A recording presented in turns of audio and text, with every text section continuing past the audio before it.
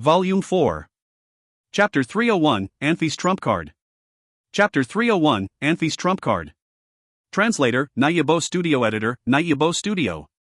Good morning, Anfey greeted Ernest with a smile. Ernest pulled his sword back to end his sword practice. He moved one step back and looked up and down at Anfey. Don't you need go to Magic Academy today? Anfey, you look good today. Susanna partnered with Ernest for the sword practice. She moved one step back as well. She was curious when she saw Anfey looking refreshed. I am not going to the Magic Academy today, Anfey said, laying his eyes on Susanna. Susanna, you should cherish the opportunity to practice sword fighting with Uncle Ernest. As his fiancée and #1 fighter, Anfey had high expectations of her. He had hinted that Susanna should learn more. Do I need you to tell me that? Susanna said, rolling her eyes. Why aren't you going to the Magic Academy? Ernest asked. I learned a lot yesterday. I need some time to digest it. I am not going to the academy for next few days, Anfey said. Anfey had learned a lot after talking with Saul almost the whole night, as if it had been a one-on-one tutoring session. Anfey's understanding of magic had improved by leaps and bounds. Yesterday? Susanna was shocked. Yesterday Anfey had been in the Magic Academy during the day. He came back early and spent the night with them. Susanna wondered whether something had happened in the Magic Academy. Ernest suddenly had a realization. It seems that Saul finally wanted to spend some time instructing you. Anfey smiled. In fact, since Saul took him home, he had never taught Anfey anything. He put Anfey in the Magic Academy and never bothered teaching him. Anfey did not complain. He knew himself, and he also knew Saul. A mathematician can teach college students calculus and functions. However, if he is asked to teach kids simple math, like 1 plus 1, or 2 plus 2, he could go crazy before too long. It was such a waste for a mathematician as well. Did you learn quite a lot from Saul? Ernest asked. Yes, Anfey said, nodding. Great. Ernest had a satisfied smile on his face. He seemed to think of something and frowned. Anfey, what did you say to Susanna? Me? Anfey was shocked for a second and took a look at Susanna. I told her to cherish the opportunity to practice sword fighting with you. Good. Ernest nodded. Come on. Where are we going? Anfey felt headache coming on. In fact, he already understood what Ernest meant. Now it is your turn to cherish this opportunity. Ernest obviously did not want Anfey to leave without practicing sword fighting with him. Come here. Susanna walked over to Anfey and smiled. She suddenly pushed Anfey in the back. Anfey could not help rushing a few steps forward and stopped right in front of Ernest. Ernest positioned himself to start the fight. Anfey glanced at Susanna out of the corner of his eye, as if complaining. Was it a betrayal? It was such a waste that he had been treating Susanna so well. A wife-to-be should take over the fight for him instead of pushing him to the front. Are you ready? Ernest started to look serious. Show me what you got. Uncle Ernest, we'd better say it up front. Anfey said. I will definitely use combat power, Ernest said, interrupting Anfey as Anfey was just about to say it. Anfey had been devious in front of Ernest. Ernest had known what Anfey was going to say. This is not fair, Anfey said. It is not fair to me if I am not allowed to use combat power, Ernest said. You are as old as my father, Anfey said bitterly. Shouldn't you yield something to me? The common thinking about a person's nature being hard to change really made sense. When Anfey was 15 years old, his father thought it was time for him to practice real fighting. Anfey had demanded that his father tie his right hand behind his back and a 100-pound iron sandbag on his left leg for their first fight. Anfey was cunning when he was little. If both of his father's legs had 100-pound iron sandbags, his dad would not be affected too much. If only one leg had the sandbag, he would be a cripple. In addition, with his right arm tied up behind his back, it was hard for his father to keep the balance. His hand-eye coordination, accuracy, and consistency of movement were hugely affected. It was not that Anfey was too naughty, but he was too competitive. He had to see some hope of winning, otherwise he would not be able to fight with full force and try his best. If his demands were not met, Anfey would just toss his weapon on the floor and close his eyes. He knew that since he was the only son, his dad would not dare kill him. In that fight, Anfey was chased everywhere by his annoyed father at the beginning, but he did not give up. After hanging in the fight for over half an hour, he finally found a chance before he exhausted his energy. He risked being hit on his shoulder to step on his father's left foot. His dad had fallen backwards. Who should yield between old and young? Ernest firmly declined Anfey's request. At this moment, Entos and the commander of Band of Brothers mercenary group, Marino, walked over from a trail. They saw Ernest and Anfey preparing for a sword fight. Their eyes brightened. It was rare to be able to watch Ernest's sword skills, even though his opponent was not that great. Anfey moved his eyes. He raised his voice and shouted, "Bro Entos." "Yeah?" Entos was shocked for a second. They had not had a chance to spend a lot of time together. What Entos had learned about Anfey from the information he gathered was not enough. "Bro, can I borrow your magic wand?" Anfey said, walking over to him. "To do what? Do you want to use magic to fight with Master Ernest?" Entos asked. "Yes," Anfey said. "Are you sure?" Entos did not know if he should laugh or cry. If Anfey could use the sword skills he got from that mysterious sacred swordsman, Entos believed they would have an amazing fight for a short period of time. Anfey had better not use magic. In addition to the fact that Ernest could counter an enormous amount of magic, Anfey could not even release a complete magic shield. Ernest could have knocked Anfey down with one finger. "Yes." Anfey looked serious.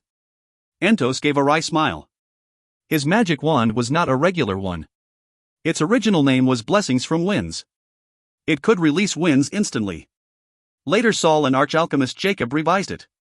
They wiped off the wind magic and switched it with senior magic, as Entos wished. This magic wand was special.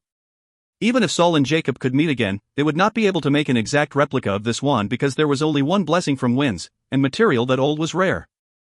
"I will not let you down," Anfey said slowly. "Oh. Okay." Entos nodded even though he was quite helpless at that moment. He had been treating this wand as a treasure. He never lent it to anyone, no one was even allowed to touch it. However, Ernest and Naya were there. Anfey was special as well. He had to lend his wand to him out of courtesy. Anfey took the magic wand and weighed it in his hand. It was pretty heavy for a wand. He knew the secrets of this wand and knew how to use it. "Are you ready?" Ernest looked curious. He wanted to see how Anfey would attack him with magic. Since Anfey told Entos he would not let him down, he must have something up his sleeve. Anfey nodded and took a deep breath. He swung hard with the wand, pointing forward. He looked aggressive. The wand made a whooshing sound in the air. Others all felt strange because there were about a dozen of yards between Anfey and Ernest. Unless the wand could grow more than 10 yards longer, it could not even touch Ernest. Anfey swung the wand forward. As he almost completed his move, Anfey suddenly disappeared. The next moment he was already in front of Ernest. The wand was about to hit Ernest in the head. Ernest's hair was instantly blown by the gusts. All the audience looked surprised, including Ernest himself. By the time he figured out something was wrong, Anfey's wand was less than 4 inches from his head. Most people would not react in such a short time, but Ernest did. He was a master swordsman. His body suddenly radiated shining radiance. He lowered his body and waved his sword so fast to counter Anfey's wand that his sword left shadow traces. With a loud sound, Ernest countered Anfey by instinct with full force. Anfey lost his wand. The wand flew in the air as Anfey was knocked back like a straw in the wind.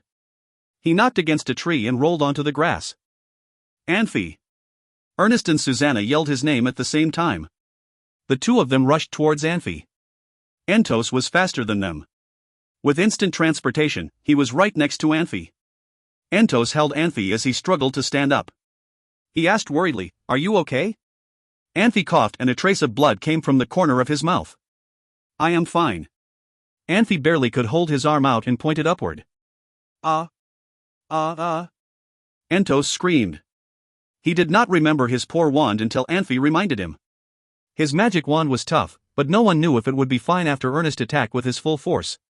He could not spare any more time on Anfey. Again using instant transportation magic, he disappeared. Anfey fell again after Entos stopped supporting him. However, he had a satisfied smile on his face. In fact, he was not hurt at all. In other words, it should not be counted as damage. Saul held Entos in high regard. He told Anfey that even though Entos played loose with the rules, but he was very trustworthy. Anfey had many doubts about him. He had to test Entos himself, otherwise he would not know how to manage the relationship between them. If Entos did not care about him and only cared about his wand, then Saul had exaggerated his virtue and Entos was not worth being his friend. In the end, the first reaction Entos unconsciously had was to check himself. Anfey knew Saul was right about Entos. If you find any errors, ads pop up, ads redirect, broken links, non-standard content, etc., please let us know. Report chapter so we can fix it as soon as possible. Chapter 302, Forgiveness. Chapter 302, Forgiveness. Translator, Nayabo Studio Editor, Nayabo Studio. How's it going? Ernest appeared next to Anfey and asked. He saw Anfey's eyes were looking at something, and found Entos following Anfey's gaze. Entos had just reappeared and caught his magic wand. Ernest knew it was Entos who threw Anfey and was very unhappy with his actions. Anfey! Susanna exclaimed and crouched down next to him. She rested a hand on his shoulder and looked at him nervously. I'm fine, Anfey said with a grin. Why are you smiling? Susanna asked, frustrated with his attitude. She was worried, but she did not want to show it because she knew it would make Ernest feel even worse. I'm fine, really, Anfey said, pushing himself up. Wait, Ernest said. Take your time. He reached out and supported Anfey with his hand.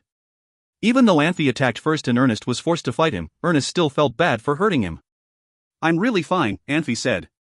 I know myself. Don't worry, Anfey said and pushed himself off of the ground.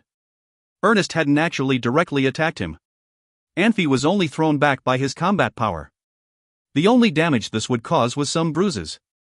Anfey only acted injured to test Entos' reaction. He kept his act because he didn't want Entos to realize he was only acting. Be careful, Ernest said. He was still worried after seeing Anfey stand up. Are you sure you're fine? Really, Anfey said with a smile. Relax. Today is a successful day, I think. Anfey. Susanna said, frowning. There was fleeting suspicion in her eyes. Anfey's actions today were strange. Normally, even when Anfey was losing, he could hold his ground. Today he was defeated after one blow. This was very unusual. She knew that she was nowhere near as powerful as Ernest, and Anfey might not be able to hold his ground against Ernest, but it was still very strange. Anfey raised his arms and took a few steps forward. He suddenly stumbled as if he still needed support. He looked at Susanna and leaned against her. We need to talk, he whispered. Susanna nodded. What is successful? Ernest asked. Well, I came to understand the difference between a top-level power and me, Anfey said. Also, I found a path that suits me. A path that suits you? Ernest asked, lifting a brow. He recalled the fight and frowned. It was the first time Anfey had used teleportation in combat, and he did not choose the right spot to reappear. He had to bend down to hit Ernest with his staff. If he became familiar with this fighting style, it would be very effective. What if he was using weapons he was familiar with? It would be very effective, indeed. It will work the first time, but not a second time, Anfey said, shaking his head. Entos and Marino were walking over. After hearing Anfey and Ernest's conversation, they both frowned. Entos looked down at his wand. His wand could use instantaneous teleportation and did not require spells. It was his last resort. The stronger he grew, the less he needed the wand. He hadn't used it in a few years now. Entos realized he had made a mistake. He did not remember that strength and momentum were preserved even after he teleported. Usually, he wouldn't start attacking until after he had teleported. Anfey, however, attacked before he teleported. This saved a lot of time and could have changed the fight if he were really fighting for his life. If he had anticipated Anfey's method, he would have won. A second time? Ernest asked, then nodded. He knew what Anfey meant. This method only had one chance, and it had to be lethal. If the first time did not work, the opponent would be prepared for a second time. He lifted his head suddenly to look at Marino. Entos once said that the heads of the major mercenary groups were all difficult people. Marino proved Entos correct. He realized Ernest was staring at him and understood Ernest's mistrust towards him. He raised his hand and said, You know I would not tell anyone what happened here. Ernest nodded, then turned back to Anfey and said, Take a few steps and see what happens. He was very worried before he noticed that Anfey's breathing pattern was still very steady. He relaxed visibly. Anfey nodded. He let go of Susanna's shoulder and took a few careful steps. His acting was good enough that no one became suspicious. What are you doing? Saul's voice asked from up ahead. He was coming down the path with Naya. Saul looked at ease, but Naya seemed depressed. If it was another person, her change in mood would be unnoticeable. However, Naya was a very outgoing and happy person, and it was rare to see her in such a bad mood. I was just practicing, Master, Anfey said. I see, Saul said. Good. Don't let yourself rust. Naya suddenly frowned and glanced at Anfey. She blinked a few times and stopped. However, her actions were too conspicuous and everyone saw them. Anfey felt Entos and Marino were both staring at him strangely. Father, I don't want to go anymore, Naya said quietly. What? Saul asked, surprised. Why not? I just don't. Go without me, alright? Alright, Saul said with a sigh. I know you had a restless night last night. Go take a nap and rest. Don't be so childish tonight. Naya nodded. Ernest, come with me. And Anfey, if you're not too busy. What is it? You'll know when you get there, Saul said with a shrug. Father. Naya suddenly called. What is it? Saul asked gently. He knew that Naya was in a bad mood, so he was extra patient with her. I have to talk to Anfey. What is it? Can't you talk about it here? Saul asked, amused. Seeing Naya's frown deepen, he quickly changed the topic and said, Anfey, go with Naya. I'll wait for you. As Anfey walked away with Naya, he felt acutely the strange looks from Entos and Marino. He hoped that no one would think anything was going on between him and Naya and no rumors would stem from this. He followed her slowly and stumbled as they disappeared out of sight. Naya stopped after she made sure they were out of earshot. She opened her mouth but hesitated as if she did not know how to say what she needed to say. She did not look at Anfey and was rubbing her shirt. Naya, what happened? Anfey asked. Yesterday, was Christian angry? Naya asked quietly. You have to ask him about that, Anfey said gently. He realized Naya was unhappy about missing Christian's party and he felt bad for her. I don't want to, Naya said, shaking her head. I feel too bad. I felt like a thief coming down the stairs today. A thief in my own home. All because I'm too afraid to. Naya's voice trailed off. She knew that Grandon shouldn't have hosted a feast at the same time as Christian, especially when Christian had sent out the invitation weeks ahead. Normal feasts could be rescheduled, but birthdays could not. Naya felt bad missing Christian's birthday.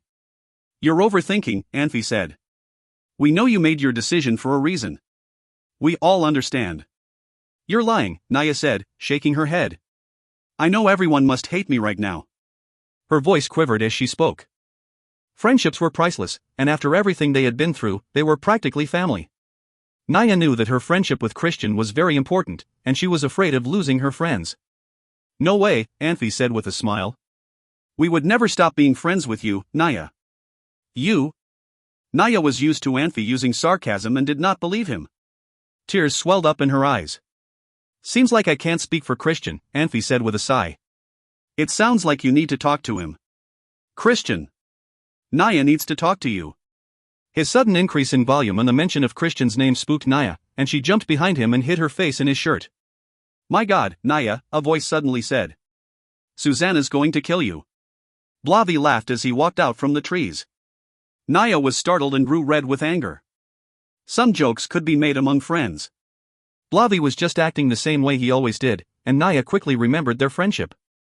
She wiped away her tears and glared at him. You idiot, she called. Before she could say anything else, she suddenly froze, her eyes wide as Christian walked out of the trees. Naya, Christian said with a warm smile. We're just about to go take a walk. Want to come along? A lot of times, words were not enough. Actions were the only way to solve the problem. In reality, none of them blamed Naya. Saul treated them like their own children, and he was like a father to his students. Even Saul had to go to Grandon's feast. Naya surely had no choice. Christian never blamed Naya for missing his birthday. Even though he was sad that Grandon purposely hosted a feast on his birthday, Naya had nothing to do with it. Christian wouldn't be angry at her for something she could not control. I. Naya said, stumbling over her words. What? Blavi asked, smiling. Do you want to go with Anfey? What would Susanna think? Naya grunted and reached for her sword. When she realized she didn't bring her sword, she looked around and searched for a branch. Finally, her eyes landed on a branch on a small oak. Just as Naya was about to run towards the tree, Christian took a step forward and stopped her. It's all right, he said, just ignore him. You know how he is. Come on, you should go and wash your face. People may think we're taking advantage of you if they see you like this. He paused and said, but you have to give me a present. Don't think you get to skip giving me a gift just because you missed my birthday. I already have it ready, Naya said, lowering her head. Where is it, then? Christian asked. Wait, Naya said. She looked at Christian hesitantly, then smiled.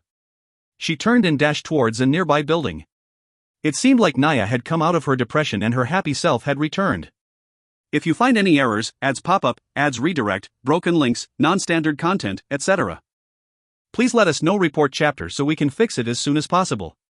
Chapter 303, Reaper. Chapter 303, Reaper. Translator, Nayabo Studio. Editor, Nayabo Studio. Professor, what are we doing here? Anfey asked, confused, looking at the highly secured magic array in a distance. Picking someone up, Saul said. Who is it? Anfey asked. Someone you know, Saul said with a smile. Anfey thought about it and frowned. Among the people he knew who could make Saul come to pick him up, it had to be that old fellow. Soon, the magic array slowly started. A thick radiance soon covered the whole magic array. Saul walked up, still smiling. He walked 2 steps forward and then stopped. He looked very sharp. Bruzeriano walked out of the magic array first. He was followed by a middle-aged man, and then 4 young elves. Of course, they were comparatively young. Everybody knew elves had long lifespans. Those elves looked like they were about 18 years old, but in fact, they had lived in this world for hundreds of years. You are on time, Saul said in a low voice. I got stuck with something, otherwise we could have been in Sacred City yesterday, Bruzeriano said with a shrug. The middle-aged man behind Bruzeriano stopped and stood next to him. They looked quite different. Bruzeriano was thick and strong, while the other man was thin and tall. He was almost a half head taller than Bruzeriano. Bruzeriano looked calm, while the middle-aged man looked aggressive, with sharp eyes, ready to pinpoint something wrong with others. The moment the magic array started, Saul immediately sensed 2 strong surges. At that moment, the middle-aged man was not shy standing next to Bruzeriano. With the information Saul had, it was not hard for him to guess who he was. Saul slowly asked, Are you Reaper Manstoli? Dear Master Saul, it is my great honor to meet you. The man respectfully bowed. He sounded very humble, but his smile looked as aggressive as his eyes, giving others a feeling that he was dangerous. I am flattered. Saul reached out his hand to give the man a handshake. Saul glanced at Bruzeriano and saw him just standing there with no facial expression. Saul thought about it and said with a smile, This is not a great place to talk. I have prepared a place for you to stay. It has been cleaned and tidied. Follow me. Master Saul, I think we are missing a person. Manstoli did not move. He looked around and asked, Where is Master Jacob? He is not in the Sacred City right now, Saul said. Not here? Manstoli's smile disappeared. Didn't you find him? Yes, we did, but Jacob had something urgent he had to deal with. He cannot be here right now. Then what about our cooperation? Manstoli asked. As far as I know, we are going to talk about cooperation in more general terms, not just about creating Sacred Spirit Potion, Saul said casually.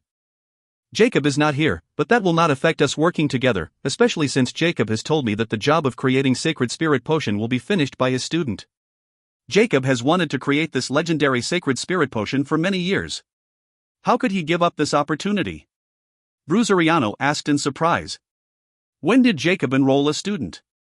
Why didn't I know about it? You should ask Jacob these questions yourself, Saul said with a smile. You have seen his student actually. He is the alchemist in Anfey's legion. You saw him often hanging with Anfey. His name is Hagen. Alchemist? I do not think we should give such an important job to an alchemist. I really do not get what Master Jacob is thinking. Manstoli said. Anfey was worried that his plan would fall through. It was his idea. However, it was easy to suggest something, and harder to carry it out successfully. Anfey thought Bruzeriano was easy to fool. He had made a mistake. Luckily, Saul had a great reputation. When an honest person lied, others tended to believe him, so he was not easily caught in the lie. That Manstoli focused on Jacob and did not doubt Saul. Anfey could help with nothing at that moment. He had no position to talk, so he could only watch Saul coping with changing situations. Jacob has told me Hagen is very talented. He is the only person Jacob has ever found who could possibly take on his skills and knowledge. It was not a big deal for Hagen to create a potion, not even a Sacred Spirit Potion. Saul still looked normal.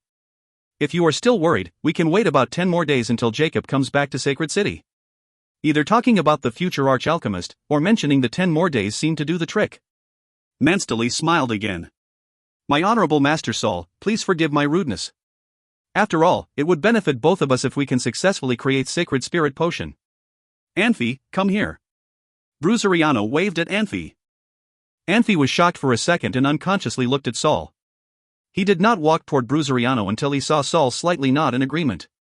Master Bruzeriano, how can I help you? These are the elves I personally picked for you. From now on, they will teach you nature magic. You do not need to treat them as your teachers. In fact, they will be your maids. However, you cannot do anything bad to them, otherwise there will be consequences. Anfey did not know if he should laugh or cry. Slambria died, but planted a seed of light in his body. He had wanted Anfey to learn light magic. Now Bruzeriano gave him 4 elves to teach him nature magic. Why would everyone think Anfey was so good? Thank you, but I do not want to learn nature magic. Anfey turned Bruzeriano down. I think I have found the magic I am interested in. You can ask your professor's opinion before you turn it down, Bruzeriano said. Anfey looked at Saul and saw him nodding after thinking a bit. Anfey scratched the back of his head. Since he had seen Entos' instant transportation magic, he had shown strong interest in it. If he could have similar ability, with the martial arts he inherited from his family, his fighting power would improve significantly. The key was that Anfey could escape using instant transportation magic when he was in danger. Anfey as an assassin had to design a plan B, otherwise he would not be as successful. Anfey had always put considerable stress on his escape plan. In Chinese history there was an assassin called Jing Ku. He sacrificed his life for the Brotherhood without considering himself. More specifically, he should not be considered an assassin, but a hero. Anfey never wanted to be a hero. He'd rather accept failure than give up the opportunity to live on. If he could master the instant transportation magic, he could fight as he wanted, or escape as he wished. No matter what he decided to do, it would be very convenient to know instant transportation. Anfey had made the decision to practice Space Series magic. He even put the internal energy practice aside, since he had not been able to go further with it. At this moment, he could not spare any time for nature magic. Anfey, there have been very few people in our history who could connect with the heart of nature. Don't worry. I am not going to hurt you, Bruzeriano said slowly. He looked sincere and determined. Since Saul had nodded and Bruzeriano also said something like this to convince him, it pushed Anfey into a corner. He hesitated, then decided he needed to accept it. Okay, but I am stupid. I hope you will not get mad at me if I cannot get nature magic. You are stupid? Bruzeriano could not help laughing. Okay, let me introduce you. This is Jane, Pagilia, Weiss, and Yubukiv. The 4 elves had their heads down. As Bruzeriano called each name, the elf would look up without saying anything. Every year, elves and druids would have bloody and brutal battles on those horrible elf hunting teams. However, elf hunting teams never dissolved, even though they were banned. It only proved how attractive those elves were to men on the Pan-continent. Without a market, elf hunting teams would have disappeared long ago. Among the 4 elves, only Pagilia was not gorgeous, but the other 3 could be described as out-of-this-world beautiful. They looked feminine. They looked elegant in dresses that highlighted their curves. Most girls would look plain standing next to them. Anfey did not show any interest in the elves. He nodded to greet them. Manstoli's face changed as he saw how Anfey interacted with the elves. He thought Anfey would definitely have some ridiculous look on his face since he was so young that he should have strong sexual desires. He did not expect Anfey to look so aloof towards those elves. He looked at them like they were just regular stones on the road. Anfey, from now on, they will be your maids. Bruzeriano waved his hand. Don't think I am nagging you. You have to protect them well. Do you understand? I do not need maids.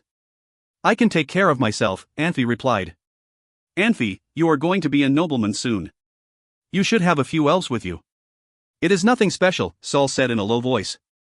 Well, Anfey said. Are you not happy with them? Manstoli frowned. No, you misunderstand me. I am just used to taking care of myself. Anfey tried to please Manstoli with a smile. I will take these elves for you this time. Saul casually shook his magic robe to tidy it. Let me take you to your place now. There are some details we need to discuss. After you. Manstoli turned to the side and said humbly. Bruzeriano patted Anfey's shoulder and smiled. He walked behind Manstoli and Saul. The four elves looked at each and did not know if they should follow Bruzeriano or Anfey. Uncle Ernest, Anfey asked as he watched Saul, Manstoli and Bruzeriano walk away. What does that Manstoli do? Is he a top power? Ernest had been quiet. Bruzeriano had nodded at him with a smile as a greeting. It was not unexpected, since they had known each other for a while. The middle-aged man named Manstoli acted like he did not see Ernest. It was not nice of him, but Ernest did not seem to get affected by how other people saw him. Hearing Anfey's question, he cleared his throat and said, Druids have 3 kings, Protector, Bear King Bruzeriano, Reaper Wolf King Manstoli, and Inside, Hawk King Mauso. They are all archdruids. Ha ha. Sacred City is getting busier. Uncle Ernest, let's go, Anfey said, glancing at the elves. Okay, Ernest responded. If you find any errors, ads pop up, ads redirect, broken links, non-standard content, etc. Please let us know. Report chapter so we can fix it as soon as possible. Chapter 304, Extreme Training Methods. Chapter 304, Extreme Training Methods. Translator, Nayabo Studio Editor, Nayabo Studio. After walking 2 blocks, Anfey stopped and rented a carriage from a nearby shop. This was because the 4 elves walking next to him were too eye-catching. Even though elves were the most beautiful and brilliant creatures in the world, they had mostly retreated away from the spotlight and into the forests. In most places, elves were rare. Due to the elves' beauty and rareness, most people had come to desire elves. Perhaps because people knew that they were inferior to elves, they would capture and enslave elves out of retaliation. Because of this, most people did not treat elves with friendliness. Luckily, this was Sacred City, where no one was who they seemed to be. No one wanted to start anything for no reason. Naya could do whatever she wanted because she was Saul's daughter. Zeta could do whatever he wanted because his grandfather was Philip. It was a rare sight to see someone walking around carelessly with 4 elves. No one wanted to go near people with 4 elves, so Anfey made it to the carriage shop with no trouble. This was proof that elves were no longer the most important species in the world, and instead were treated like slaves. If Anfey had 4 beautiful human women with him, he would not have attracted so much attention. This was because even though the human women were of low status, they were still human and had rights. Elves, on the other hand, would be considered properties. Killing a maid would be considered murder because she was a human, but killing an elf would be considered damaging property. People with elves would always carefully hide them. Displaying elves the way Anfey did was very dangerous. According to official laws, if someone tried to attack the elves and Anfey fought back, he would not be charged. If he wasn't there, however, he could do nothing about it. Anfey's knowledge of this world was improving, but he was still ignorant of a lot of customs and unspoken rules. Unlike other people, he considered the elves to be humans' equal and potential allies. He did not grow up in this world and did not have the prejudice that people in this world held against the elves. When he left the carriage shop, he noticed that the streets were emptier than before. After seeing him disappear into the carriage shop, people had figured out who he was. A lot of people had run off to talk to their friends about who they had just seen. After he killed Zeta and Shamash, he had made a name for himself. It seemed like he would brutally murder the children of whoever offended him, and that made people afraid of crossing him. Plus, he was still alive and was made a count. This showed that he was supported by not only the Archmage Saul but also the king, Yolanthi. Most people did not want to do anything to offend their king. It was better to just stay away from Anfey than to accidentally offend him and have their entire family murdered. The carriage was stopped by the palace guards when it came up to Saul's mansion. Anfey lifted the curtain and nodded at the palace guards. Seeing that he was authorized to be near Saul's house, the palace guards allowed the carriage through.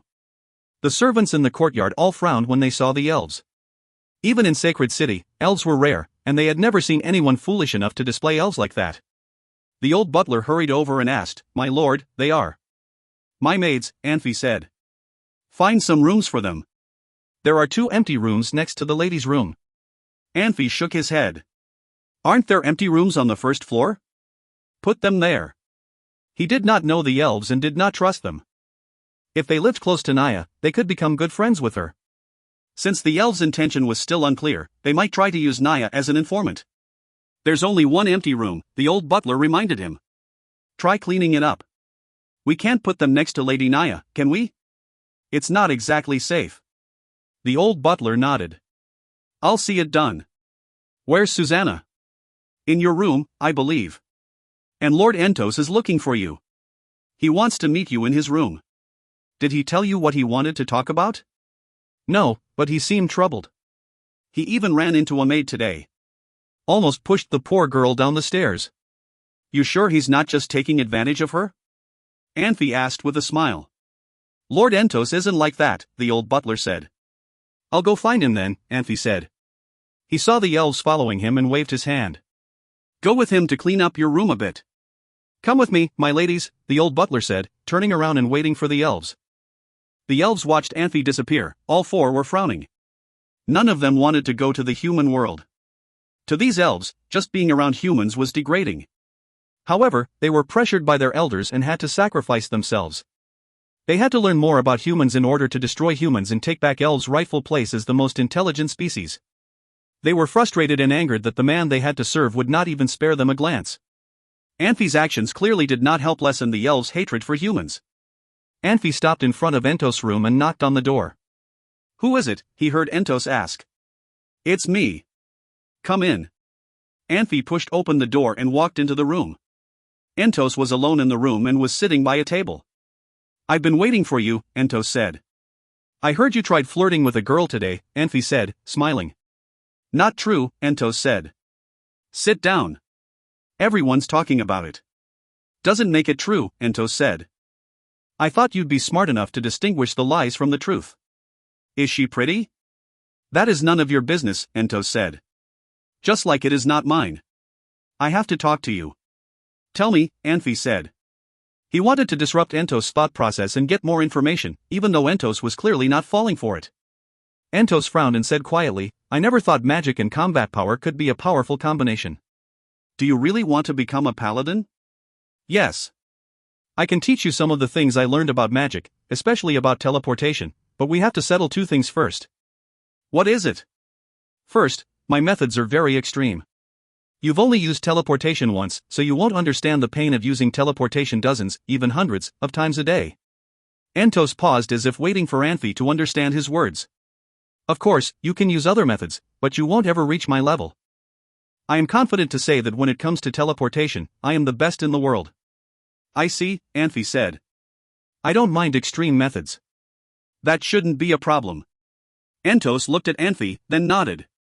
Call me curious, but if you want to be a paladin, why aren't you practicing combat power? You have Susanna and Christian, both of whom would make great teachers. But you aren't practicing with them. You know another way to do it, don't you? And you know that whatever way you're doing it would be more powerful than combat power. Am I wrong? Anfey froze. He stared at Entos, shocked. He thought his secret was better guarded and never thought someone else would see through his lie so easily. If you find any errors, ads pop up, ads redirect, broken links, non-standard content, etc., please let us know. Report chapter so we can fix it as soon as possible. Chapter 305, Dideo. Chapter 305, Dideo. Translator, Nayabo Studio Editor, Nayabo Studio. Don't think too much about it. I was just curious, didn't mean to pry into your secrets. If you don't want to talk about it, we can switch topics, Entos said. It's not really a secret. Professor and Uncle Ernest know a little about it, Anfey said. Are you suggesting that they are not pressing you for your secrets like I am? Entos said. He was quiet for a while, then said, Anfey, you should know how important it is. Professor and Master Ernest did not ask you about it only because they respect you and did not want to make you feel offended. You cannot keep it secret forever though. No one knows how a brand new and unique practice method could benefit Pancontinent. Luckily, others do not yet know much about you. They only know that you have learned from a supreme power. Their curiosity stops there. However, if they found out that you know another way to train, you would have a lot more trouble. Well, I do not think my secret would get out, would it? Anfey smiled. If I could tell you have a different training method, so can others. Entos shook his head. There is never an absolute secret. Do you know why Evil Mist wanted you? Sort of, but I'm not quite sure, Anfey said. You killed their people in Home of Roses Hotel in Tumon Commercial Union. King Yolanthi and Evil Mist investigated it at the time. They both targeted you at the end of the investigation, Entos said slowly. King Yolanthi also talked to the professor about you. Master Ernest had already talked to Saul about the existence of supreme powers. He believed the mysterious old man who taught you sword skills in your hometown could very possibly be a supreme power. Ernest said your sword skills were very sharp and powerful. You had fighting ability even though you did not have any combat power. He believed that mysterious old man's power would be unimaginable. Professor did not want anyone else to know about your secrets, but King Yolanthi pressed him very hard. He was very suspicious about your background and even wanted to catch you to interrogate you. Professor had to tell the king about Master Ernest's speculation. I see, Anfey said, smiling bitterly. He finally realized why he had such doubts about the situation. It should be a secret, shouldn't it? Only the king, Professor, and Master Ernest knew about it, but in the end, Evil Mist got to know about Master Ernest's speculation somehow, Ento said, smiling. Don't think that any of those three sold you out. You know, no matter how trivial it could be, everything had to be recorded in the palace and kept on file. The person who was in charge of those files was the commander of Storm Mercenary Group. I do not know him, never saw him either, but I know his loyalty cannot be questioned, otherwise, the king would not be alive today. Later, they figured out what went wrong. When the king found out your secrets had leaked out, he was furious about it. He ordered the commander of Storm Mercenary Group to do a thorough investigation. They found out at the end that the person whose job was to put words in magic crystals leaked your secrets out. Unfortunately, when secret agents rushed to his home, he was already dead. What happened afterwards? Anfey asked. The professor got really mad and even advocated with the king on your behalf. Anfey, the professor has been nice to you because of who you are. It doesn't matter whether you are a fool or a smart guy with all the secrets. You are his student. He will do what is best for you. Ento sighed. However, the king is different than our professor. If there were nothing of interest to him, would he protect you? In Violet City, you had a personal fight with someone in public and killed an heir of a marquis. If it were Philip, he would have thought about the consequences of doing that before he did anything. Just like right now, he did not dare trouble you. You had the excuse of managing the city. If you could find an excuse for your behavior, those government officials could have found hundreds ways to against you.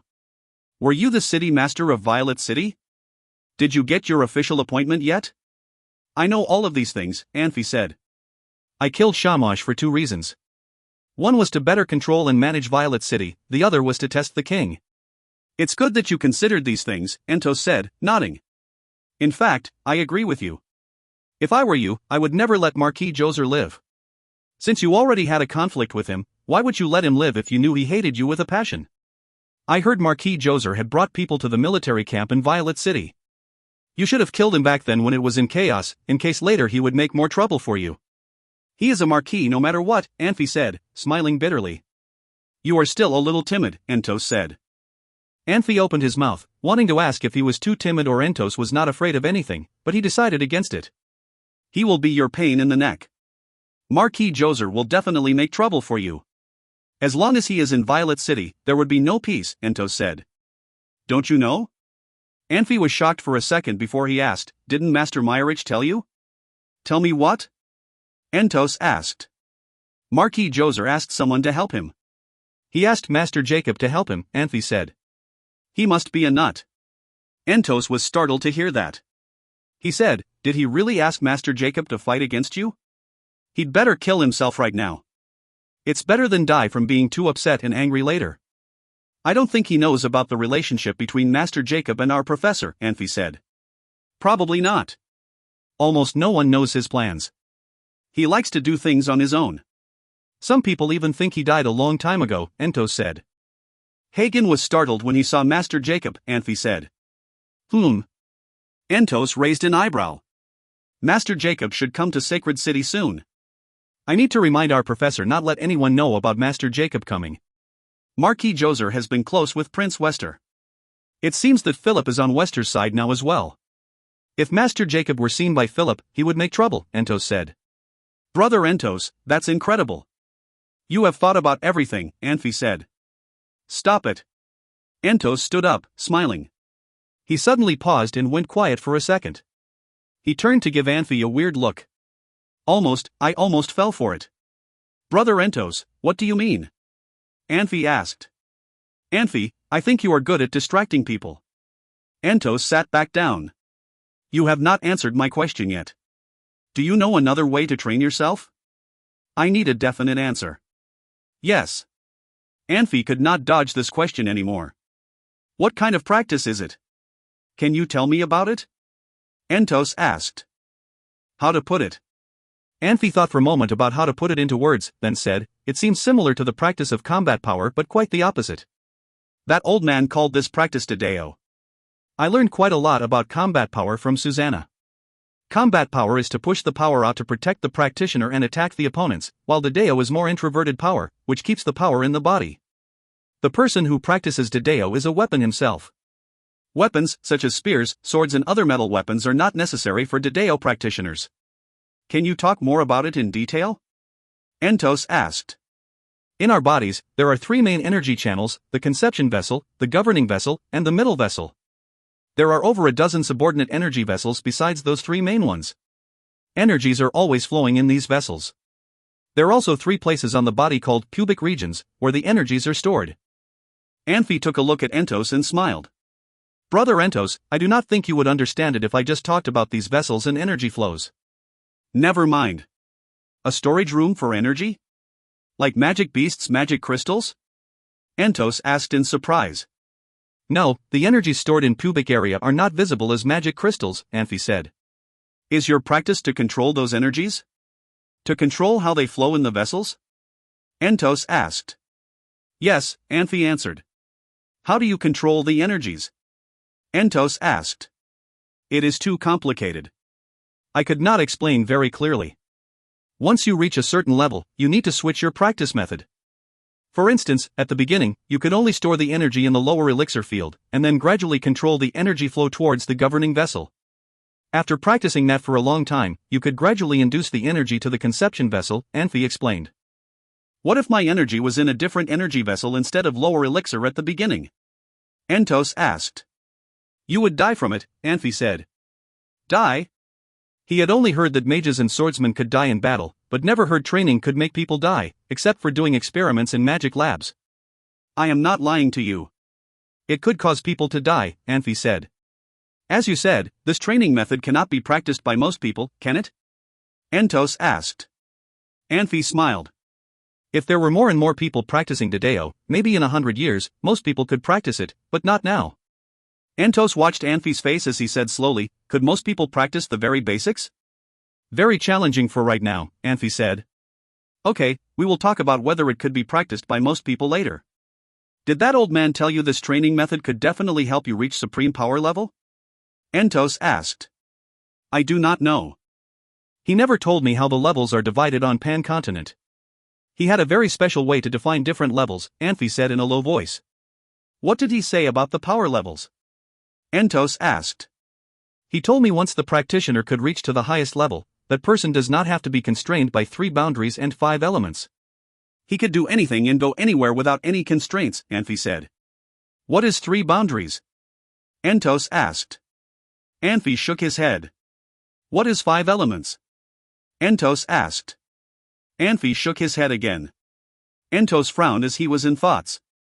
Do anything, go anywhere, without any constraints? Does this mean he could ignore the rules of the nature? Entos asked. You may be right about that, Anfey said. Entos went quiet for a while, but could not figure it out. He had to find answers from someone else. He slowly stood up.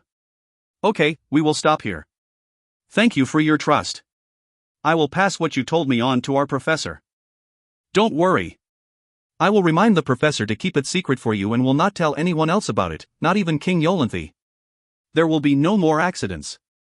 If you find any errors, ads pop up, ads redirect, broken links, non-standard content, etc., please let us know. Report chapter so we can fix it as soon as possible. Chapter 306, Apologies. Chapter 306, Apologies. Translator, Nayabo Studio Editor, Nayabo Studio. Anfey retrieved all the magic books from his dimensional ring and placed them neatly on the shelves in the library. This would be the last time he was in that library for a long time. Naya had told him earlier in the day that his appointment to be a count had already been finalized. That meant that he should head to Violet City in a few days. He did not feel sad about leaving the academy. Even though Steger had purposely placed Anfey in an elite class with all the best students, Anfey had not made any friends due to his introverted nature. If Anfey was more like Christian, he would make a lot more friends. Developing a network might sound easy, but it was much harder in reality. After he returned all the books to the shelves, Anfey left the library. He looked around and saw Doris walking down the hall with another girl. Doris saw Anfey and waved at him. Hey, she said, how are you? This is Genova. Remember her? Of course, Anfey said, holding out his hand. Genova was Doris's best friend, if his memory served him well. He had met her once before. Really? Genova asked dryly. You remember me? Of course. I've seen you in school before, Genova said, shaking her head. I know you don't remember me. You don't have to lie. Doris smiled and tugged on Genova's shirt. Anfey turned to Doris and asked, Doris, how are things going for you? It's all done, Doris said. She retrieved something from her dimensional ring and handed it to Anfey. It was a senior mage's badge. Anfey accepted the badge gingerly and clipped it onto his shirt. Of course, he needed his graduation diploma. He didn't know the school well enough, and the only places he knew the location of were the library and his classes. He didn't know the teachers either, and he didn't want to trouble Steger for such a minor thing. The only person he could turn to was Doris, who had already studied at the school for 3 years. And this is the document from the guild, Doris said, handing a piece of clear crystal to him. You got the document? Anfey asked, surprised. Thanks, he said. I know it's a lot of trouble for you. Don't worry about it, Doris said. The guild is right across the street. That building? Anfey asked. Really? I never noticed. You're the Count of Violet City now, Doris said. You have to help us when we go out and practice. Consider it repayment for me helping you get your badge and the documents. No problem. For real? Of course. Not just Violet City. If you want to go to Country of Mercenaries, I have connections there as well. Just write me a letter and I'll talk to my people there. They will look out for you too. You're not bluffing, aren't you? Genova suddenly asked. I promise you, Anfey said sincerely. Don't you remember? Doris said to Genova. Entos is the deputy leader of Brother Mercenary Group. Lord Marino is here as well. I'm sure they can help us. You seem to know Lord Sol's place very well, Genova commented. Doris blushed and lowered the head. There were people who wanted to stand out and be leaders, but there were also people who wanted to blend in and be followers. Doris was one of the latter. She wasn't very powerful and she was not as talented as Sol's students, but she wanted to stay with them even if it meant that she would become unnoticeable. She realized that leaving home and traveling was not the only way to learn new things. Plus, she felt very safe spending time with students of one of the greatest mages alive. Since it may appear that she was just staying at Sol's for no reason, she had tried very hard to help around the house. If the servants were too busy to take care of certain areas of the house, she would take it upon herself to do those chores. She would volunteer for other minor chores as well. It was difficult to juggle studying magic and taking care of Shelley and her chores, but she managed. Luckily, no one had said anything about her presence in the house yet. You're going to leave the city again? Anfey asked. You just came back. Yeah, Genova said, nodding. After we take the test. She suddenly paused after spotting something behind Anfey. Anfey turned around. He frowned after seeing who it was inside. Then he walked over and bowed to the man. Prince Grandon, he said. Grandon reached over and helped Anfey up, but did not say anything. He looked at Doris and Genova, who quickly walked away.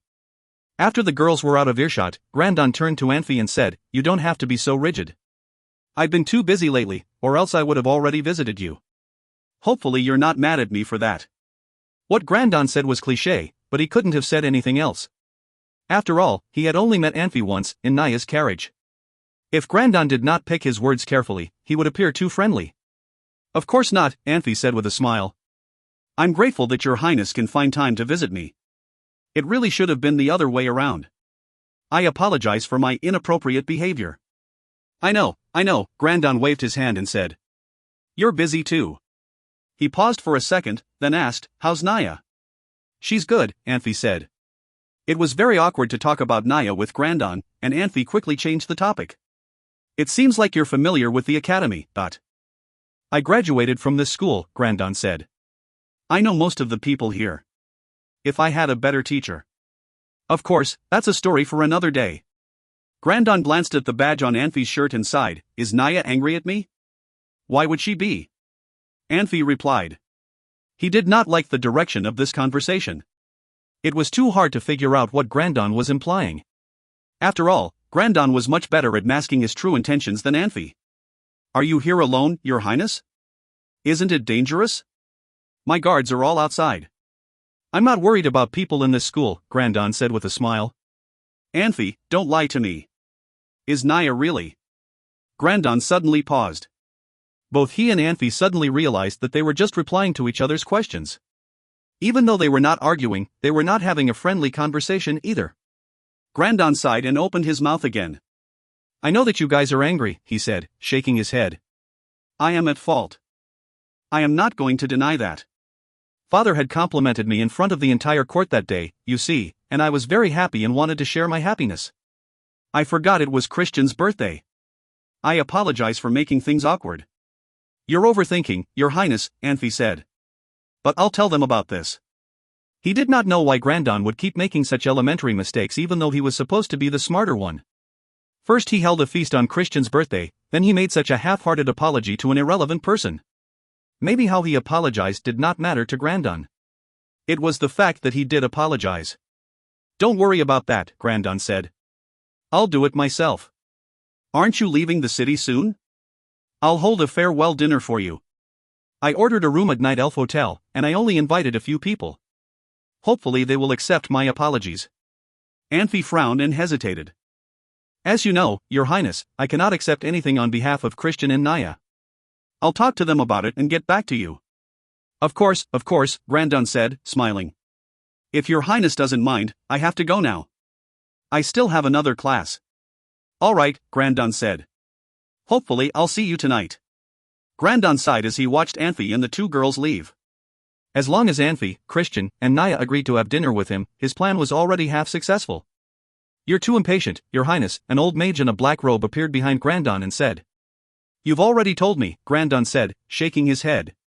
Lord Saul was my greatest supporter. Do you know how anxious I am now that Christian's real identity is revealed? I'm not talking about that time, the old mage said. I'm talking about this time. This time? None of those three you've invited are people who can be easily convinced, the old mage reminded Grandon. If you find any errors, ads pop up, ads redirect, broken links, non-standard content, etc., please let us know. Report chapter so we can fix it as soon as possible. Chapter 307, Best out of 36 Strategies. Chapter 307, Best out of 36 Strategies. Translator, Nayabo Studio Editor, Nayabo Studio. Anfey, should we go? Christian asked quietly. Are we that hungry? Do we need this dinner that bad? Anfey smiled. Of course not. Who cares about this dinner? Blavi burst into laughter. Then we are not going to his dinner. Anfey looked firm about this decision. Is it appropriate? Rizka said hesitantly. Prince Grandon would feel embarrassed and get mad if we do not go. We are madder than him. Blavi said. He looked like a person who just worried that the world might not be in a chaos. That way he would have no entertainment to watch. I agree with Blavi. Christian, if you go, Grandon would look down upon you even more. We need to let him know that it is not that easy to make up for what he did. Next time, he would think more carefully before he made a similar mistake, Anfey said calmly. Right. If we just let it go and forgive him this time, he would ask us to forgive him again next time. Blavi was so excited that he jumped on the chair after he received support from Anfey. We need act to show him he should stop dreaming that we would forgive him so easily. Okay. We are not going. Christian had decided not to go. His announcement meant everything. Send a servant to tell them that we got stuck with something right now and could not go. As for the reason we cannot go, just pick any reason. Anfey suddenly remembered something. Oh, right. Hagen, can you unlock an element lock? Element lock? Did you see an element lock? Hagen asked. Yes. Can you unlock it? Anfey asked. Yes. In fact, it is pretty easy. As long as you have the spells, you can easily unlock it, Hagen said. Why would I ask you if we had the spells? Anfey shook his head. Can you unlock it without spells? No. If Master Jacob is here, he may be able to unlock it. If we want to force it open, we have to know the permutation of the elements. Do you think I can do that? Hagen smiled bitterly. Where did you see the element lock? In a secret chamber, Anfey said. Secret chamber? Hagen was intrigued. What's in the chamber? We have taken out all the other stuff. Only a big case is left. It is locked with an element lock, Anfey said. What's in the case? Hagen asked. Are you stupid? Blavi could not help yelling at Hagen. The element lock is not unlocked yet, how could we know what is inside the case? Blavi glanced at Anfey. In fact, he did know what was in the case. Susanna had made it very clear that secrets should be kept among them and they should not let anyone else know about it. Anfey also stressed that they could not let anyone else know about it, so Blavi spoke before anyone else could because he was worried someone could have talked about the secret by accident. Hagen, can you unlock it? Anfey repeated the same question. Without spells, we cannot unlock an element lock, but I should be able to move the element lock, Hagen said. If you can, say you can. If you cannot, then just say you cannot. What do you mean when you say you should be able to? Anfey frowned. This was a big deal. He had to get an accurate answer. Don't push me too hard. I am just an alchemist. Hagen smiled bitterly. Theoretically, I can make the volatility of elements freeze for a short amount of time, but I have never dealt with an element lock before. How could I be too sure about it? Will you possibly fail? Rizka asked. Yes, Hagen said. What would happen if you failed? Rizka asked.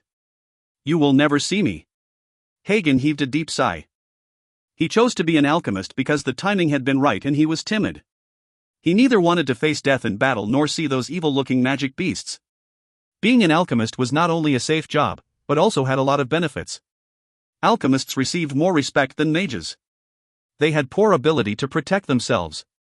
However, people rarely gave alchemists a hard time.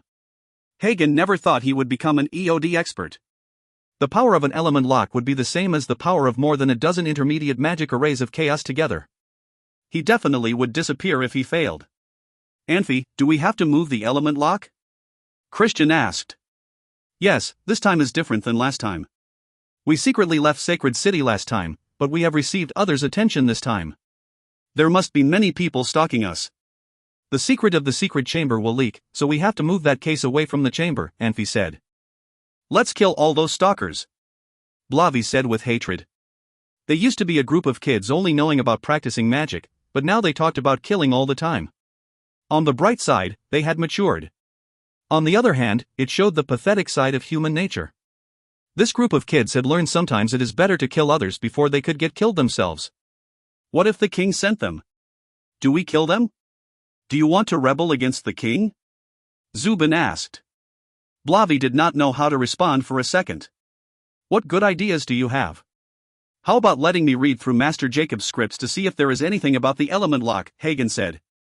Even if there is nothing about an element lock, Master Jacob is coming to Sacred City in a few days. I could ask him in person and learn something new. I would be more confident when I have to move the element lock. Hagen, you have to be more alert. Okay? Don't mention anything about treasure. Just tell him you are interested in an element lock, Anfey said. Don't worry. I am not a little kid. Hagen suddenly remembered something. Anfey, are we leaving Sacred City for sure? Yes, Anfey said. How about my lab? Hagen felt pained when he thought about how much time and effort he had put into the lab. He spent a couple of sleepless nights building the lab. He finally built his first lab. Before he could enjoy it for a few days, they had to leave. No matter what others would think, Hagen really did not want to leave.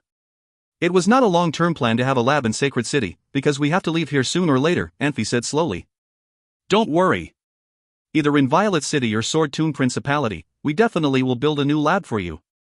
For the next few days, you can take down anything you feel will be useful. Okay. Hagen helplessly nodded. Anfey looked around. I think you guys could tell Sacred City is getting more complicated. It would not do us any good to stay here. Prince Grandin thinks we are causing trouble for him.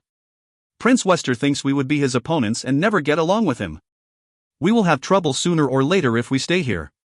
Christian, if you have decided not to fight for the throne, you should make it more clear and look more determined. You'd better leave Sacred City and get away from the troubles.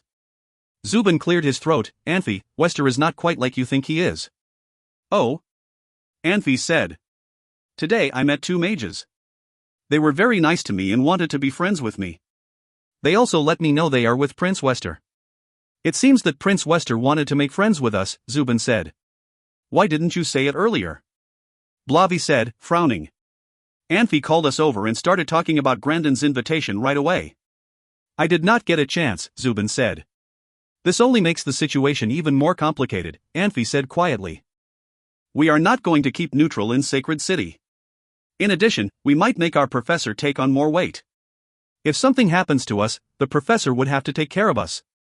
If we leave, the professor does not have to worry about us. I agreed with Anfey from the beginning. I think we all can agree on this. I just do not know what choice the others would make. Christian sighed. This conversation involved Susanna, Wei Wei, and 6 others, not even half of the Legion. It was hard to know what the other half of the Legion would choose because they would not want to leave Saul. Choosing the right teacher was important in terms of magical study, and sometimes could be a determining factor.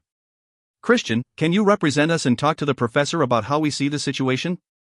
As long as the professor supports us, they would come with us, Anfey said. Okay. Christian nodded. If we leave Sacred City now, there is another benefit for us, Anfey said, smiling. What benefit? Christian was shocked. Leaving Sacred City means you have no interest in the throne, Anfey said. Right now the king should feel the most secure about you. I think he knows what happened on your birthday. We should not say Grandin and Wester had any evil intentions towards you, but at the very least they were not nice to you. How would you protect yourself in the future? Anfey said.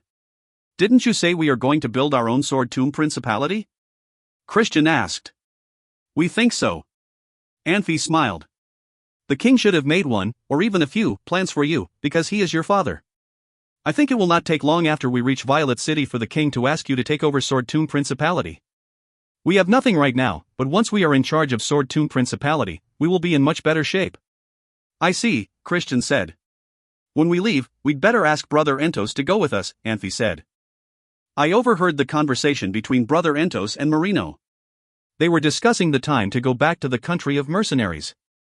I do not think Bro Entos would come with us, Christian said. Christian, we need you to talk to our professor. You'd better make us look really sympathetic. If our professor asks him to go with us, then he does not have a say where he wants to go. Good idea. Christian's eyes brightened. Brother Entos has been traveling for so many years. He is a lot more experienced than us. He has been senior magister for a long time, so we can ask him if we have any question about magic. Anfey, it would be even better if you could ask Master Ernest to join us, Blavi blurted out. Well, I will try. Anfey slowly nodded. If you find any errors, ads pop-up, ads redirect, broken links, non-standard content, etc., please let us know. Report chapter so we can fix it as soon as possible. Chapter 308, Changes. Chapter 308, Changes. Translator, Nayabo Studio Editor, Nayabo Studio. Yolanthi's court began to change when Sacred City welcomed the first snow of the year. After the war, Yolanthi and his cabinet had been debating how to reward those who had served the nation well. However, no decision had been made yet. Everyone had been waiting for the final decision. Saul received the best reward. Saul had forced the leader of Dark Moon Magic Legion, Nuyoheim, to fight with him and won the battle. He set up a large magic array that spanned a 50 miles radius. This saved Mayho Empire's army from Nuyoheim's forbidden spell and saved thousands of lives. Yolanthi decided to make Saul a marquis. This decision became the item everyone was talking about immediately after it was announced. There hadn't been a new marquis in a century. Even though a marquis title like Saul's could not be passed down to Naya, it was still a major event. A number of people thought perhaps the title was too great a reward, but no one objected, not even Philip. Saul was a popular person both among the nobility and among the commoners. Objection would not only alienate Saul, but also Yolanthi. No one wanted to offend their king. Another one rewarded was Barry. He had led his Roaring Death Legion to cut off Elizan army's retreat route and prevented Elizan army from overpowering Mayho army. Yolanthi did not give Barry a noble title. Instead, he made Barry a head general and placed him in charge of the legions. This decision shocked Yolanthi's court. Normally, the king would not give the role of general away until he was ready to pick an heir. This meant that Yolanthi was slowly giving up power. The legions could work together because the different legions respected each other. Now that all the legions had the same general, it would be harder for anyone to take the throne. A lot of people had been trying to figure out why Yolanthi had named Barry the head general. In reality, Yolanthi's intention was very simple. There were only 2 people fit to become head general, Barry and Meyerich. Barry had spent most of his life fighting foreign enemies and was known for his mercilessness. He was very just and popular among his soldiers. He was experienced and knew how to use his power. Meyerich, on the other hand, was less successful than Barry when it came to strategizing. he did not have Barry's reputation either. When Meyerich arrived at Blackania City with his army, he actually fought the Shansa army. If Barry had been there, the Shansa army would not have fought him. This was because they all knew how good a general Barry was. Barry was also well known because he would spare any army that surrendered to him without a fight. If his opponent harmed even one of his soldiers, he would kill everyone he could capture. Of course, he would always spare the nobility because they were worth more than normal soldiers. After all these years, no armies would fight Barry unless they were certain that they could win the battle. Due to Barry's reputation, the polarization of Shansa army became more and more apparent. Whenever there was a conflict, the soldiers who would fearlessly charge at their opponents tended to be of noble descent, but the commoners would be more hesitant. In the past, they had a general who was even better than Barry. Now, after the old general's death, Shansa Empire had yet to find a general who could defeat Barry. Even though Shansa Empire tried to restore its armies to its former glory, its soldiers were still terrified by the Meiho general. Shansa Empire found itself more and more on the defensive. Even though he did not have Barry's reputation, Meyerich was still rewarded. Yolenthi made Meyerich a count and turned him into a landholding noble. He also made Meyerich vice-general. There were other countless heroes as well. For example, Huni, who was in charge of the army at Blackania City, fought for more than a week and a half and held off Shansa army's advance until Meyerich's arrival. When he went to greet Meyerich, he collapsed and died of exhaustion in Blackania City. Yolenthi made him a count posthumously and his son a viscount as a reward. The former military affairs minister, August, was made general of Blackania City for his work coordinating supplies. Prince Grandon had been in charge of supervising the armies and was able to calm the anxious soldiers in times of crisis. Yolenthi made him the new military affairs minister and placed him in charge of supervising the empire's military. Former finance minister Constantine supported the military financially and subsidized families of dead soldiers. Yolenthi made him a viscount in charge of Swordbury Principality. Prince Wester was able to take charge in Sacred City during Yolenthi's absence and was named the new finance minister. Both princes were given positions of power and became part of Yolenthi's cabinet. However, Wester was given the better position. The military minister's job was to train new recruits and ready supplies. The real power lay with the generals. Military ministers tended to make more money, especially during wartime, but Grandon had no need for money, since he was a prince and was already rich. Wester's position seemed much more powerful to him. The most interesting appointment went to Saul, who was named a marquis. He was an honorary marquis, and the only way he could become a hereditary marquis was to fight in another war. This meant that Yolenthi not only wanted another war, but he was actively preparing for a war. Barry becoming the head general meant that Yolenthi was ready to pick an heir. This meant that those in court would soon find themselves facing the difficult choice of which prince to support. Constantine becoming the minister of Swordbury Principality was the strangest appointment. Constantine was not well known, but his older brother Barry was world famous. Now that it was revealed that Christian was the third prince, it was also revealed that Wester, Grandon, and Christian were born of the same father but not the same mother. Wester and Grandon had no relation to Barry and Constantine, but Christian was their nephew. This appointment was clearly meant to give Christian another chance. There was an unknown power within Swordbury Principality as well. The army within Swordbury could only be activated when the empire was toppling. No one knew if Yolenthi would trust Christian with this legendary army. Yolenthi took a step back and only made Anfey an honorary count. If Anfey did not continue to serve the empire, the right to Violet City would return to the king after his death. His descendants could become viscounts, but a viscount with no land was no different from a commoner. Likewise, Duke of Swordbury could only be the king's brother and child. The king was free to name new dukes after the old duke's death. After the storm had calmed, Saul's home became very busy. Countless people came to congratulate him on his appointment. If you find any errors, ads pop up, ads redirect, broken links, non-standard content, etc., please let us know. Report chapter so we can fix it as soon as possible. Chapter 309, Grand Gathering. Chapter 309, Grand Gathering. Translator, Nayabo Studio Editor, Nayabo Studio. It looks busy in the front yard, Susanna murmured. If you would like, we can walk around out there for a little while, Anfey said cheerfully. No, thank you. Susanna shook her head. This little guy seems anxious. Others have no control over him. If we go to the front yard, what would we do with the little unicorn? That day, Saul was hosting a grand party. He had prepared this party very early. There were so many people coming that Saul could not handle all of the arrangements. Luckily, Yolenthi sent about 100 palace maids and servants to help, and some government officials also sent their family servants over, which barely succeeded in making the party run smoothly. The huge front yard and the main building were lit up.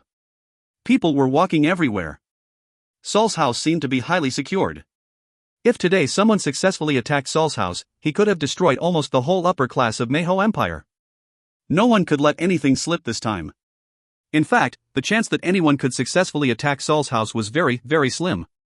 Even Philip, who did not see eye to eye with Saul, came for this party.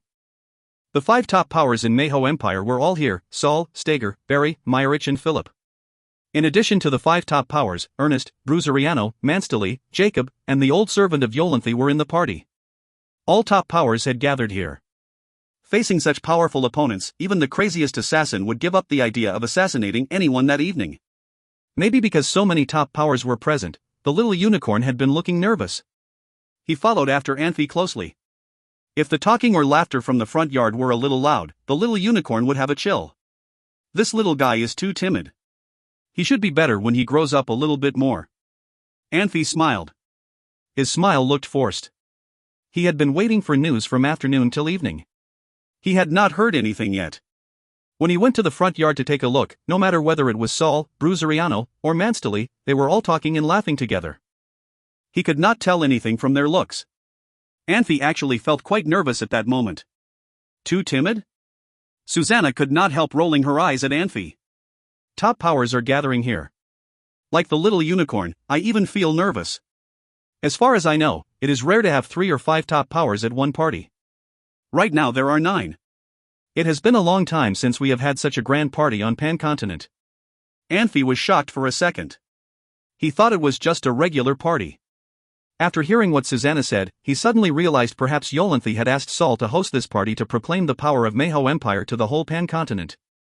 After thinking about this for a while, Anfey had a bitter smile on his face. It was really hard to understand what the king was thinking.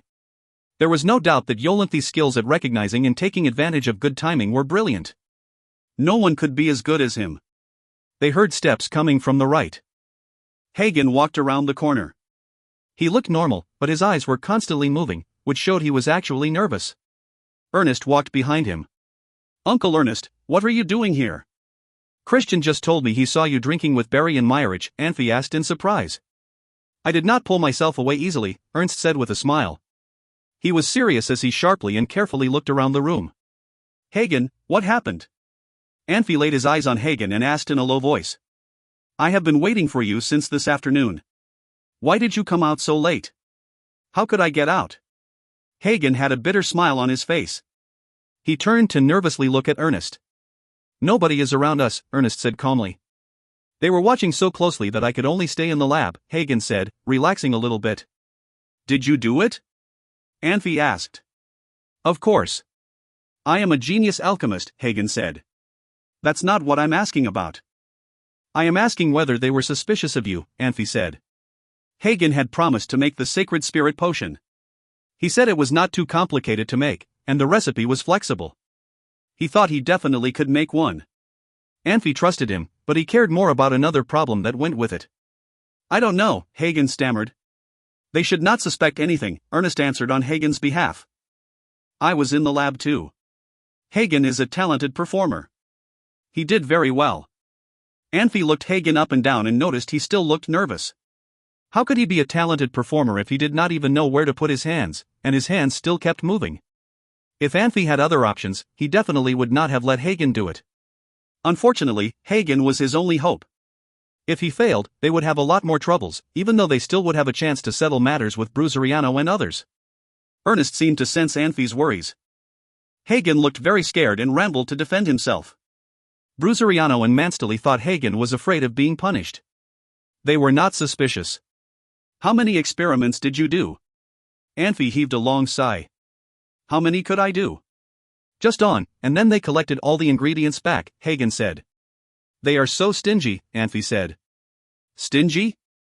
Anfey, Bruzeriano was flexible, but Manstoli was hard to deal with. If Master Saul did not cover for me, I think they would have suspected me, Hagen said, grimacing bitterly. It is okay. Practice makes perfect. You will feel much better next time when you lie. Anfey smiled at Hagen. How much sacred spirit potion did you make? Only this little bottle. Hagen grabbed it with his hand. Where is the potion? Anfey asked. Master Saul took it. I was not able to hide it on me. Hagen felt more scared as he recalled what happened in the lab. The whole time he was making the potion, Bruzeriano and Manstoli were next to him and watched him. It was really hard to play any tricks. Luckily, Saul taught him how to hide the magic surges of the potion and helped him with coverage, otherwise he would have been found stealing potion a long time ago. Hagen had felt the urge to use the restroom in the lab several times and had cold sweat on his chest and back. He knew how important this job was, otherwise he might not have been able to hold up. Okay. 1 bottle is fine. We should not be too greedy, Anfey said. Oh, right.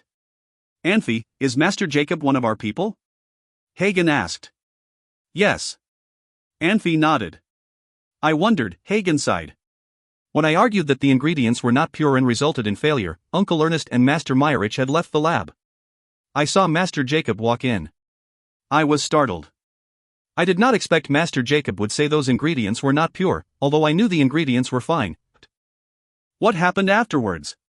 Anfey asked. Then Master Jacob said he needed to purify them first. We should wait a few days before the next experiment, Hagen said. Okay. We should be fine then, Anfey said. Anfey, Master Jacob said the leftover ingredients were only good for 3 bottles of Sacred Spirit Potion, Hagen said. That little? We should have more unicorn blood. Why could we only make 3 bottles? Anfey asked. We do not have enough Spring of Life. The population of elves is declining. So is the Spring of Life. The Spring of Life they brought almost depleted all the Spring of Life that the elves have. We would not be able to get any Spring of Life in the next few decades, Hagen said. Who is in charge of the ingredients now?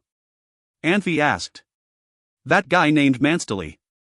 I did not give him the unicorn blood, Hagen said. 3 bottles, too little, Anfey said bitterly. He expected a lot more than 3 bottles. Bruzeriano had said feeding the little unicorn with Sacred Spirit Potion would not have any side effects. Whether the little unicorn could be his helpful assistant totally depended on the supply of the potion. Now Anfey's hopes were dashed. We cannot get all 3 of them. It seems that Master Jacob will take 1 bottle. Manstoli also will take 1, so we can have 1 bottle at most, Hagen said. It's fine. Better than nothing. Anfey nodded. Hagen, can you act normal for the next few days? Even though you have finished your job, I am just worried they still could be suspicious of you. How about hiding yourself in your room? Don't come out unless it is necessary. Sure.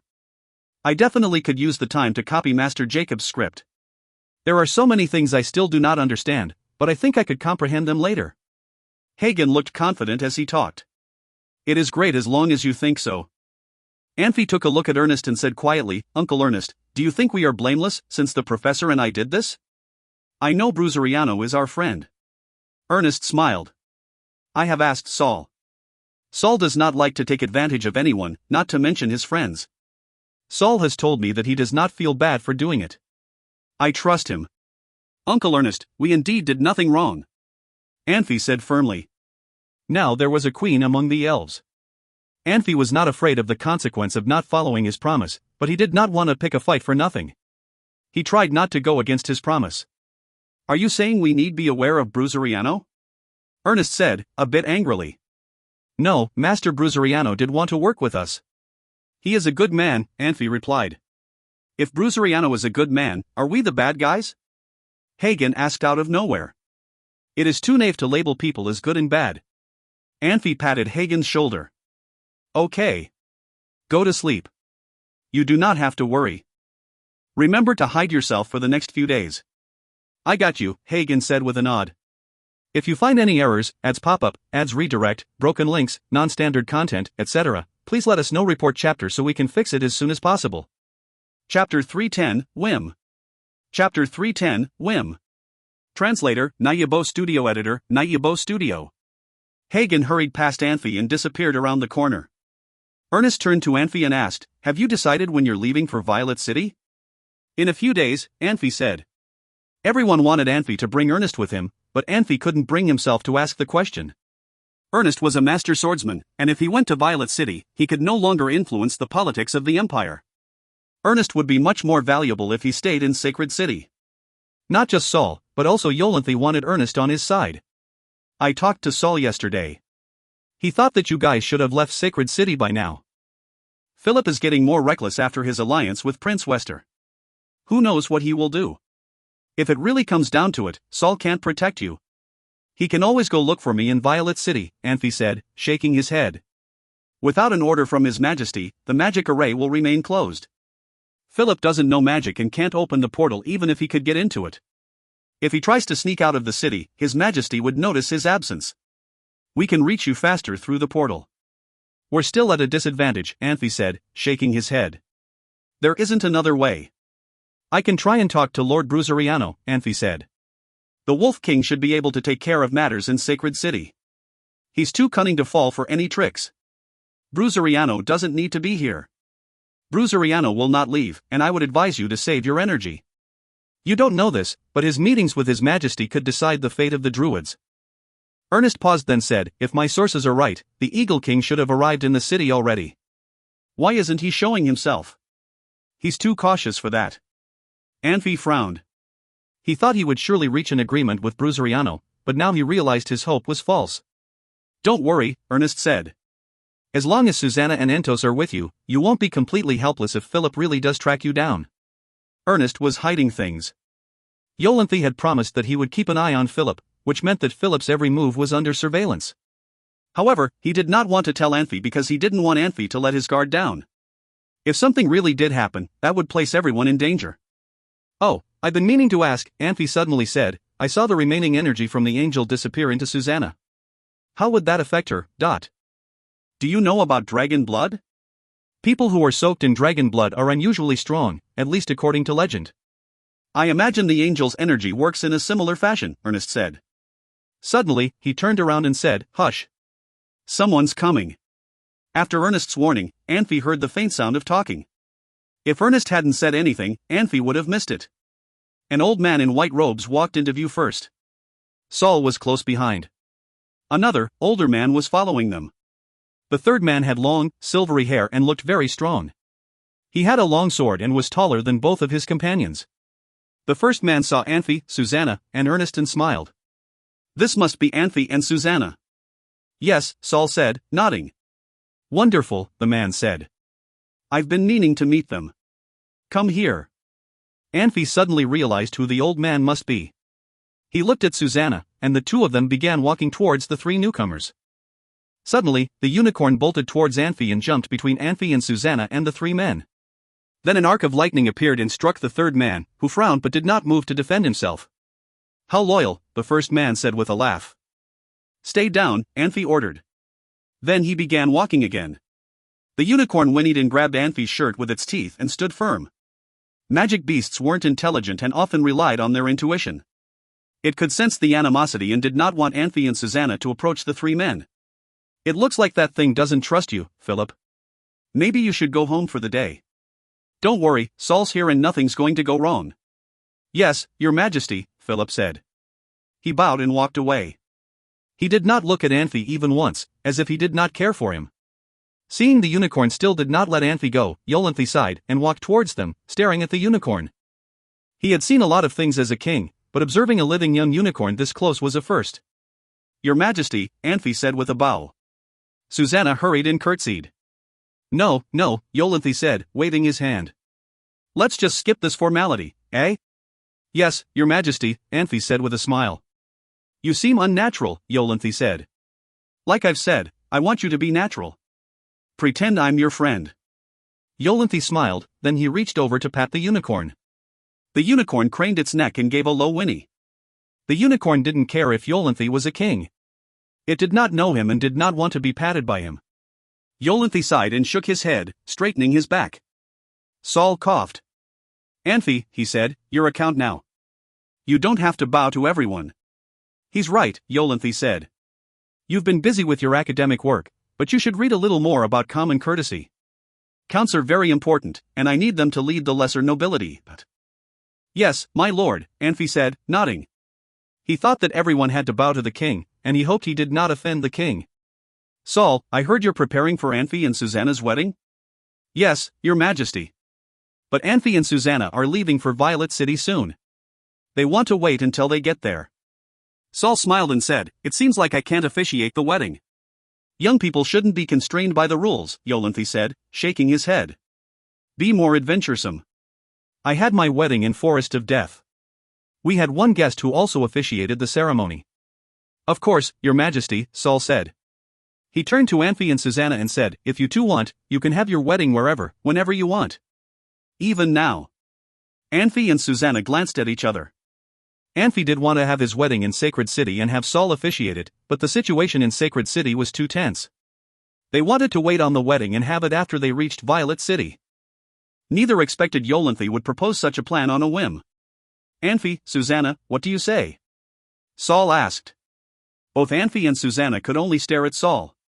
Even though this plan was proposed on a whim, the men who proposed it were too powerful, and both felt uncomfortable about turning down the offer.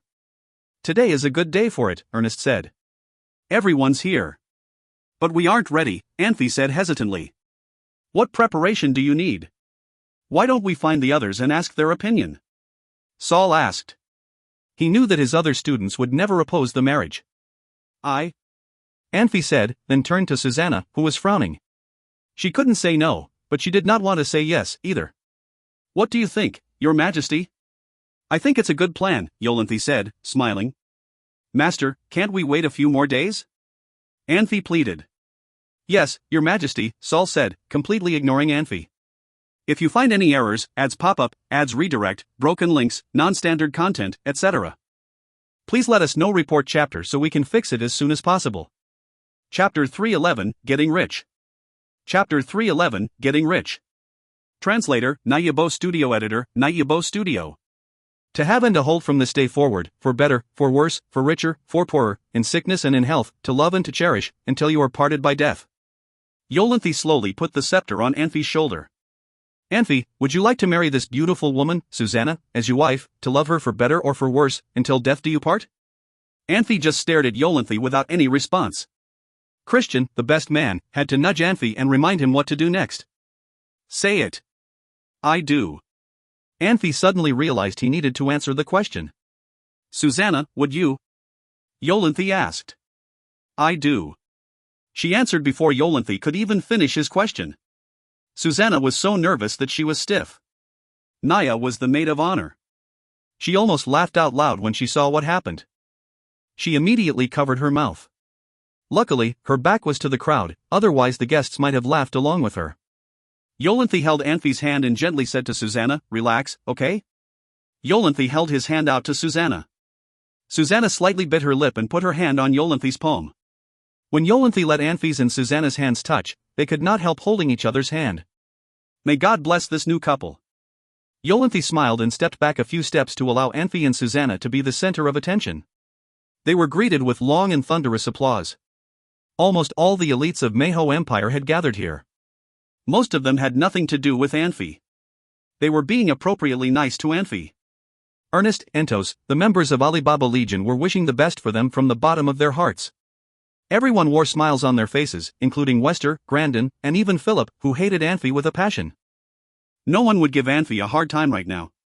If anyone did, that person would be too naive. People could sit in this hall only if they had done something extraordinary. They might have made mistakes, but not basic ones. When Yolanthi raised his scepter again, the whole hall went quiet. Yolanthi scanned the crowd and slowly said, do you know why we called them newlyweds? Because only with new responsibility can people grow. For Count Anfey and beautiful Miss Susanna. Oh, no, please forgive me, it should be for our Count Anfey and beautiful Miss Susanna. They are separated from their former lives from this moment forwards. Their lives do not belong just to themselves anymore. They also belong to each other. In life, every decision they make has to consider the other, and be responsible for the other. I hope this new couple will never forget their responsibilities. Anfey felt Yolanthi was hinting him something. At the same time, Susanna held Anfey's hand tighter. Obviously, she felt what Yolanthi said. Saul has made a quick decision to hold this wedding, and I must be the host of the wedding. No matter what I am doing right now, I hope everyone can bear with me. In this area, I am a newbie as well. After Yolanthi finished his talk, he gave Saul an irritated glance. Saul bowed and smiled, but said nothing. I have given them my blessing in the ceremony. As a king, I would like to give them a gift to express my blessing and keep this moment forever. I was not prepared for this. I guess I have to give them one of my favorites. Yolanthe hesitated for a second before he took a ring with a blue gemstone off his right index finger. He took Anfey's hand and put it on for him. "This will be your wedding ring. Are you happy with it?" "Thank you, King," Anfey said respectfully, lowering his head. In fact, Anfey did not care about the gift. Even if Yolanthe had given him a regular stone, he would still need to keep it well. Wester, Grandin, Philip and other government officials all looked shocked. They knew what kind of ring that was. "Since the king has given such a wonderful gift, I think I need show my blessing as well." Barry stood up and smiled. "I have had a female suit of armor for many years. Miss Susanna is a senior swordsman. I think she could make good use of it." "General Barry, are you talking about the azure armor of Victoria, the temporary princess of Shansa Empire?" Prime Minister Bryn asked, to see if his guess was right. "Prime Minister, you are very wise," Barry said, smiling. "You are right." Suddenly the hall became loud with everyone talking. Victoria, a temporary princess of Shansa Empire, was the biological sister of the king of Shansa Empire. She was good at administration. She loved her citizens, and tried to do everything on her own instead of just ordering others to do it. She was a bridge between royals and civilians in Shansa Empire. When the two countries were negotiating, Barry went against his promises and led his death-roaring legion from hundreds miles away to attack the region where negotiations were being held. Almost the whole negotiating team from Manhwa Empire was killed by angry Shansa Empire soldiers. Barry definitely got what he wanted, but he also paid a high price for it. Victoria was caught by Barry. Back then Yolanthe's father was the king of Manhwa Empire. He was furious when he heard what Barry had done. He ordered Barry to release Victoria immediately. Barry agreed to release Victoria but did not do as he agreed. He secretly kept her and killed her. Later, Barry was fired and all his military titles were removed. He was sent to jail. It was unclear what would happen after Victoria's death. As time went by, the effects started to show. First of all, the king of Shansa Empire lived a life of luxury like no other king enjoyed. The nobility in Shansa Empire followed him as an example, but they were even worse and made people hate them. As a result, the conflicts in Shansa Empire grew worse to the point that fights, battles and wars occurred throughout Shansa Empire. In fact, Yolanthe's father later realized Barry was right, at least from the perspective of the country. However, he could not admit his own mistake and release him. After Yolanthe took the throne, his first order was amnesty. Barry was one of the people who benefited from this policy. Later, Yolanthe reappointed Barry to be the commander of a legion on the eastern border. After the death of Victoria, the location of the azure armor became a mystery. Barry kept saying he did not know where it went. Back then, his influence was not as strong, but his family background was good. His sister was Yolanthe's queen. No one really dared give him a hard time. He was fed and treated well in jail. Even though Yolanthe's father had ordered his guards to interrogate Barry to try to find out where the azure armor was, those officials kicked the ball to each other. In addition, Yolanthe had asked a favor of Barry. In the end, no one talked about the azure armor anymore. But here at the wedding, everybody found out Barry had it all the time. "King, General Barry, you are giving us a hard time," Myrich said bitterly. "I have nothing good to give Anfey and Susanna. I only have a dragon shield. I hope Miss Susanna will like it." Everyone was shocked and stared wide-eyed. Judging from the titles they held, the others did not have to give gifts better than those Barry and Myrich had given, but azure armor and dragon shield were such amazing gifts, it would be impossible for their gifts to compare. Bruzeriano and Manstoli looked helpless. They stayed at Saul's house and attended the party empty-handed. They wanted to schmooze with other government officials on the party. When they were asked to give gifts, they could only give their best. Anything they brought with them was very precious, and they probably did not want to give them away. "Steger," Yolanthe called. "King." Steger stood up immediately. "You are going to keep a record of the gifts," Yolanthe said. "You people do not have to give anything expensive. Price does not matter, thoughts matter." No one could give just any random gift, even though Yolanthe told them price did not matter. They were in Saul's house now, and Anfey was a student of Saul. Yolanthe gave Anfey a gift first and set an example for everyone. The dean of Sacred City Magic Academy was in charge of keeping a record of gifts. No one would dare give cheap gifts. "Anfey, follow me." Yolanthe gave Anfey a look. "Yes, Your Majesty," Anfey responded. Susanna unconsciously followed Anfey. Yolanthe held his arm out with a smile. "Miss Susanna, you should stay here. It is not appropriate for the bride and groom to leave together. You need to receive your wedding gifts in person anyway." Susanna had no idea what to do. She looked at Anfey. In fact, Anfey and Susanna both liked to live quiet lives. Now they were pushed to center stage. She felt very uneasy. Anfey nodded and followed Yolanthe to the side door. Saul called Ernest over and said something in a low voice. A soundproof screen kept all the noises outside. The side room and the main hall became two different worlds. Yolanthe waited for a while as Saul released a magic array. Yolanthe said with a smile, "What do you think, Anfey? Are you happy? You are getting a lot of good gifts. Even if you do not do anything afterwards, you could just sell the gifts you got today and you will have a decent life." "Thank you for your generosity, Your Majesty," Anfey said humbly. "You're welcome." Yolanthe shook his head. "You risked your life to wipe out a Griffin aerial unit, which determined the outcome of the war for the east boundary of the Empire. Whatever gift I give you would not be good enough." "Your Majesty, can I ask you something?" Anfey asked. "Of course," Yolanthe said. "Your Majesty and the Professor have made this wedding possible. You did not just want me to receive these gifts, did you? Do you have other reasons?" "I do not want to hide it from you and have never hid anything from you, otherwise I would not have called you over." Yolanthe smiled. "This may be premature. Anfey, do you know who Susanna is?" "I know some of her past, but never specifically asked her. If you find any errors, ads pop up, ads redirect, broken links, non-standard content, etc., please let us know. Report chapter so we can fix it as soon as possible." Chapter 312, Methods. Chapter 312, Methods. Translator, Nayabo Studio. Editor, Nayabo Studio. "Susanna is the illegitimate daughter of Duke of Grus Principality," Yolanthe said as he sat down in a chair. He waved his hand at Anfey. "Darius had a lot of illegitimate children, though. At least a dozen." "Really?" Anfey asked, shocked. "The dozen that survived," Yolanthe said with a sigh. "He is a paranoid man. He believes that only his own blood could protect him. He sent all of his illegitimate children off to train to become his personal guards. Susanna is one of the ones who survived. Those that did became extremely powerful and fiercely loyal to Darius." "Did Susanna ever tell you any of this?" "Some of it," Anfey said, shaking his head. Yolanthe nodded. "Poor children. Their childhoods were taken away and they were forced to grow up with pain and tears. Even though Susanna was Shully's half-sister and they are very close, Shully is much higher in status. Shully is Darius's heir apparent while Susanna was her maid. If the rumor is true, then he had more illegitimate children than we can ever imagine. Yet only a dozen survived to adulthood. What about the others? What happened to them?" "You mean Susanna's siblings?" Yolanthe asked, frowning. "I'm not sure. Darius was paranoid and mistrustful towards others, but in the end he still trusted the wrong person. He might be cruel, but his people didn't care. As long as they had food and the right to live, they would not challenge his right to rule. His minister, though, is another story. Darius should have died of old age in his principality in peace, but his minister, Turrigen, usurped his throne. After Darius disappeared, his guards did as well. So far, Susanna is the only that has surfaced."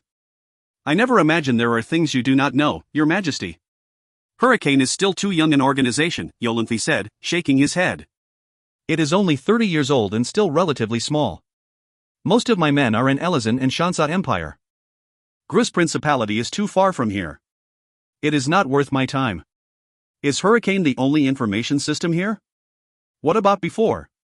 "The old organization was destroyed," Yolanthe whispered, his eyes downcast. "Destroyed? By who?" Anfey asked, surprised. "It's not Evil Mist, is it?" "No," Yolanthe said. "By me." Anfey sat back, his eyes wide. He knew that Yolanthe grabbed the throne after a bloody civil war, but he did not realize the scale of the conflict. If he could destroy a nation's spy system, how bad was that war? Not just the royal family, Mayho Empire itself must have been affected. Anfey knew that Yolanthe must not have forgotten what had happened to him. He had not chosen his heir, yet once he did, he might clear out a path for his chosen heir to minimize damage to the empire. "It's a shame, really," Yolanthe said. "Good men died. A lot of them." "Then why are you so interested in Grus now, Your Majesty?" "Because Darius's disappearance disrupted everything," Yolanthe said. He had answered all of Anfey's questions as if he weren't a king but Anfey's friend. 3 principalities existed to the north of Elazin Empire. Northerners are fierce, reckless people, and their land is poor. Elazan Empire has no reason to invade those principalities.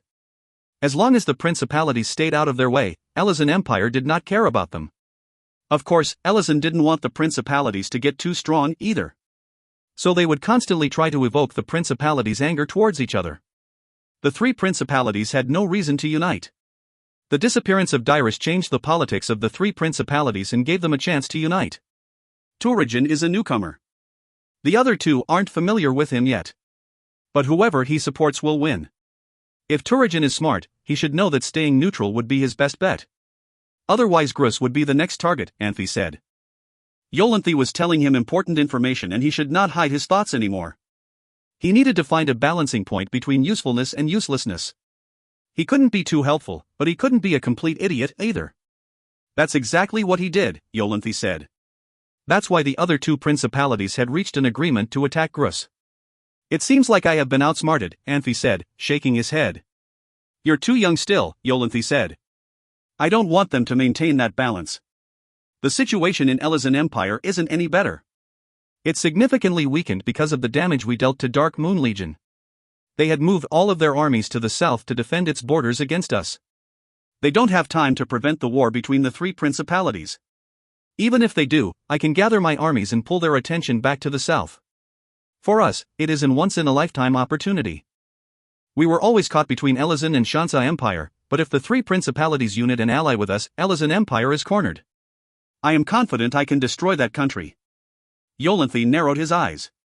It would take at least 10 years to build an army like the Dark Moon Legion. It would not take as long for me to occupy their capital. That is wonderful, Your Majesty, Anfey said hesitantly. But what does that have anything to do with my wedding? Because we found Darius.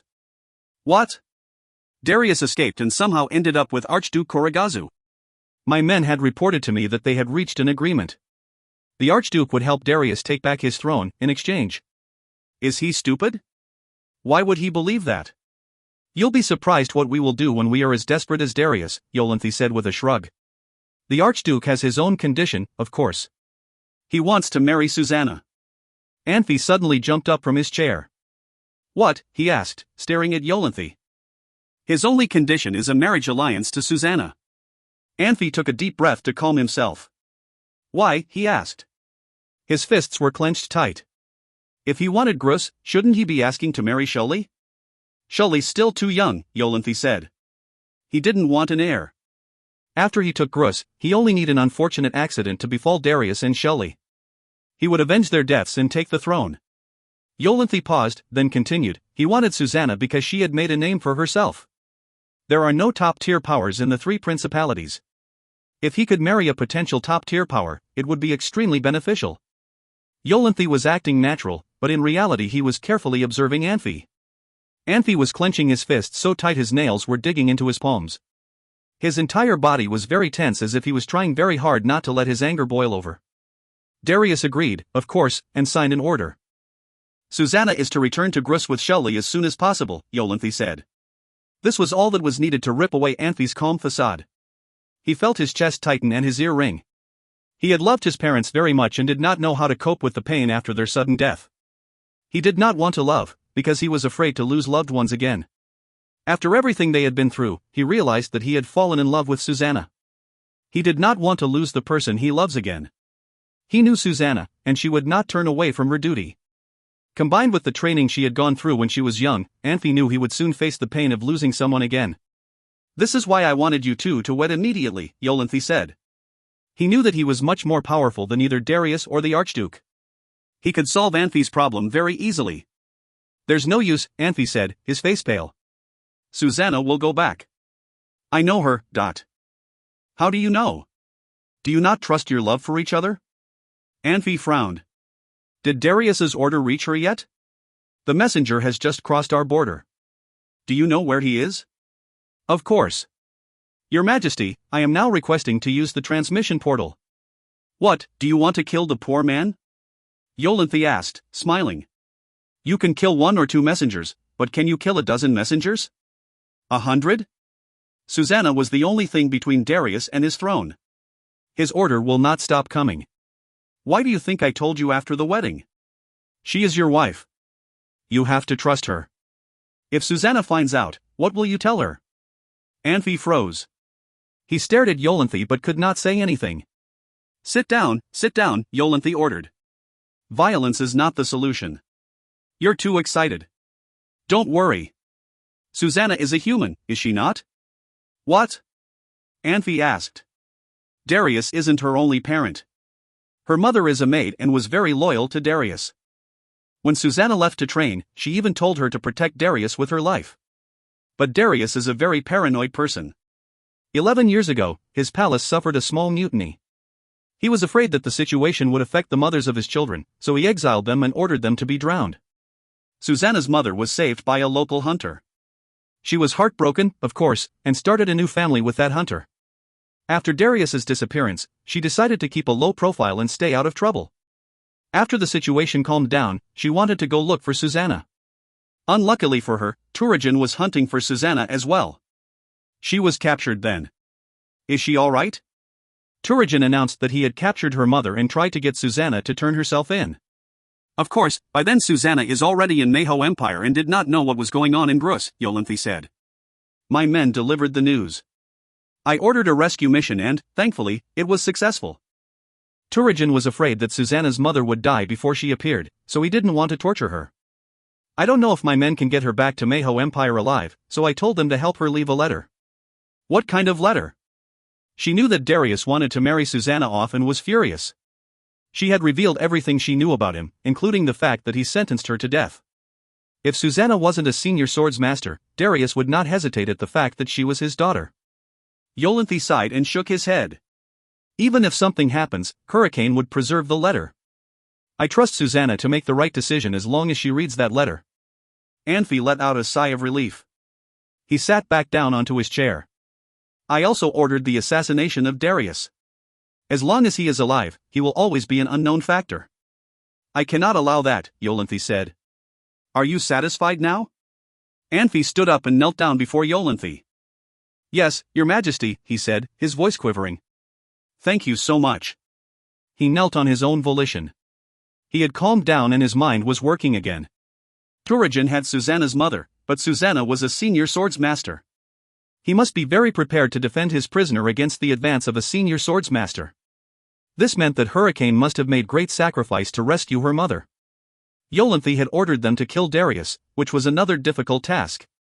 Both of these tasks would lead to casualties. Without Yolanthe's help, who knows what would have happened to him and Susanna? Saul sighed as he watched. He had become Yolanthe's friend under similar circumstances many years ago. No matter, Yolanthe had always been a true friend. Don't worry about it, Yolanthe said as he helped Anfey up. Come on, let's go back to your wedding. If you find any errors, ads pop up, ads redirect, broken links, non-standard content, etc. Please let us know. Report chapter so we can fix it as soon as possible. Chapter 313, Room for the Wedding. Chapter 313, Room for the Wedding. Translator, Nayabo Studio. Editor, Nayabo Studio. After the ceremony, Anfey took the gift list from Steger. Anfey was speechless when he looked at the neatly arranged gifts. People who came for his wedding had offered their favorite things to Anfey because of the example Yolanthe set. Even Philip gave Anfey a Faith of Messenger magic scepter. Knowledgeable Dean Steger was in charge of receiving gifts. He even took time writing a short description for most of the gifts. Besides Azure Armor and Dragon Shield, Manstali's Spirit Pendant stood out the most, but it was also the most useless because the Spirit Pendant had two parts that had been missing for many years. Only with the Spirit Necklace and Spirit Gemstone could the Spirit Pendant maximize its power. Bruzeriano gave Anfey a wind-strengthened glove. This was a practical gift for Anfey. It also showed Bruzeriano had given the gift a lot of thought. Anfey had hurt his finger in a battle when he tried to pull the bow hard. He still had not recovered from it. The wind-strengthened glove would not only protect Anfey's hand, but also increase the power of wind blade arrows. The Faith of Messenger magic scepter Philip gave Anfey was meant to be sarcastic. In fact, it was a mediocre magic scepter. Besides its magic power or instant magic power, it had nothing special. It had a long history, but that was it. It was just a coincidence that every owner of this magic scepter had been a mage and became a top power later. This magic scepter was not originally named Faith of Messenger. It was called White Bird because there was a vivid white bird carved on the handle. It was not known in which generation the owner had realized that every previous owner of this magic scepter had become an archmage, so decided to change its name to Faith of Messenger to better motivate himself. He hoped he too could become a top power someday. No matter whom this magic scepter was given to, it meant encouragement. However, giving it to Anfey meant something totally different.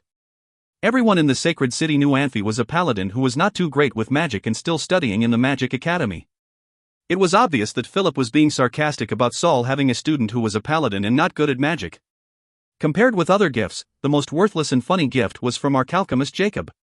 His gift looked like a normal bottle of chemicals. However, the description on the back was not normal. It said that it was an advanced-level aphrodisiac made from 7-winged magic fly. Thinking that today was his wedding and how Jacob and Myrich fought, Anfey felt helpless from the bottom of his heart. He could not even imagine what looks Susanna would have if she found out about it. "Dean, thank you for your help," Anfey said in a low voice. "You are welcome," Steger replied. "I am going to check on the side room. If you need anything, you can find me there." "Are Master Bruseriano and Master Manstoli there as well?" Anfey asked. "Yes," Steger said with a nod. Today Yolanthe had come for the negotiations with Bruseriano and others. Attending Saul's party and hosting Anfey and Susanna's wedding was just a side job for him. Saul enjoyed high social status, but he could not represent the whole of Mayho Empire. Yolanthe had to approve important decisions. Yolanthe liked to pay attention to detail. He could have called Bruseriano and Manstoli to the palace, but it seemed too aggressive. The power Bruseriano presented was important to Yolanthe. Yolanthe believed that each party must be treated equally as a prerequisite to developing trust between two parties. Steger slowly walked into the side room. Anfey looked back to survey the scene. He found all the guests had left. A few servants were cleaning up after his wedding ceremony. Susanna, Christian and others were not there, just Entos. His job seemed to be to watch Anfey's gifts. He was walking around the big table with the gifts on it. "Master Anfey, what do we do with these gifts? Do we keep them in the storage room?" Old servants hurried over to Anfey. "Anfey, you'd better keep them in your dimensional ring," Entos interrupted. "Okay." Anfey nodded. He walked to the table. With his telepathy, gifts on the table disappeared one after another. "Your wedding happened too quick. Master Marino's gift is just a magic knife. You should have seen it on the list. Please forgive him for an inexpensive gift. I have worked with him for over a dozen of years. I know him. He has been a commander of a legion but was never rich. Every time he got something nice, he would pass it on to his subordinates. He tried to make his legion happy but forgot about himself. He wanted me to tell you that he owes you this time and will make it up to you later. Why would I care?" Anfey shook his head and smiled. "Entos, where is Susanna?" "She was taken away by Christian and a few others. They said they were getting your room ready." Anfey could not help but smile. There was no tradition of playing tricks on newlyweds, but all young people like parties. They definitely would do something to him. At that moment, the side room looked grand and quiet. Yolanthe, Saul, Bruseriano, and a few others sat at a round table, which allowed them to sit without thinking of their rank. They talked one after another. Usually negotiations were tit for tat and involved altercation, but they did not argue. Yolanthe had showed the sincerity with his gesture. The main person in the other party was Manstoli. He was a people person and knew how to let things go. They were able to come to agreement on many sensitive issues because both parties knew they should let certain things go. At the same time, a person in black jumped off the roof of the lower building to the ground. He was Anfey. He zigzagged in the grass to the front of the building. There was a shadow of an elf on the window facing Anfey. She looked like she was about to put out the candle and saw Anfey by accident. Anfey immediately put his finger to his lips to signal her not say anything. As Anfey's maid, she knew it was Anfey's wedding day. Seeing Anfey acting secretively, that proud elf could not help smiling. She waved her arm to put out the candle. Anfey jumped with his hands holding onto the windowsill. With the momentum from pulling on the windowsill, he was able to jump high. In fact, he could have used a wind blade to go anywhere he wanted effortlessly, but it would have magic surges. He did not want Christian and his group to know he was there, so he used his martial art skills. A barely visible, gray shadow appeared on the other side of the grass, watching Anfey. Anfey's fingers were already grabbing the windowsill on the 4th floor. As he was about to open the window, he suddenly sensed something. He looked back to see what was in the grass, but he did not notice anything. When the window was pushed open, Susanna, sitting on the edge of the bed, looked up in surprise and saw Anfey jumping in. When their eyes met, they both felt somewhat awkward. Getting married was not an easy decision. Both Anfey and Susanna thought so. They should have done something special to make this wedding romantic. They did not know why their wedding was done in such a hurried way. It was hard to tell if they were not ready for it or if it just happened too fast. They both looked uneasy. Anfey awkwardly walked over and sat down next to Susanna. He cleared his throat and hesitantly reached his hand out to hold Susanna around her tiny waist. Susanna looked calm. She glanced at Anfey but did not say anything or do anything. When Anfey tried to hold her closer to him, Susanna suddenly remembered something and said worriedly in a low voice, "They set a magic watch in the room." F***ck. Anfey could not help cursing in his mind. Was this a battle? It was a little too late when he found out. There were sounds of steps in the hallway. Anfey gritted his teeth and walked to the door. He waited for a while and punched hard on it. With a huge crashing sound, the door started to shake vigorously. They heard a scream in surprise or possibly in pain. Anfey pulled the door open quickly and saw about 7 people running away. Only the weakest and wounded Hagen circled around with his hands on his ears. When he saw Anfey, he immediately smiled and tried to secretly move to the side. Anfey did not know if he should laugh or be angry. He slammed the door closed. Susanna smiled as Anfey slowly walked back. He was looking for something to talk about. These guys did not give you a hard time, did they? No. Susanna put her head down. They will get married someday. I will teach them a lesson then. Anfey put his hand on Susanna's waist as he talked. They did not do anything. Ha! Susanna screamed in surprise. They indeed did not do anything, but Anfey did. He put more strength on his arm and rolled Susanna on the bed. Before Susanna could react, Anfey lay next to Susanna. He rolled her over quick, but still gentle. He did not rush to do anything to her. He waited for a while and kissed her cheek. He waited until Susanna was not so nervous. If he rushed to put his hands on her breasts or between her legs, he would just be a horny guy with no class. If he did that, he would either scare Susanna or make her feel like fighting against him. If such a horny guy could make his partner passionate about sex, it only meant his partner was as horny as him. Anfey was good in bed and controlling his desires. He would not make mistakes. Susanna bit her lips and stared at Anfey. She heaved a long sigh like a moan. She slowly closed her eyes to indicate she could accept anything happening tonight and she trusted Anfey. If you find any errors, ads pop up, ads redirect, broken links, non-standard content, etc., please let us know. Report chapter so we can fix it as soon as possible. Chapter 314, Gently. Chapter 314, Gently. Translator, Nayabo Studio Editor, Nayabo Studio. Anfey carried Susanna to his room and pushed open the door. His room was filled with candles, setting the mood for a romantic evening. He took Susanna to his bed and summoned wind elements to snuff out the candles. The candles were beautiful, but sometimes darkness was more comforting. Anfey undressed himself and wrapped his arms around Susanna, who was lying in bed and trying to adjust to the darkness. Sensing his closeness, Susanna blushed furiously. Due to powers of heart of nature, Anfey could see through the darkness and see the tiniest changes in Susanna's expression. After a few moments, Anfey began slowly undressing Susanna. Her dress was very hard to take off, but Anfey was very patient. He planted dozens of kisses on Susanna's lips and cheeks as he carefully unbuttoned her dress. He took off the dress and threw it aside, leaving the expensive garment lying on the ground. Then he moved on to her undergarments, a thin white slip that clad tightly to her body. Susanna blushed and pushed on Anfey's chest, but when Anfey moved his hands away she moved closer to him. Susanna gasped when Anfey took off her slip, blushing. "Are you sure you want to do this?" Anfey whispered. He knew that Susanna was slow to trust and wanted to make sure that she was completely comfortable with this. He did not want to bring her any pain or discomfort. Susanna bit her lips. She was a very traditional person and was very nervous about what was about to happen. "Susanna?" Anfey asked again. "Are you sure?" Even though Anfey appeared very confident, he was almost as nervous as Susanna, if not more. He had taken other women to bed before, but most of those relationships had been purely physical and lasted no more than a few weeks. Susanna was one of the few women he had truly loved and cared for. He felt as if everything he did was wrong and everything he was about to do would be wrong as well. He needed confirmation from Susanna to proceed. Susanna knew that she had found someone she could trust with her life and rely on for the rest of her life.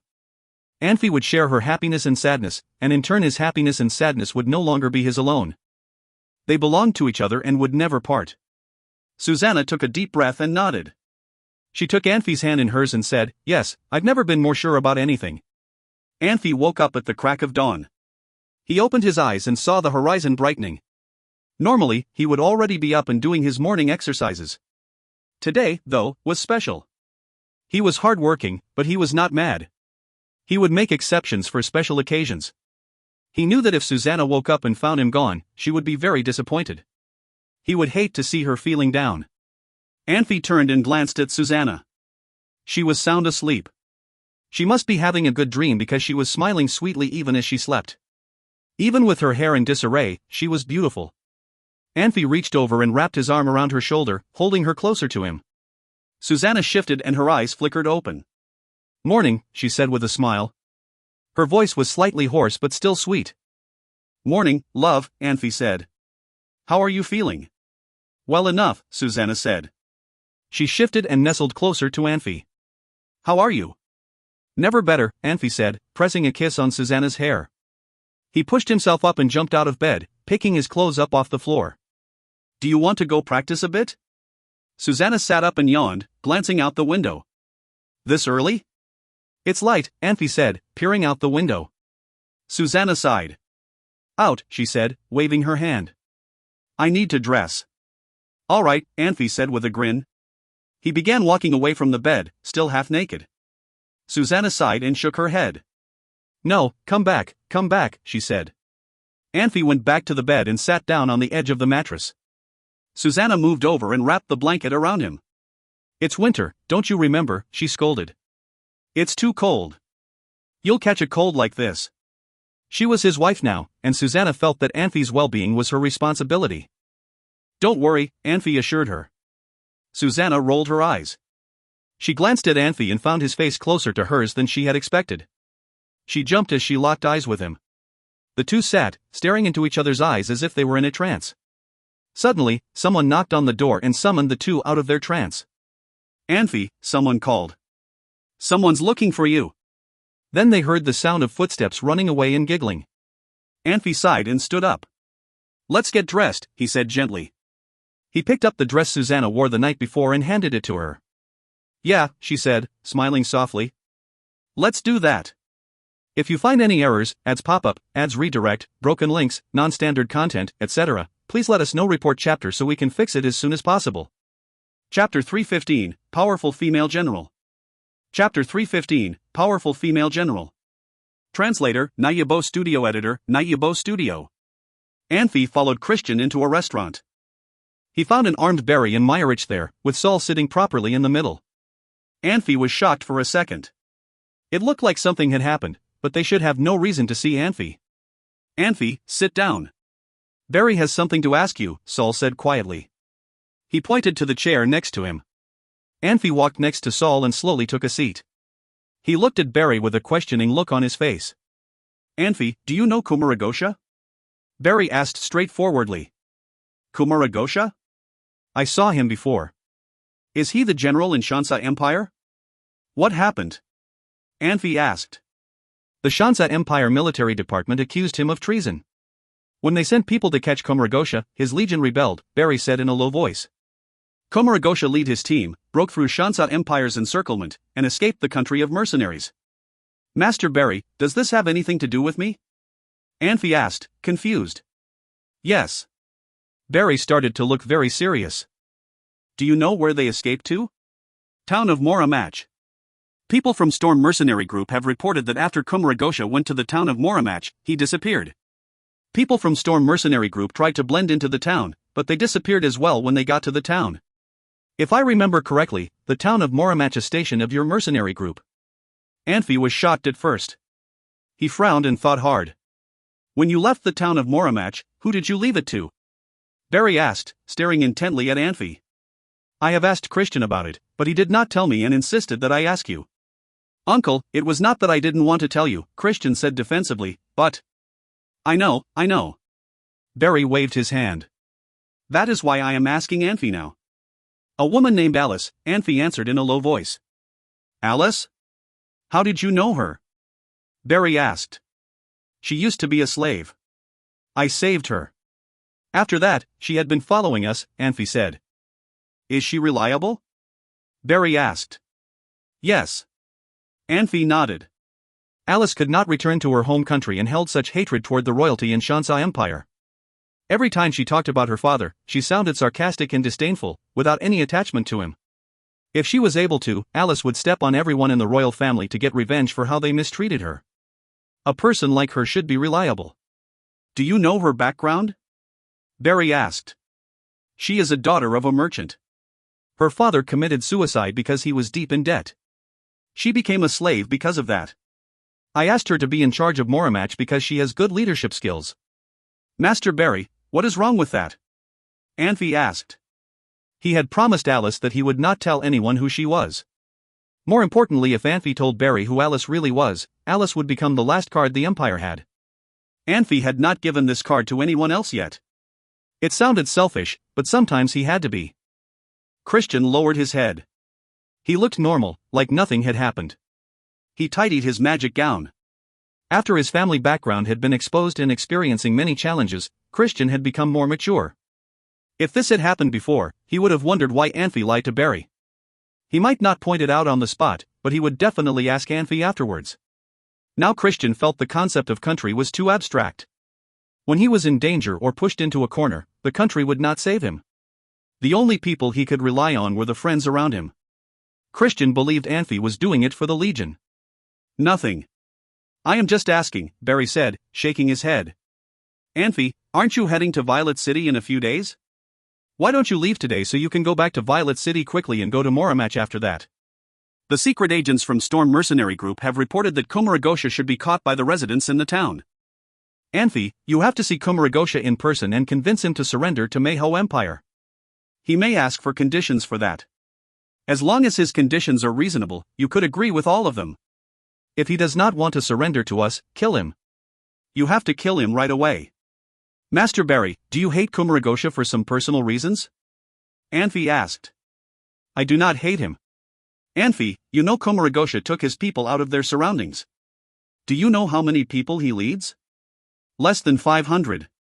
He was able to lead 500 people to break through the defense lines of Shanxia Empire and run to the country of mercenaries. It was a miracle. He even killed or wounded over 3,700 soldiers from Shanxia Empire. Barry sighed. Kumaragosha is an excellent general. I had a few battles with him. I know how good he is. Unfortunately, he does not have a good family background and has been suppressed by his peers. Those idiots. If I were them, I would definitely promote him to be my assistant. He would become a sharp sword in my hand. Is that possible? Could 500 people cause such a large number of casualties to Shanxia military? Anfey asked in surprise. Where were Shanxia Empire's mages? When he had battled Kumaragosha in Moramach, Anfey realized how magic could affect battles. A small swamp magic spell could cause chaos in the formation of the cavalry and put Kumaragosha in a very vulnerable situation in the blink of an eye. That Kumaragosha was smart. When he saw the situation change, he ordered a retreat. The whole battle happened and ended extremely fast. If Anfey had to continue the battle, he would not have been scared of Kumaragosha anyway, but Anfey did not think a loser could create such a miracle. Besides Dark Moon Magic Legion in Elysian Empire, no one would use mages as soldiers, Barry sighed. When there is a war, mages go to the battlefield with the military. When the battle ends, they would immediately leave the military station. Even the mage group and death-roaring mercenary group follows the same procedure. Every time when there is a battle, I have to call out those mages. I can give orders to my soldiers and generals, but if I want a mage group to do something for me, I have to get support from the commanders and vice-commanders of the mage group. I cannot just give them orders. I can only give my suggestions and advice. This had been troubling Barry. As the chief general, he had been wanting a mage group he could give orders to. Unfortunately, the cost of training mages was way too high compared to what they could contribute to battles. There weren't a lot of mages to start with. Every year, only about 1% of people could be promoted to be mages and swordsmen, sometimes even fewer. In war, mages had great fighting power but very weak self-defense ability. Opponents usually targeted them first. If 100 mages got killed, it meant half of the mage group accounted for more than 50% of the casualties. If thousands of soldiers got killed, it would not cause as much damage to the military as it did to the mage group. Mercenary groups were in the same boat. Swordsmen were the main force. The number of mages in the mercenary groups was small. If any mercenary group could have a few mages, it could increase the fighting power of the whole mercenary group. Anfey's Alibaba mercenary group was unique. Besides Susanna, the only swordswoman, everyone else was a mage. Since Anfey was surrounded by mages all the time in the Legion, he began to think mages were everywhere. I see. Anfey nodded. Master Barry, you not have to worry about Komuragosha so much. He betrayed his own country. He will not be able to go back to his hometown. I can take time to convince him. No, if he does not surrender to us, you have to kill him right away, Barry said, shaking his head. Actually, we only missed a day. What? Anfey did not get it. I said I only missed a day, otherwise the order to catch Komuragosha would not need to go out. Barry continued slowly, because Scarlet had gone to the front line. Who is Scarlet? Why haven't I ever heard of her? Saul said, shocked and looking at Barry with a serious face. Saul knew Barry had treated him as his opponent, but he did not know anything about Scarlet. You do not know her, but you know her mother. Who is her mother? Saul asked. The temporary princess of Shansa Empire, Victoria, Barry said. Is Scarlet a child? Saul was shocked. Victoria gave birth to a baby when she was 22 years old and was killed by Barry at 31. Doing the math, Scarlet should be only 21 or 22 years old. Of course, Saul would not pay attention to such a young person. After Princess Victoria died, the king of Shansa Empire, Philly II, took back all her power and sent 9-year-old Scarlet to a feudal estate and held her in confinement. He worried Scarlet would grow into a woman as aggressive as her mother and become strong enough to control politics. His order made people forget about Victoria's daughter, including us. Barry smiled bitterly. Scarlet is indeed the daughter of Victoria. She was quiet for a long time, but she amazed the world with a single brilliant feat. The king received detailed reports about her just now. Master Saul, you know that Shansa Empire has not been a match for our empire, right? One reason was their domestic political instability. There are many uprisings in the east of Shansa Empire. They had to send a large military troop to control the situation. It ate up their military budget. Another reason was because Philly II was a poor ruler. To put it simply, he was nothing more than an idiot. He had turned down the request from Griffin Arrow Unit to go into the war. He held the best force without using them, instead seeing a sharp knife go rusty. Last but not least, they have no good generals. Millions of soldiers had no one to lead them, so their fighting ability is bad. Are you saying Scarlet can solve all three problems for Shansa Empire? Anfey asked. It seems like it, Barry said. How could she? Saul could not help looking surprised. How could Philly II watch her grow strong? Because Scarlet married a good man. She left her feudal estate a few years ago. It is unfortunate that we have forgotten her and did not notice her at all. Barry shook his head. Who did she marry? Saul asked. Prince Jarek, Barry said. I see. Saul seemed to understand the situation with Scarlet. Master Barry, what kind of person is Prince Jarek? Anfey could not help asking. He is the son of Philly II and the best candidate is heir to Philly II, Barry said. Then he and Scarlet. Anfey paused.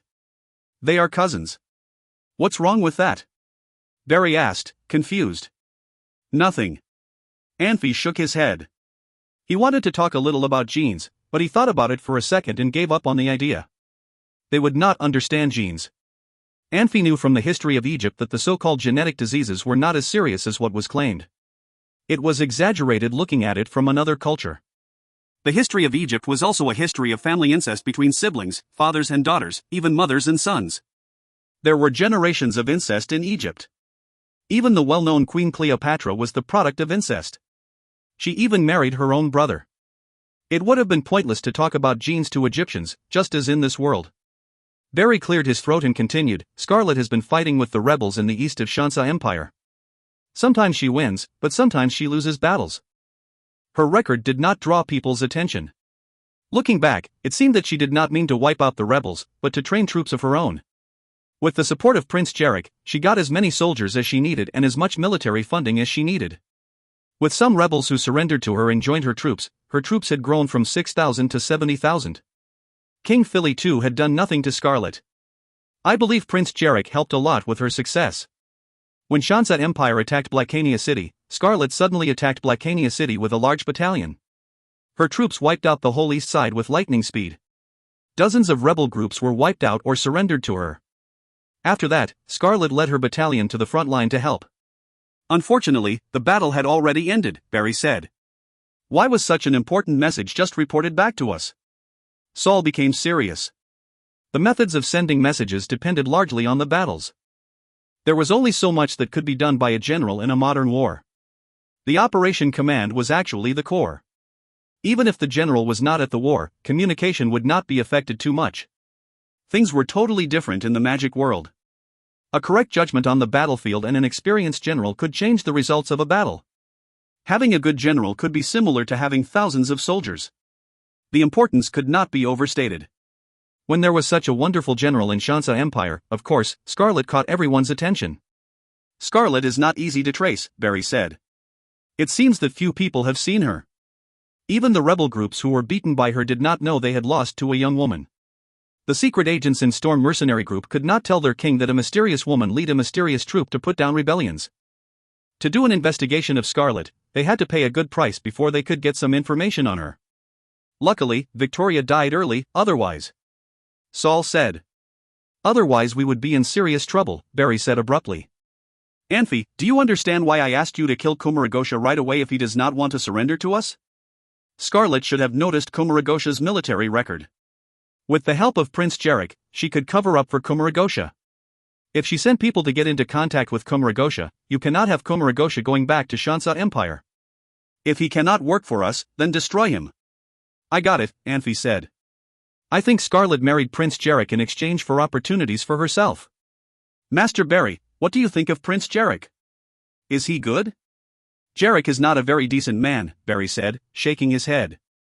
He seems to listen to Scarlet for everything. The report from the Storm Mercenary Group secret agents said Jarek ran into Scarlet's feudal estate by accident and met Scarlet when she was only 15 years old. He went crazy for her. He has been after her for 4 years. Scarlet got sick once. Jarek took care of her the whole time, even washed her feet. He took care of Scarlet like he was her maid. Scarlet was touched by what he did for her. After they got married, Jarek still respected Scarlet as he did before. Scarlet did not want him to drink. Jarek immediately stopped drinking. He has not drunk for about 2 years, not even a drop. Scarlet told him he should learn more new things. Jarek immediately got a few good teachers. His schedule was tight every day. He was busy the whole day long. He did not even have breaks in between, but he enjoyed it. Scarlet was really touched by it. I heard they are really good together. 2 years ago when Scarlet wanted to enlist people to join her troop to fight with the rebels, Jarek cried out loud and did not want Scarlet to leave him. Do you mean Jarek is not too capable? Anfey asked. No, you cannot judge him by the way he acted toward Scarlet. He could stand out among dozens of brothers. He is not that simple. Barry laid his eyes on Saul. Scarlet has picked a few fights with our troops in the past few days. We fought with her twice and lost to her, but not too badly. We did not have bad casualties, but the king is worried. I am going to take my legion to check it out. Master Saul, about the mage group. What is she thinking? Saul said, frowning. Necromancers are pressing. Pope William has requested all countries to refrain from war against each other so we all can fight against necromancers. Why does she want to pick fights now? How do I know? You never know what a person might plot behind the scenes. I do not even know her height, her weight. I know nothing about her, Barry said. The only thing I know about her is she is a beautiful woman, otherwise Jarek would not go crazy for her. Saul sighed, took a clear magic crystal in hexahedron shape from his dimensional ring and handed it to Barry.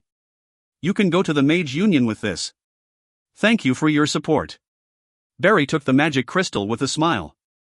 Master, I am not coming back after going to Mage Union because I have to talk to Meyerich before I leave. I will have Meyerich take the token back. Be careful, Saul said in a low voice. I think there must be people behind Scarlet. Are you saying Princess Victoria? Barry asked. You are right, Saul nodded. Otherwise, a kid who has been held in confinement would not be able to do something like this. Barry thought for a moment, frowning. He did not say anything to Saul, but just nodded to him. He turned around and walked away. Meyerich walked with him. Anfey, Saul called out with a deep voice. What's wrong, Professor? Anfey asked. Today is the day after your wedding. I should not have. Saul said haltingly. Professor, I understand. I know I have to put our country before everything else, Anfey said with a smile. He could tell what Saul wanted him to do. It is great if you can think that way. Saul smiled happily. For Kumaragosha to get so much attention from Barry, he must be a very good general. You need to try to convince him to work for our empire. As to the conditions, as Barry said, as long as he does not ask too much, you can agree with him. Professor, I will try my best, Anfey said. He took a look at Christian. What are you standing there for? Ask everyone to come down for dinner. We are leaving Sacred City today. What? Christian was shocked. Hurry up. Saul heaved a sigh. I did not have time to teach you since you were back. I've got to make it up before you leave. Anfey, I will have Entos go with you. With Entos' help, you can build a new transmission portal in Violet City. You don't have to worry about the materials. I will have them ready for you. Professor, there is a transmission portal in Blacania City, Anfey said in a surprise. Son, the transmission portal in Blacania City is not yours. It may work fine now, but it could break down at critical moments. I am not only building a transmission portal in Violet City, but also in Sortoon Principality. Saul was used to treating Anfey as a little kid even though Anfey had showed his true colors, especially when Anfey did not get that Saul was trying to something nice for him. Professor, Christian sounded as if he was crying. He felt the pressure from his brothers. He had been wanting to leave Sacred City, but when the time came, he did not want to leave. Young men need to experience more. You would not achieve much if you just stay home. In fact, I do not want you guys to leave.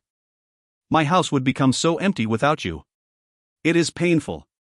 Saul smiled as he talked. Naya must have caused you guys a lot of trouble. This time, I am not letting her go with you. There has to be someone to accompany me, the old man.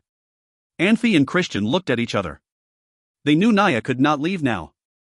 If a student of Saul, who turned out to be the third prince, had made Grandin react so much, then how would he react if he came to know that Naya had left with Anfey's legion? Oh, right.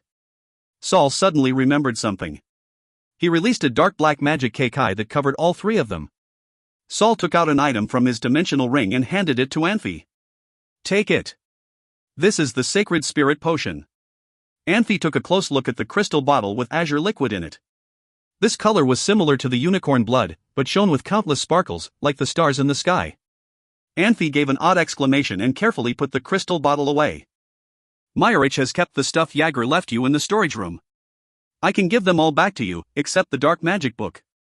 I will keep it for you, Saul said. Okay, Professor. Anfey smiled. Anfey had trust issues, but he did not doubt the intentions of Saul. Saul must have done it for Anfey's own good. You can ask everyone to come down. I have something to tell them, Saul said as he slowly leaned back in his chair. If you find any errors, ads pop-up, ads redirect, broken links, non-standard content, etc., please let us know. Report chapter so we can fix it as soon as possible. Chapter 316, Revenge. Chapter 316, Revenge. Translator, Nayabo Studio Editor, Nayabo Studio. In some situations, time would go by much faster than one would anticipate. Saul had summoned all of his students to have breakfast with him. He did not dismiss his students after breakfast. Instead, he patiently answered every question his students had for him, no matter how absurd the question was. Then he dismissed everyone and ordered them to go pack and prepare for the trip. They were scheduled to depart at noon, but as the time neared, Saul suddenly left to go to the palace. Naya knew her friends were about to leave and had grown depressed during breakfast. She had not appeared since. No one looked back as the carriages left Sacred City. Saul was not there and no one wanted to show their sadness, so there were no tears, but the atmosphere was very heavy. Saul purposely left because he did not want his students to grow even sadder. No one talked to Naya either, because they did not want her to grow more depressed. They did leave her letters and asked the old butler to give the letters to Naya later. Anfey waited for a few minutes for Saul to appear. After about 20 minutes, it was clear that Saul would not come. He knew what his friends were expecting, but he did not want to waste any time on the road. Everyone, he called and clapped his hands. Come on. We have to get to Lagan City by sundown today. He's right, Entos said. Come on, cheer up. Stop acting like moody little girls. What's wrong with girls? Doris asked. She poked her head out of her carriage and scowled. Entos smiled awkwardly. He wanted to cheer everyone up and forgot that there were women there. He did not mean to offend them, but his words could have easily been taken as an insult. Anfey turned to Ernest and said quietly, "You should stay here, sir. If something happens, you can help Master out. We are safe with Entos." "You're too naive," Ernest said, shaking his head. "The situation to the east is getting worse again. Shansa armies retreated in time to prevent mass casualties, and that combined with the 70,000 men Scarlet brought with her, Shansa Empire has the advantage. This was why Saul insisted on building a portal in Violet City. He wants to be prepared for the worst." "I know how difficult it is to build a new portal," Anfey said. "There are only a dozen cities with transmission portals. But the necromancers are a threat to all of us. Scarlet wouldn't open the war if she has a shred of sense left in her. Barry killed Victoria. Who knows what Scarlet would do if she saw him?" The sound of hooves caught up to the carriages. A dozen riders led by Black 11 stopped next to the carriages. "Armin! Where have you been?" Blavi asked. "You're all practically nobility," Black 11 said with a smile. "I don't have time to visit nobles." He jumped off of his horse and handed something to Anfey. Anfey accepted the document and quickly flipped through it. "Are you going with us?" Anfey asked. Black 11 nodded.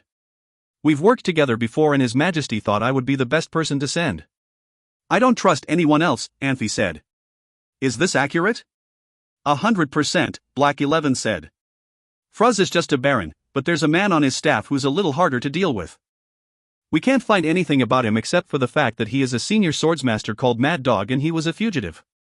He is Fruz's guardian swordsman, and as long as he holds that title, we can't do anything to him." Black 11 paused and frowned. "Fruz's uncle Rob is a senior swordsmaster as well. But he mostly keeps a low profile. He never joined any army or fought for glory. He refused the family title, which was why it was passed on to Fruz." "I don't care about his uncle," Anfey said. "I have some unsettled business with Fruz." "Business? What, does he owe you a favor or something?" Black 11 asked curiously. "You'll find out," Anfey said with a smile. He turned to his friends and clapped again. "Come on, guys. Let's go." After making sure everyone was safely in a carriage, Anfey turned to look for Susanna. As soon as he reached her carriage, however, he was stopped by Doris. "This one's already full," Doris said softly. "Can you look for another one?" "She's right," Susanna said. "Sorry," Anfey said. "I forgot." He turned to look for another carriage, slightly embarrassed. Christian poked out of a nearby carriage and waved at Anfey and Ernest. "Come here," Christian called. "We still have spots here." "I don't like carriages," Ernest said. "I'll stay out here." Anfey knew Ernest's habit and did not try to make him sit in a carriage. He sat down in Christian's carriage and waved at Black 11.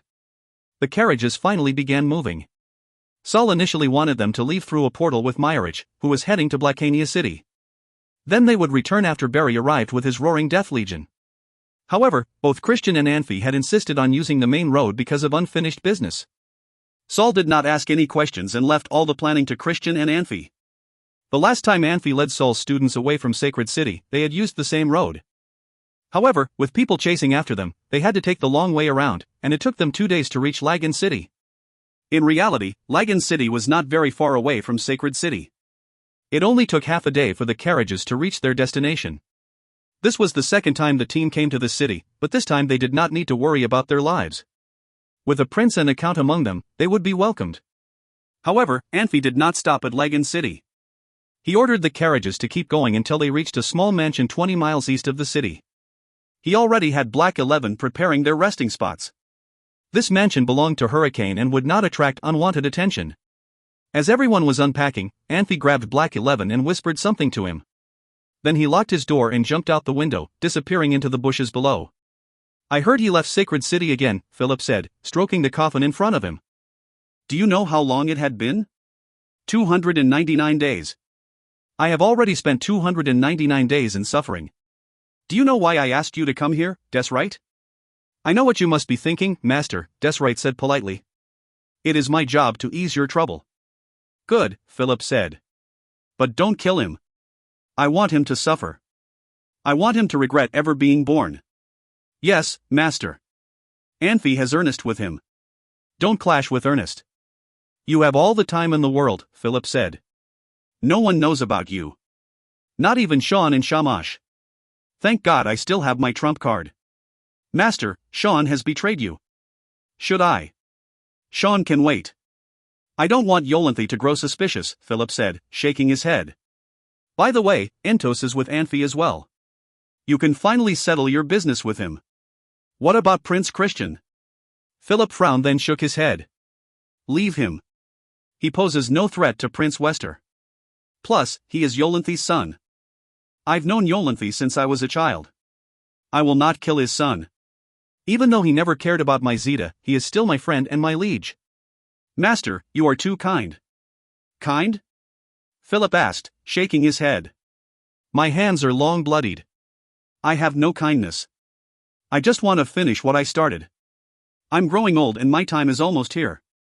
I cannot betray Yolanthe now. I don't have enough time to redeem myself. I see, Master. You're a swords master, that's right. Remember, don't swear fealty to anyone after I'm gone. You are your own and no one else's, Philip said. He lowered his gaze and sighed. I worked for Yolanthe my entire life. I have glory, wealth, power, but I do not have freedom. I do not even have the freedom to avenge my own grandson. Freedom is the most precious thing, but I came to this conclusion a little too late. If you find any errors, ads pop up, ads redirect, broken links, non-standard content, etc., please let us know. Report chapter so we can fix it as soon as possible. Chapter 317, Clean Up. Chapter 317, Clean Up. Translator, Nayabo Studio. Editor, Nayabo Studio. Anfey went around a big tree as quick as a ghost. Black 11 stood behind a tree, nervously looking around. Anfey told him to wait in the woods when he finished what he needed to handle. This wood was not as thick as a forest, but could cover a lot of things. He was not sure if Anfey could find him. As Black 11 was wondering if he should go back to the vineyard, Anfey had reached his hand out and patted him on the shoulder. Black 11 tensed up and put his hand on the shaft of his sword with a lightning speed. At the same time, Anfey brushed his hand on Black 11's elbow. Black 11 felt numb on his arm and lost control of his arm movements. The next moment he heard Anfey's voice, "It's me." "You scared me," Black 11 said quietly, trying not to display his shock. "Did people from Storm Mercenary Group leave?" Anfey asked. "The king asked people from Storm Mercenary Group to follow you only because he was worried something would happen to you. Please do not misunderstand him for that." "Anfey, you made my hand." Black 11 suddenly felt his arm return to normal before he could even finish his sentence. "Did you get a chance to pass on the message?" Anfey asked, frowning. "They both left, but I found a weird guy. He is definitely not our guy." "He did not know I noticed him," Black 11 said. "Not just one. I have found 5 of them," Anfey said. "How do you know?" Black 11 asked in surprise. Anfey smiled but did not answer Black 11. With his telepathy, all the branches, bushes, and grasses had been blowing hard. He could even feel their happiness and loyalty. In the plant world, he was a king without doubt. No one could enter the green world without notifying Anfey. Even when they could hide themselves very well, Anfey still could see their every facial expressions and moves as clearly as if they were right in front of him, even though they could be a few miles away. "You should go back to the vineyard to tell them to get ready to leave soon. They will leave immediately after seeing my signal," Anfey said. "What? We are not staying here tonight?" Black 11 asked. "If we are being watched like this every day, we could not do anything," Anfey said, shaking his head. "Tell Christian to take Susanna, Blavi, and Hagen in the south to the wood to wait for me. The rest of the legion will continue forward. I have talked to Master Barry. His cavalry will wait for us at the next stop. Tell Rizka that I am asking him to take good control of the legion. No one is allowed to leave the legion. At least, they cannot let anyone notice we have left the legion on our own." "How about Master Ernest and Master Entos?" Black 11 asked slowly. "Anfey, you guys will not be very safe without them. They should stay in the legion." "I will contact them once we settle things," Anfey said. "It seems that I cannot go with you," Black 11 said. Anfey smiled. "It is more convenient to a few people working on it. Otherwise we could easily be noticed and have more trouble. It would not hurt to have one more person go with you." Black 11 did not want to give up his goal of joining Anfey. His job was not only just helping and supporting Anfey, but also reporting everything about Anfey. If they were divided into 2 different teams, he would have no way to report anything. "Okay, stop it. I will contact you in a few days," Anfey said. "Anfey, you want to kill those few people, don't you?" Black 11 already could tell Anfey's intention from his eyes. Since they are not the king's people, I am not constrained by anything, Anfey said calmly. He turned around and ran to the woods with lightning speed. Black 11 stared, his eyes wide, to try to see where Anfey went, but two bushes shook and blocked his view. To the far east side of the vineyard, there were two people hiding on both sides of a trail with trees. They were about 50 yards apart. The vineyard only had one entrance and one exit. The wagon came in from the west, so it could only go out to the east according to the itinerary. Their job was to send magic signals when they saw the wagons ready to leave. To be honest, conducting surveillance was not an easy job. In addition to being alert all the time, they had no rest time. The hardest part of the job was to endure the loneliness. People in the wagon had gone to rest, but they had to continue watching them even though they knew they would not do anything until the next morning. They had rules and principles of doing surveillance, so they had to hold on tight tonight. A big guy with sideburns stuck his head out from the left side of the woods to take a look at the trail. He stepped back into the woods, bored. If he had a choice, he would not be on this job. However, what could he do if he did not have this job? Be a soldier? Or a mercenary? It would be more dangerous than this job, but with similar pay, especially those jobs that did not give him the power he wanted. A while ago, he met a beautiful woman and went crazy for her. After doing some research on her, he found out that the woman had married a merchant. He thought about it and came up a scheme. He secretly went into the merchant's house and hid a necromancer's item in his house. Later, when everyone was searching for necromancers, he reported that the merchant was one of the necromancers. He took people to the merchant's house to search. He found the necromancer's item he hid previously. The merchant was taken to the jail. He finally could enjoy his beautiful wife in bed. Soldiers and mercenaries would not be able to do what he did. Not possible. Once he finished this job, he would ask for a few days' leave. The big guy looked cunning. As he was thinking about having sex with that beautiful woman, he suddenly heard a slight noise to his left, about a dozen yards away. The big guy looked tense and quietly stuck his head out to check on it. Anfey put his arm on the guy's neck as swiftly as a snake. He held tight with one arm on the guy's neck. Even for those who were not assassins, like Anfey who had killed so many people, garroting and twisting the neck were skills even regular scouts would know. However, when Anfey put his arm on the guy's neck, he discovered a leather cover that was as hard as steel. Anfey had experienced so many dangerous incidents, his reactions had been trained well. Without pausing, Anfey jammed his knee into the big guy's lower back and pinned him tight against a tree. He put more strength on his arm. The knee to the back was so strong that it could break that big guy into halves. It was hard to calculate, but Anfey did it. The guy only had a chance to release combat power for a very short time. The combat power released like fireworks, disappearing almost immediately. The big guy's body was folded into an acute angle, the broken spine piercing through his stomach and the armor, sticking out of his body. His hand feebly scratched Anfey's thigh. Such attacks were nothing to Anfey. They were nothing more than a little girl's punches. Anfey looked cold and calm. The trees around him shook without any wind and made some noise to cover up what happened in the trees. The big guy on the other side of the trail squatted there, watching ants fighting. He quietly stood up. He did not hear anything unusual, but he sensed combat power surges even though they disappeared so quick that he thought they were just an illusion. This job had trained him to be very cautious. He quietly walked to the trail to check. Both ends seemed quiet. The big guy ran across the trail as fast as he could and then suddenly slowed down immediately. He slowly approached his fellow with a magic scroll in his hand. If he found anything unusual, he would just release the magic scroll and sent out the signal. A dark sword reflection passed in the grass. The sword reflection passed so fast, so dark at a weird angle that the big guy did not notice anything unusual and continued to walk forward. He felt cold on his wrist. He turned sideways and saw a hand falling on the grass. The hand on the grass had a magic scroll in it. A second sword light shot at the guy and swept through the back of his head. Blood splashed. As the blood pressure dropped quick, the lack of blood supply to the brain made that big guy lose his thinking ability.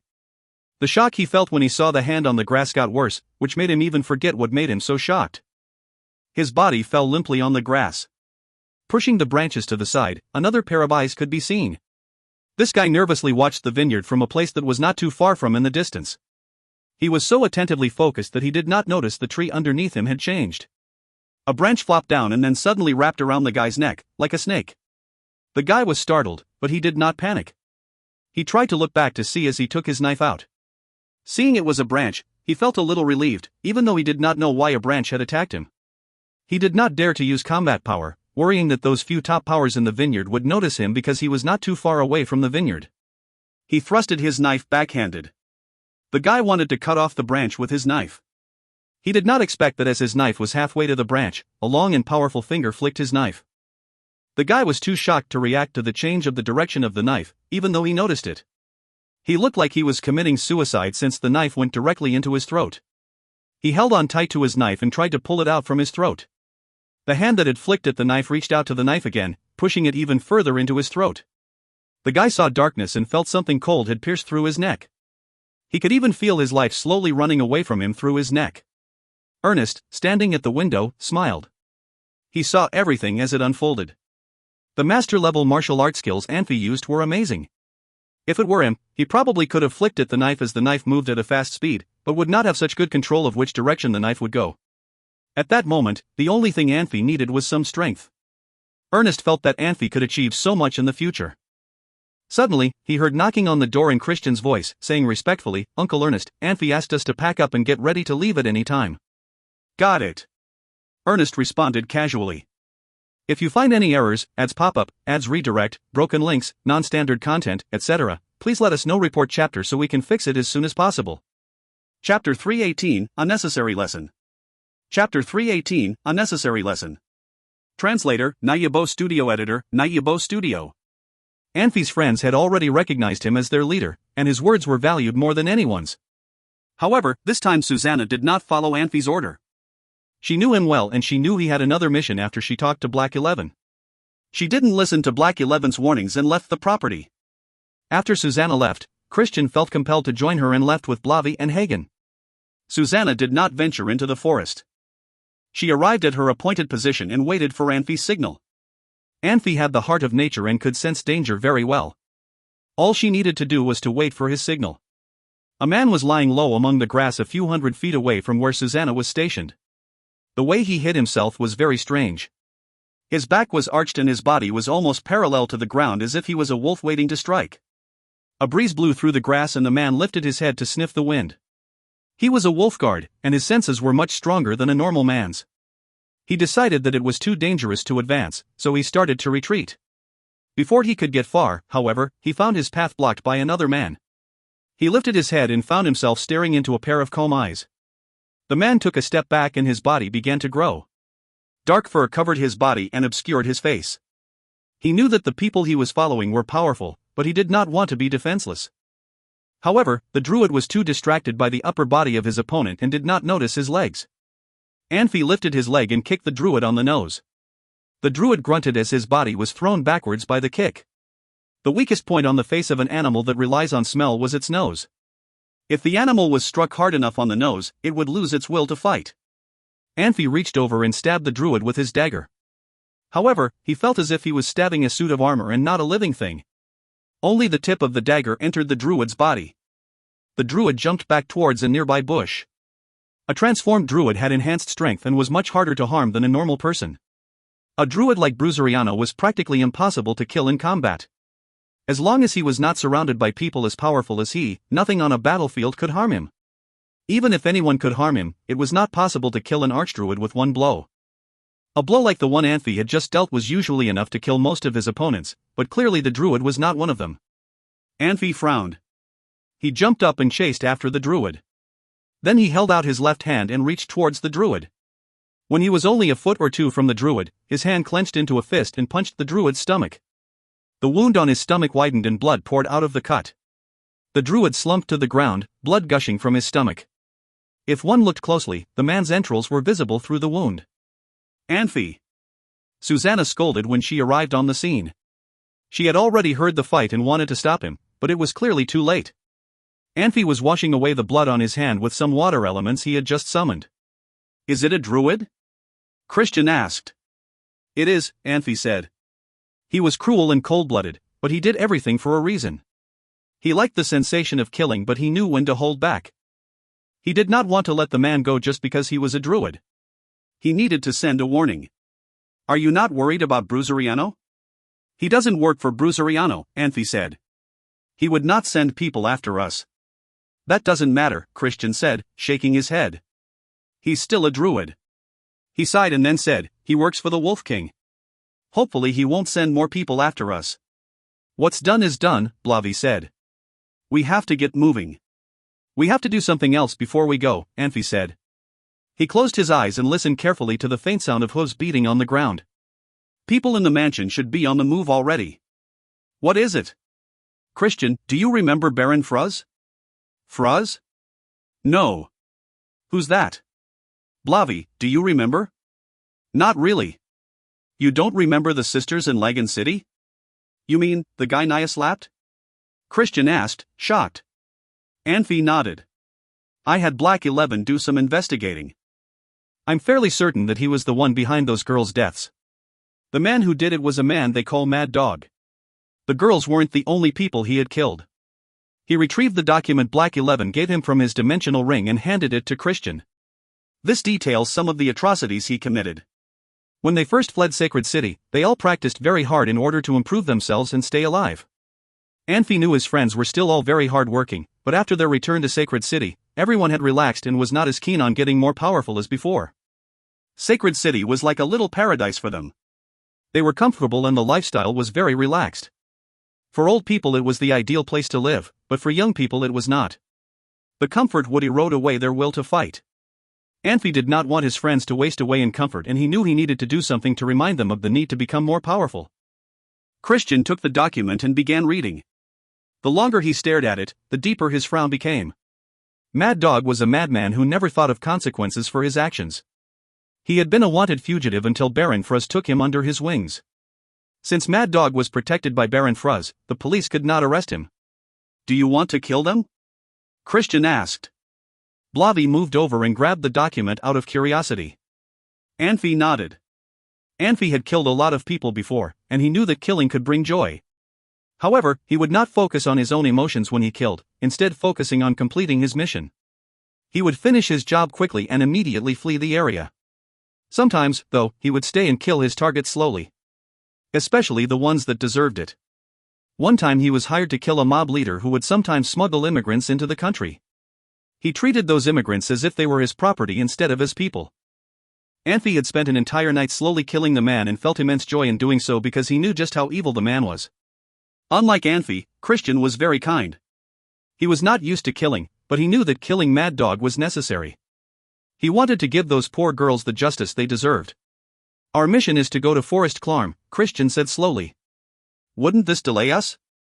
"It's up to you," Anfey said. "You're making this decision." Christian closed his eyes and recalled the horrific scene they had discovered. Before that, he had never imagined how horrible people could be. He had never witnessed real evil. Anfey remained quiet. Christian was very passive. Anfey did not make the decision because he wanted Christian to be more aggressive. Christian needed to learn how to be more decisive. His decision at that moment would dictate the fate of Baron Fruz and his men. If you find any errors, ads pop up, ads redirect, broken links, non-standard content, etc., please let us know. Report chapter so we can fix it as soon as possible. Chapter 319, Unlucky Swordsman. Chapter 319, Unlucky Swordsman. Translator, Nayabo Studio Editor, Nayabo Studio. Luckily, we did not have a conflict with them. They are senior swordsmen, Christian commented. He felt a little scared in the aftermath.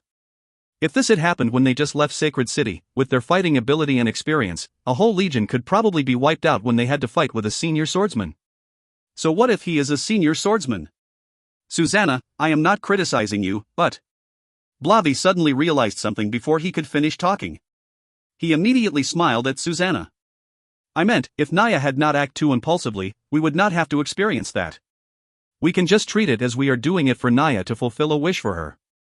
Christian, what do you think? Baron Fruz has notified Flame Crusaders about our itinerary, Anfey said quietly. If we are not ready for attacks, we could end up in serious trouble. Right now, the city master in Lagan City is really close with Flame Crusaders. Flame Crusaders was not a regular troop in the Empire. The members of the Flame Crusaders had many different skills. They were cavalry, swordsmen, mages, and even Knights of Light from Church of Light. They wore uniformed armor when they were called in for a battle, but the organization was nevertheless very loose. There were no rules or restrictions for the Flame Crusader members. It is said that they had the freedom to join or leave Flame Crusaders at their will. Nominally, there was no leader in Flame Crusaders, and no one really knew who the power was behind the scenes. Yolanthi let Flame Crusaders grow without any interference. Flame Crusaders used to have a free style. Flame Crusaders had a closer relationship with Prince Wester after Yolanthi claimed he was going to pick a qualified heir for his throne. Saul thought Philip must have his hand on Flame Crusaders.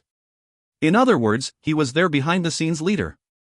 When Anfey's legion escaped from Sacred City, Flame Crusaders were active and passionate in chasing his legion, while Magic Union garrisons did not bother Anfey's legion much. If Anfey's legion thought Philip had nothing to do with Flame Crusaders, they were just kidding themselves. It looks like you all want to go to Lagan City. Then let's go, Christian sighed. As they were talking about Flame Crusaders, Baron Fruz had slowly walked out of his house. About 8 people dressed in swordsman uniforms followed closely after him. Crazy Dog was one of them. Except for his gloomy face, he did not look any different than the others. He did not wear a swordsman's badge, so he did not draw anyone's attention. Baron Fruz had a habit of walking around Lagan City along the main road after dinner every day. He liked this city. He knew someday he would take over the city. City Master was not a hereditary position, but his father had been the City Master of Lagan for over 20 years. He had his hand in everything in Lagan. If his dad wanted, he had the ability to have the city budget cut by more than half. In such a situation, it was better to have him to take over the City Master job. Other royalty in the Empire knew who controlled Lagan City anyway. No one would want to come to such a far-off place to look for trouble. Baron Fruz's habit was well known. After dinner became the quietest time in Lagan City. At that time, people changed their behavior a little after dinner. No one would have any conflict with others on the street. Even the troublemakers and gangs chose to put a hold on their activities during that time. Women who needed to go out would choose to walk around in the alleys to avoid the bright main street. Baron Fruz's daily patrol was almost finished. He walked around a street corner. If he walked straight ahead, he could reach his house. He felt regret inside.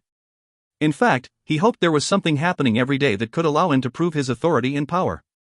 Unfortunately, not only did nothing happen, he barely saw anyone on the street. He felt he could not release his passion. Before Fruz could complete his sigh, Crazy Dog, who had blended in with the guards, suddenly looked up. At the same time, he started to run towards Fruz and knocked 2 swordsmen out of the way. He grabbed the startled Fruz as the sword in his right hand, covered in white combat power light, suddenly thrust forward. An arrow flew towards them. They heard a sharp whooshing sound coming, but the arrow was knocked away by the sword. It looked easy to knock away an arrow, but it was very, very hard to do. Sharp eyes, considerable experience, and short reaction time were all necessary. Of course, it was not a big deal for a senior swordsman like Crazy Dog. He stared at the person on a roof in the distance. Unexpectedly, the arrow actually was a magic arrow. The wind blade on the arrow was not affected by Crazy Dog's block. It flashed and went in Baron Fruz's thigh. Baron Fruz screamed in pain. He could not help falling to the ground. Crazy Dog did not think Baron Fruz could get hurt. He was shocked for a second and started to look fierce. Seeing his master getting hurt, he knew he most likely would get blamed for it later, when Baron Fruz asked them to take responsibility for this accident. He could not think too much at that moment. He held his arms open and rushed in front of Fruz. His combat power had been performed to the maximum. He walked straight at the shooter in the distance. The rest of the guards stayed with Fruz. They did not want to make their master mad either. Seeing Crazy Dog getting closer, the shooter did not seem to run away at all. The shooter casually pulled the bow. Crazy Dog could not help but feel worried. He had released his combat power to the maximum without holding anything back. Anyone could see he was a senior swordsman, but the shooter did not seem to care, nor had the intention to back off. Obviously, he had confidence to kill Crazy Dog. At that moment, Crazy Dog had no other option but to face the fight. He had enemies everywhere. If he made his master mad, he could end up having nowhere to go. Thinking of this, Crazy Dog roared as loud as a tsunami. He jumped high and raised his sword to thrust forward. A crescent-shaped sword radiance with many shadow tails shot out at the shooter's chest. At the same time, Crazy Dog slowed his rapid advance. He speculated that the shooter would not just be a shooter. He wished to make the shooter make moves once he used his sword radiance. Anfey let go of the bow. The arrow shot out fast.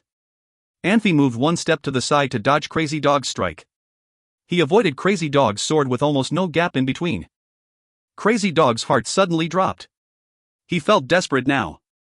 He had many risky moments in his life. If Anfey had avoided his sword in such a risky way, it showed that Anfey had amazing visual judgment and great confidence. If it were him, he would have moved a lot further away from the sword to feel safe. A powerful opponent. Crazy Dog immediately made a judgment. He waved his sword to hit away Anfey's arrow. Crazy Dog just let the wind blades hit against his combat power. To judge if a person was powerful, a person did not have to rely solely on combat power. Sometimes, one could tell from the way the opponent looked and behaved. Crazy Dog's name had crazy in it because he was so hot-tempered that nobody could understand him. When he was in a fight, especially with a powerful opponent who could make him very sharp, he did not look crazy at all. Crazy Dog paused for a second before he stepped onto the eaves. The tiles quickly turned to powder under his feet. He borrowed the momentum from it and rushed forward. The tip of the sword reflected bright and cold light and thrust towards Anfey's chest. This move meant to test Anfey instead of attacking him, because Anfey looked too calm. Crazy Dog had a different attitude this time than with his first strike. He did not dare to attack with full force. A person suddenly came up behind Anfey about 8 yards away. She shot high into the sky like a firework flag. She fiercely swooped at Crazy Dog while he had all his attention on Anfey. When he realized he was at a disadvantage, he forced himself to stop running. Luckily, he did not attack Anfey with full force. He immediately turned from attacking to retreating. He slightly raised his sword. He posed as if he was ready to defend himself. He had to take some of his attention from Anfey in case the two of them attacked him together. Two swords with the same radiance clashed together and made a huge clanging sound. The intense combat power stirred up the air currents around the swords. The air currents were clashing everywhere. Susanna jumped high and did a backflip. She landed firmly on the roof. Crazy Dog jumped off quickly. He still looked like he was in a disadvantaged position. However, Crazy Dog actually felt relieved. The eaves blocked his view and he did not see where Susanna jumped to, but that did not stop him from sensing where she was. Crazy Dog sensed that there was another mage in the dark and the swordswoman was more powerful than him. Putting all this together, Crazy Dog already wanted to escape. He did not think he had any chance to win this fight. If a person could save a situation, he would be a hero, but it never would be him. A firewall suddenly appeared when Crazy Dog was about 6 yards off the ground. The fire devoured Crazy Dog, but he was prepared for magic. With his combat power, the firewall could not hurt him. As he continued to fall, Crazy Dog stared at what was above him in case there were more attacks. Just as he expected, Susanna jumped off the roof and chased after him with her sword. Crazy Dog screamed loudly. As long as he could block this attack, he should be able to run to the alley nearby. He was familiar with the city so he could run in the small alleys. He did not think Anfey and Susanna would go after him unless they wanted to kill the whole garrison in the city. When his feet had just touched the ground, he felt something squishy and he kept falling down. Swamp magic? As soon as he realized this, Crazy Dog felt desperate right away. He could not figure out whether Anfey and Susanna wanted to kill Baron Fruz or him. If they wanted to kill Baron Fruz, they should not have spent so much effort dealing with him. If they wanted to him, why would they attack Baron Fruz first? He could not spare time to think about that question. He roared angrily, trying to jump out of the swamp. However, the more he struggled, the faster he fell.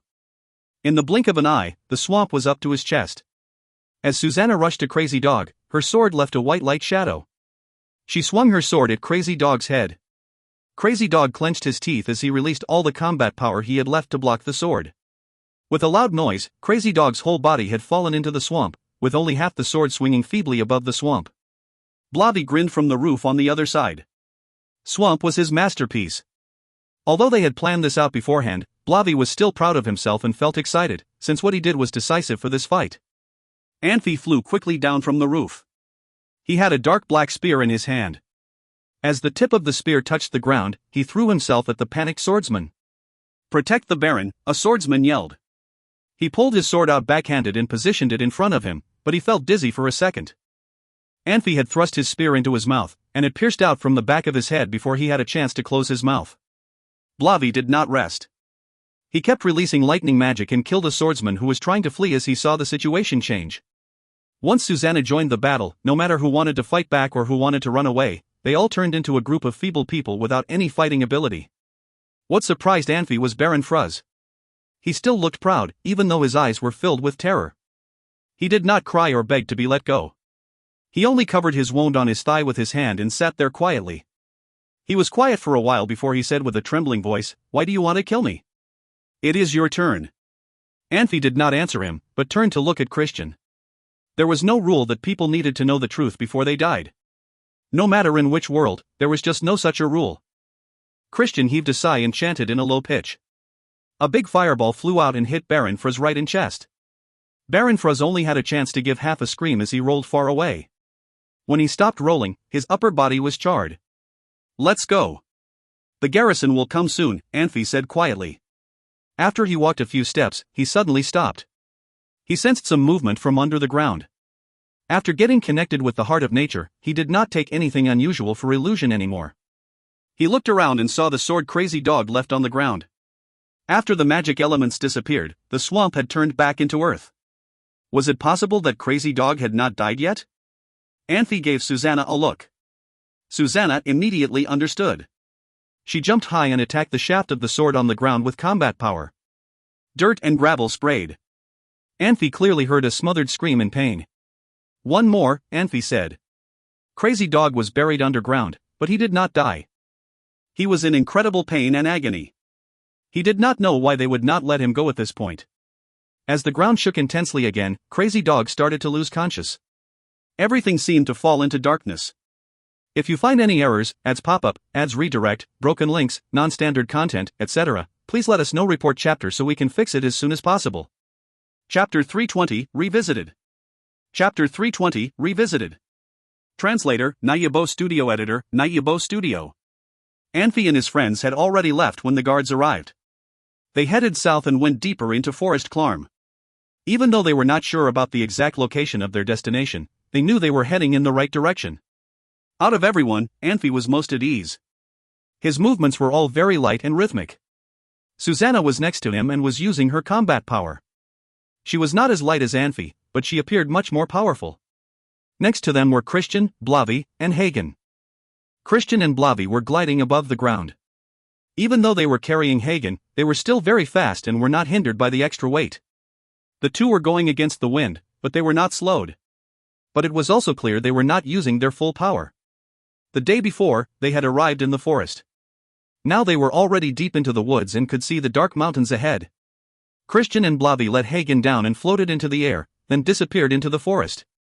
According to the plan, the two would look for the magic coordinates they left the day before. Anfey jumped onto a tree and gazed at the mountains. Perhaps because the heart of nature had sensed the forest, it had activated itself. Thousands of trees appeared then disappeared in front of Anfey's eyes. He did not know the exact area he had covered, but he could very easily sense the coordinates. It was more effective to just use the heart of nature to search for the coordinates. Can you call them back? Anfey asked Susanna. Susanna nodded and raised her sword. She released a sword radiance and made a loud whoosh.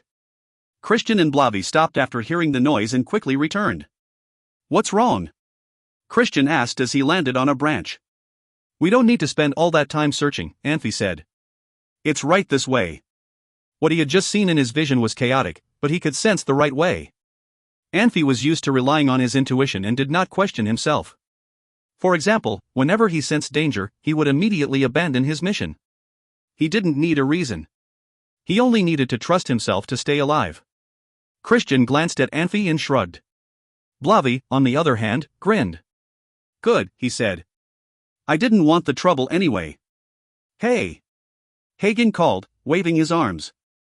I'm still down here. Are you going to pull me up or not? He thought he would have to hike through the forest and was relieved that Christian and Blavi were not going away. The five of them continued to travel through the forest. The sun slowly set behind the horizon, but the darkness did not hinder them. All five of them were wide awake and did not need to stop and rest. When the sky began to lighten, Anfey stopped and motioned his friends to stop as well. Anfey stood still to observe his surroundings for a few moments, then he suddenly jumped forward and landed on a small clearing. Christian and Blavi smiled when they saw the familiar clearing. Christian turned and whispered something to Blavi. Then he let go of Hagen and rose higher into the air. He could feel the magic coordinates, even though it was a bit late. Blavi frowned and chased after Anfey, with Hagen still on his back. When he caught up, he saw Anfey sitting next to a small pond, smiling. Susanna was blushing furiously and kicked Anfey on the arm. Blavi didn't know what had happened here to the two of them, nor did he care. Anfey! Blavi called. What is it? Christian's heading over there, Blavi said. I'm afraid. Of what? He will understand, Anfey said softly. Perhaps he already knows. Blavi sighed and shook his head. Good, he said. I don't want him to treat me any different. Neither do I, Anfey said.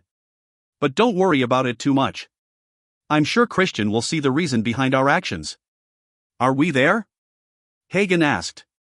His eyes were bloodshot and he sounded exhausted. Almost, Anfey said, nodding. Let's head over there right now. Susanna stood by the pond and stared at the water as if she could not hear the conversation around her. Susanna, Anfey called softly. He didn't want to excite her too much by recalling their first meeting. Susanna blinked and turned to him. We're leaving, Anfey said, placing a hand on her shoulder gently. Ever since they were married, Susanna had been more accepting of physical contact. She did not shy away from Anfey's touch. Susanna sighed and nodded. She fell in love with Anfey partly because of his intelligence, but his intelligence was not the whole reason. The events around their first encounter were very important, as well. Her past was a stone weighing her down. She endured cruel training, and her only purpose was to protect her father. The only thing that was hers was her dreams. Christian was a hard-working person. He was not a prince raised in luxury, and he knew the importance of working with his own hands. He had already cleared out a tunnel and entered the cave. When Anfey, Susanna, Blavi, and Hagen arrived, he was climbing out of the tunnel and gagging. This is it? Hagen asked. His exhaustion disappeared completely at the thought of seeing an element lock. Anfey nodded and snuck a glance at Christian. Hagen did not wait for any of his friends. He jogged towards the tunnel and disappeared. A few seconds later he reappeared, pinching his nose. What is in that cave? He asked, frowning. It stinks. Anfey smiled but did not say anything. When they were leaving, he and Blavi had killed all the remaining orcs. There were hundreds of bodies in that cave. No wonder it stunk. Christian? Blavi called nervously. Christian was a prince and a natural leader. Having two leaders on a team was rarely a good thing, but thankfully Christian and Anfey respected and trusted each other. However, for a follower like Blavi, it was best to be in the good favor of both leaders. If Christian disliked him, it could affect his future greatly. Christian took a deep breath and smiled at Blavi. I'm fine, he said. Don't worry. Then he raised his hand and summoned wind elements. Strong gusts of wind blew into the tunnel. Blavi hurried over and summoned wind elements as well. The two of them stood for a few seconds and cleared the foul air in the tunnel. Anfey walked over after they stopped and said, "Let's go." I'll go first, Blavi said eagerly. Anfey nodded. Be careful. Hagen, stay close to me. Anfey turned to look at Christian as Blavi disappeared into the tunnel. Christian smiled at him. Are you not surprised? Anfey asked. It's normal, Christian said with a shrug. I had a feeling. You don't look so well, though. You wouldn't look good either if you smelled what I smelled, Christian said, rolling his eyes. The air in there was putrid. I had to use a magic shield, or else there was no way I could breathe in there. I see, Anfey said. I'm glad you aren't disgusted by what we did. Don't worry, Christian said. As long as you had a reason, I will understand. Guys, you can come in now, Blavi said. His voice was muffled. The four of them climbed into the tunnel. Blavi was still blowing away the foul air and was advancing slowly. Christian summoned a few small fireballs to light the way. Since it was not their first time there, the group quickly found the cave with the chest. The mysterious chest was floating in midair and the chain of the element lock was glowing faintly. Hagen completely ignored the treasure in the cave, as if the chest was the only thing there. Anfey opened his dimensional ring and gathered up all the gold. Last time he was there, he had all of Saul's belongings with him. This time, Anfey was confident that he could take all the gold coins. After he had gathered about half of the coins, Anfey realized he could see the ground. In the corner of the room was a small black box that was previously obscured by the gold coins.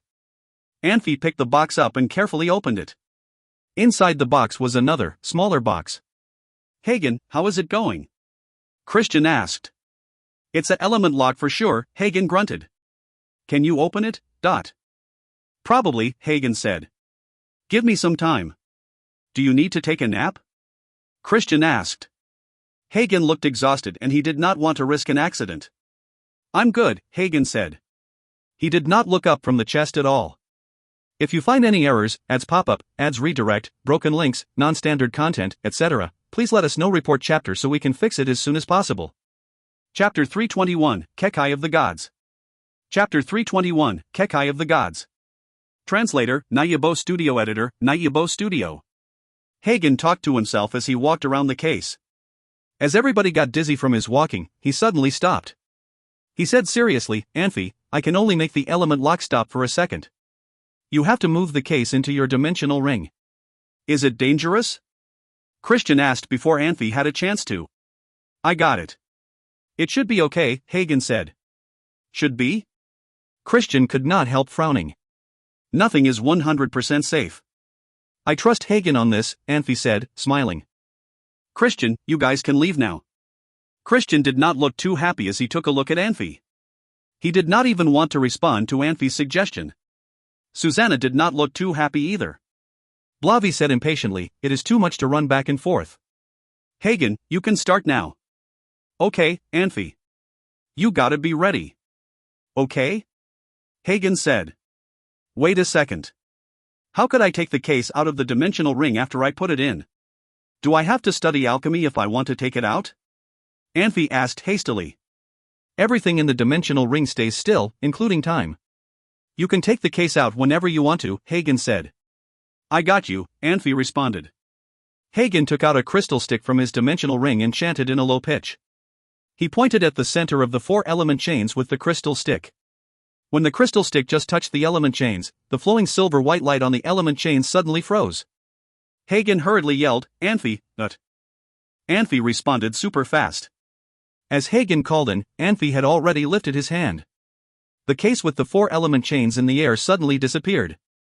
Anfey searched his dimensional ring with his telepathy. He found the case floating in his dimensional ring. The 4-element chains still had no lights on them. Hagen, wonderful job. Blavi was excited and patted Hagen's shoulder. It is nothing. I am the greatest alchemist. After seeing he had completed the difficult task, Hagen was so happy that he started to brag. Ha! Who is Master Jacob if you are the greatest alchemist? Christian teased. I am the future greatest alchemist. Master Jacob is the current greatest alchemist. Two totally different things, got it? Don't even talk if you do not know about it. Hagen tried to save his embarrassment. He turned around. Seeing the stuff in Anfey's hand, he asked in surprise, Anfey, what is in your hand? I do not know. A box, Anfey said. Open it, Hagen suggested. Anfey held his breath to try to sense if there were any element surges in the box. He carefully opened the box after he was sure there were none. He found a smaller box inside the box. Which F*** did this? Anfey did not know if he should laugh or cry. Open it. I do not think it is empty inside, Blavi said, walking over to Anfey. Anfey opened the smaller box and found a smaller box inside it. Anfey was usually more patient than most people, but after opening about 8 boxes, Anfey lost patience and did not care to check it before he opened the next one. When he grabbed the 9th box, he opened it quick. Hold on. Hagen suddenly yelled. What? Anfey was shocked for a second and looked up at Hagen. Don't move. Hagen carefully walked over and took the box from Anfey. He gently put the box on the floor and took out a small knife. He was prying something off the top of the box. There was a red gemstone on it, which did not look like anything special. Hagen tried to take the red gemstone off. After a while, with a sucking sound, he pried the red gemstone out. As Anfey took the red gemstone away from the box, a strong gust of red light spewed out and lit the whole chamber in red. Just as I thought. Hagen said, wiping the cold sweat off his forehead because he knew what could have happened. What is it? Anfey asked. Everyone else felt the intense waves of fire element surges. It was terrifying. It is the fire of hell, Hagen answered as he took out a magic chemical bottle. He took a drop of it on the crystal stick and slowly lowered the crystal stick into the box through the hole where the red gemstone was. After a while, he raised the crystal stick back up. There was a dark red magic crystal stuck to the bottom of the crystal stick. This is... Hagen could not believe what he saw. He rubbed his eyes hard and suddenly opened them wide. He stared at the dark red magic crystal. A supreme magic crystal would not have such strong element surges. What the hell is it? Christian looked enticed by it. If my guess is right, this should be the red dragon magic crystal. Hagen made his final judgment. Red dragon? Anfey and others gasped and asked at the same time. Anfey had some understanding of super creatures. Red dragon was one of them. However, dragons had been extinct on Pan continent for a long time. It was really confusing when they suddenly found a dragon magic crystal. If we did not come here, this magic crystal could have had fire of hell running for thousands of years, Hagen sighed softly. Super creatures are so powerful. If we triggered the fire of hell, what could have happened? Anfey asked in a low voice. Only Susanna would have some slim chance of surviving. The rest of us would definitely die, Christian said bitterly. So calculating. Anfey still looked calm, but he was pretty upset about it. The people who set this device up definitely took advantage of the weakness of human nature. No one would carefully check every box unless the person was a robot without any emotion. Anfey, here you go. Hagen passed the magic crystal to Anfey. Maybe because Hagen had been through terror and excitement for the past few minutes, he blattered out, "Take good care of it." I know. Anfey took the magic crystal. The magic crystal felt like a little oven in Anfey's hand. Anfey wondered if it was his illusion.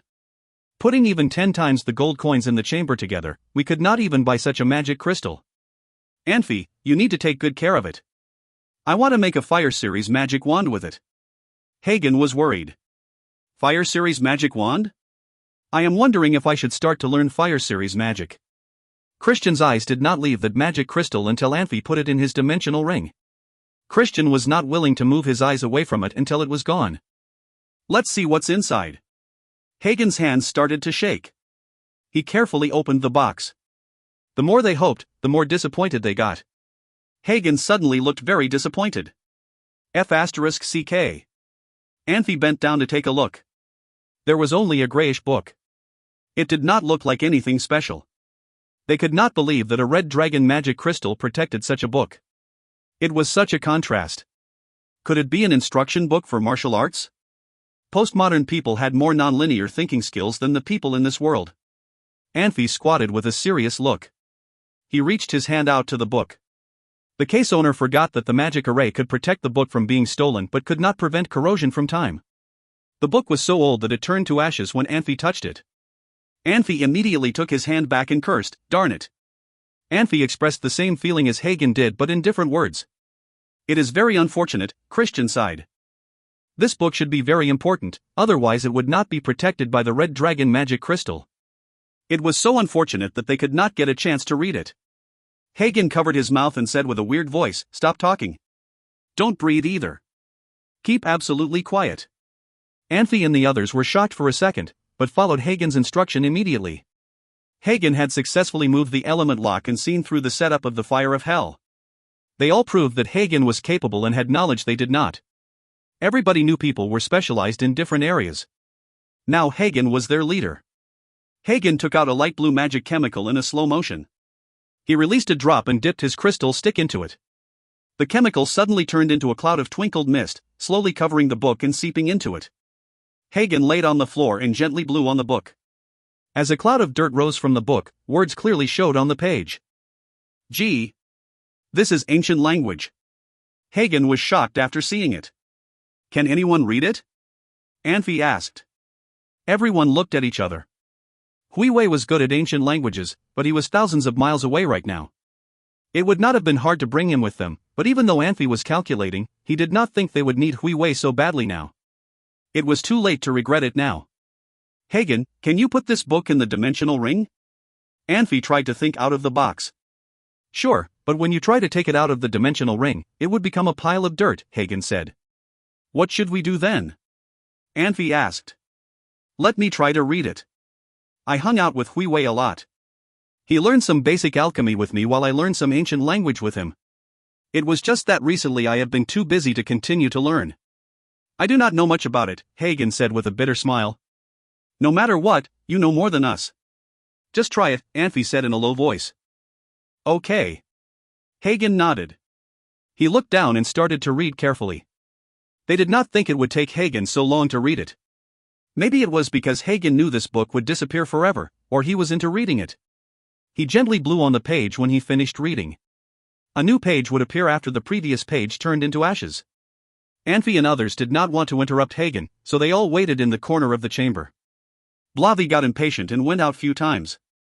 Every time he came back, he would tell everyone the time changes, it was getting dark, already dark, the moon had come out, and so forth. Without knowing how much time had passed, Hagen looked shocked after he blew at the page. He reached his hand into the box to search for something.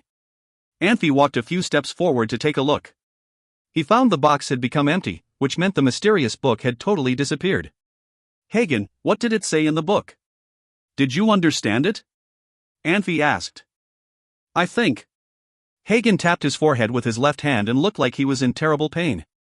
Hagen was so tired from the trip. Now it took so much out of him to read the book. He would have been lying if he said he was not tired. To be more specific, Hagen felt exhausted. No hurry. Do you want to rest a little bit? Anfey said quietly. Hagen shook his head and thought for a while before he slowly opened his eyes. Anfey, this book told stories about Kekai of the gods. Kekai of the gods? Christian was intrigued and walked over.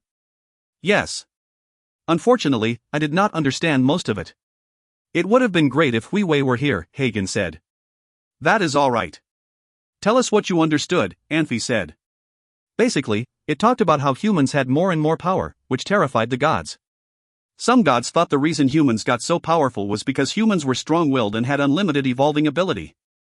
If they wanted to constrain humans in a certain area, they had to change their living conditions. What does it mean? Anfey asked. It seemed that everyone heard what Hagen said, but did not understand. It was the living conditions that made humans stronger. The conditions were so bad, there were gigantic dragons, behemoths, and other super creatures. To protect their living space, humans had to fight against these super creatures. At the same time, the magic and combat powers both got better in their fights.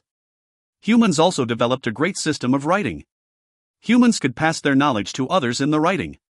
Hagen took a deep breath and said, compared with other races, dragons only had dragon language, orcs had really simple language, and elves' writing was way too complicated. Only human language was rich. One important reason humans could dominate the continent was they had more advanced cultures. Cultures? I think it was overstated. Christian said in shock. One's understanding of the world determined a person's point of view. Christian did not agree that powers had nothing to do with cultures. I do not know about it, but it said so in the book. Hagen forced a smile. With difficult living conditions, humans have tried really hard with their strong will and become stronger with unlimited evolving ability. Supreme powers appeared in humans and were a match with super creatures. Some of them almost had the chance to become gods. Continue, Anfey said. Gods thought they should not let this situation continue. In fact, the land we are on has been changed a lot by gods. All the super creatures and supreme powers survived after the war had scattered them to the corners of the world and kept them far away from this continent. Gods also set a gigantic Kekai to keep us on the continent. The end of the world we think is actually just the border of the Kekai. They provided us a wonderful space without any pressure. Storm Sea? Anfey suddenly thought about the conversation between merchants he heard at Tumon Commercial Union. It was said that there was an enormous storm sea in a faraway place. The waves could be as high as hundreds of yards. No one could pass there, not even top powers. That could be it, Hagen said. Do gods want to control humans this way? Anfey asked.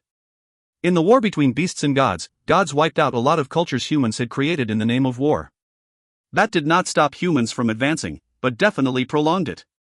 That war had taken so much out of the gods that they went back to sleep for a long time. When they woke up, the situation was not as bad as it should have been. Continue, Anfey encouraged. That's all I got. I did not understand the rest of it. The book said there were 3 holy items that allowed the Kekai to keep operating. However, I do not know which 3 holy items. Hagen shook his head. I wanted to memorize those words that seemed important and ask Hui Wei about it later. But reading so many pages, I do not even know which parts were important. Everybody was quiet. What Hagen told them was so sensational. However, as they recalled the theory Hui Wei had talked about before, the two were quite similar to each other. Christian, what do you think? Anfey asked slowly. I think it sounded a little ridiculous. Christian forced a smile. Most people thought gods were kind and sympathetic. When Christian heard the exact opposite, he could not take it. I think it was ridiculous. If gods hated humans so much, why didn't they just kill all of them? Blavi said. What does bread mean to you? Hagen asked. It is food, Blavi said, confused. The beliefs of humans are the food for gods. Even though humans made them worry, the power of belief that a large amount of humans provided to gods was far more than what elves and orcs could provide. They did not want to lose it. Do not forget, there are beasts besides gods that we are not familiar with. Gods need us to believe in them. Hagen started to rub his forehead. These were in the book. Do not ask me how I know about them.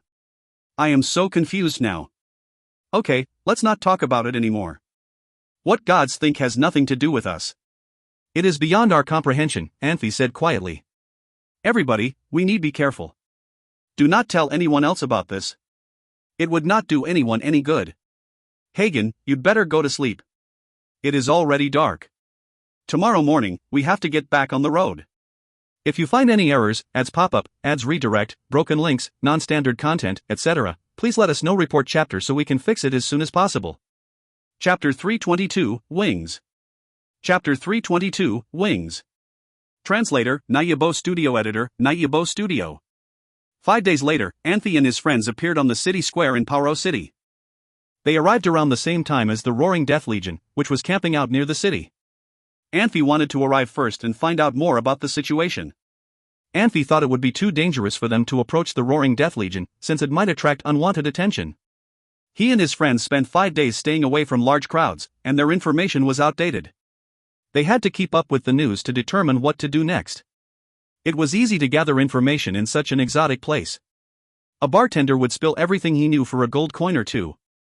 Merchants, travelers, and mercenaries not only had information but also were looking for information.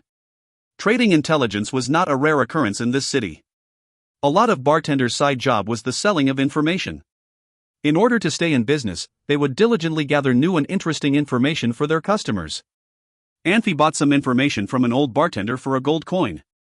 He learned that even though Manhwa Empire was relatively peaceful, other places were not. In Country of Mercenaries, Blurry Mercenary Group and Tiger of Tall Mercenary Group were at war. Storm Mercenary Group was not helping either side, nor was it officially neutral. Mercenaries from Storm Mercenary Group said that conflicts between mercenaries should be kept within the Country of Mercenaries, and that people from Shansa and Elizan Empire should leave immediately. This was an order, not a request. Storm Mercenary Group was clearly accusing Shansa Empire and Elizan Empire of causing this conflict. Another major mercenary group, Brothers Mercenary Group, remained oddly silent. This silence caused wild speculation about the group's involvement.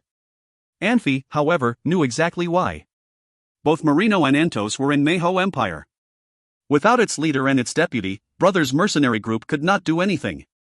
Another interesting bit of news was that Scarlet, Shansa Empire's new star, was charged with commanding all the armies along the Eastern Front. She forced armies of Manhwa Empire to take the defensive. The two empires' borders had similar geography, and the troubles they encountered were similar as well. Shansa Empire blocked the paths through the Transverse Mountains and surrounded Blacania City. This led to the failure of Mao Empire's defense along the mountains. After Shansa Empire's army retreated, Myarich attacked Shansa Empire's bridgehead along the border. The majority of Shansa Empire's army was in the Transverse Mountains and could not arrive in time to defend their bridge. Then Myarich ordered his men to attack almost a dozen cities in the area. Targeting civilians was wrong, but during war everything was fair game. Shansa Empire had attacked numerous cities during the war as well. However, Scarlet was able to regain the advantage over Myarich. After he had told them all the important news, the bartender smirked and began talking about a rich widow residing in the city. Apparently, he thought Christian was handsome enough to seduce the widow. Anfey listened with a smile and did not interrupt the bartender. He did not stop the man until Christian was visibly uncomfortable. "What are those men doing outside?" Anfey asked with a wave of his hand. "Are they here to arrest someone?" "No, my lord," the bartender said. "They're guards." "Guards?" "Yes," the bartender said. "Heard some important people are coming from Sacred City. Our city master is getting ready to welcome them. So we can't leave the city?" "They should be gone by sundown," the bartender said with a frown. "I see," Anfey said. "We're done, then. You can go tend to your other customers now." Anfey smiled at the bartender and tossed him another gold coin. The bartender caught the coin out of the air and bowed. "Have a good day then, my lords." As soon as the bartender left the room, Anfey glanced at Blavi and nodded. Blavi stood up and left. "Hagen, we're getting you out of here in a bit." "You should go look for Rizka," Anfey said. I'm sure General Barry has already made arrangements. No one will stop you. What about you guys? We're going to Violet City. Isn't that the same thing? We need to hurry, Anfey said, shaking his head. There are too many people traveling the road during the day. It's better at night. We can travel for days without stopping, but you can't. I don't want you to overwork yourself. Violet City isn't in danger, is it? Christian asked, concerned. I'm not worried about Violet City, Anfey said. Then. I'm worried about Moramach, Anfey said. You've all met Alice, but you don't know her. None of us really do. I left her in charge of Moramach because she has nowhere else to go, no one else to turn to. The only thing she could do was what was assigned to her. Now is different. Do you remember Kumaragosha? The Shansa general? Susanna asked. Yes, Anfey said. Kumaragosha became the scapegoat for a crime he did not commit. He didn't want to sit around and wait for his death, so he took his men and fought his way out of Shansa Empire. The last anyone heard from him, he was heading for Moramach. Anfey frowned, his fingers tapping the table. Whatever happened at Moramach, Alice won. Either she captured him or he is now working for her. Maybe she killed him, Christian suggested. Unlikely, Anfey said. People like Kumaragosha and Alice share a bond we cannot understand. Alice was a princess, she was loyal, but she was abandoned by her own family and traded like a brood mare. She wanted to run but was captured by slave runners who caused her friend's death. What must she be feeling then? Kumaragosha fought and risked his life for Shansa Empire, but he was slandered and marked as a traitor. He was clearly angry enough to fight his way out of Shansa Empire. What will happen if two traumatized people meet? I see, Christian said. They'll pity each other, trust each other, because they understand each other. Not just pitying and trusting, Anfey said with a sigh. Alice isn't just an innocent princess. She is calculating and manipulative. I can't even tell what kind of person she is. I know she despises the Shansa royal family, because she wanted me to know. If she didn't want me to know, well, I don't know. You mean, she is a cunning person? Susanna asked. Cunning is too broad a term, Anfey said. She's brilliant. I placed her in charge because I'm taking advantage of the fact that she has no one else to turn to. If she has nothing, she can't do anything no matter how brilliant she is. If Kumaragosha is working for her, he becomes her wings and her claws. I'm worried, I'm the city master of Violet City and Christian will one day become Duke of Swordberry, but it is not enough. Far from it. We are just entrusted with those lands. We are not masters of them, Anfey said quietly. If we make the wrong people our enemies, those lands can be easily taken away from us. Without our lands, we are nothing. We need to secure Moramach. I understand, Christian said quietly. Good. If we have Moramach, we can always go back to it and be mercenaries. If we can't do that, we will go into the Transverse Mountains. If we can't even stay in the mountains, we will go into the Forest of Death. No one will pursue us there. If you're so worried, why don't we just kill Kumaragosha? I thought of that, but now is not the time, Anfey said. Let's see what happens once we get to Moramach. Anfey, Blavi said as he walked into the room. The guards are gone. Good. Let's be on our way, then, Anfey said. Should I tell Rizka anything? Hagen asked hurriedly. Just tell him to keep an eye on everyone, Anfey said. But I'm not worried. As long as Ernest and Entos are there, I doubt anything will go wrong. If you find any errors, ads pop up, ads redirect, broken links, non-standard content, etc., please let us know. Report chapter so we can fix it as soon as possible. Chapter 323, A Mysterious Guest. Chapter 323, A Mysterious Guest. Translator, Nayabo Studio Editor, Nayabo Studio. Peace Festival was the day the whole Pan-continent celebrated their survival after war. It was the most important holiday. No matter how much people had suffered the previous year, they all hoped they would have a happy and safe new year. The third day after the Peace Festival, Anfey, Christian and a few others slowly walked into Violet City. They all looked tired except for Anfey, who still looked as fresh as usual. They worked out regularly, but traveling a couple of days at night really tired them out. As for Anfey, they did not see him as regular person. In fact, he liked the day and night reversed. The only thing he did not like was the nights here without lights and entertainment. People looked different than before. They all looked sort of excited. As the festival had approached, the sadness and sorrow had eased. Whether people liked it or not, the living would gradually forget the sadness and sorrow. Frankly, it showed the strong willpower of people. Anfey walked around to check out his residence. From a distance, the basic structure looked complete. He wanted to see what it was like inside. His Earl's residence seemed to have high security. Anfey only lingered a little bit and tried to peek inside a few times, but a few guards had already noticed him. Anfey immediately spurred on his horse and called Christian and few others to the end of the street. The garrison residence's security was not as high as the Earl's residence. There were only 4 guards at the gate. When Anfey left Violet City, there was no garrison. Patrols were in charge of the safety of the city. Governor Erder governed the city. These soldiers in the garrison all dressed neatly and looked professional. Anfey knew Erder had contributed a lot to it. Anfey jumped off the horse first and walked over with a smile. "Hi. Does Master Erder live here?" "Who are you?" one of the garrisons asked in the group that walked up to Anfey. "We are his old friends." "Could you let him know we are here?" Anfey said. "Old friends?" The garrisons looked at each other. The same garrison asked before others could. "The governor did not come back until midnight. He is still resting. If you want to see him, please come back in the evening." "Please, we are indeed Master Erder's friends," Anfey appealed, holding out his hand with 2 gold coins in it. The garrison's attention was drawn to the gold coins. To royalty, the gold coins were not a lot of money, but these garrisons' annual salaries were only a few gold coins. The 2 gold coins were enough for them to have a few days of luxury. "I am sorry. The governor did not come back from the Earl's residence until midnight. You do not look like you have something urgent. Please come back in the evening. Master Erder has worked very hard all day. Please let him rest a little more." The garrison sounded nicer. Please take them back. We do not need them." That garrison knew a person who could toss around 2 gold coins must be somebody significant. He did not want to offend Anfey. "Please. We have traveled a long distance. We wish to report to Master Erder." Anfey turned his hand. More than a dozen gold coins appeared. Those garrisons could not help staring at the coins. They lost themselves in the gold coins. Anfey smiled.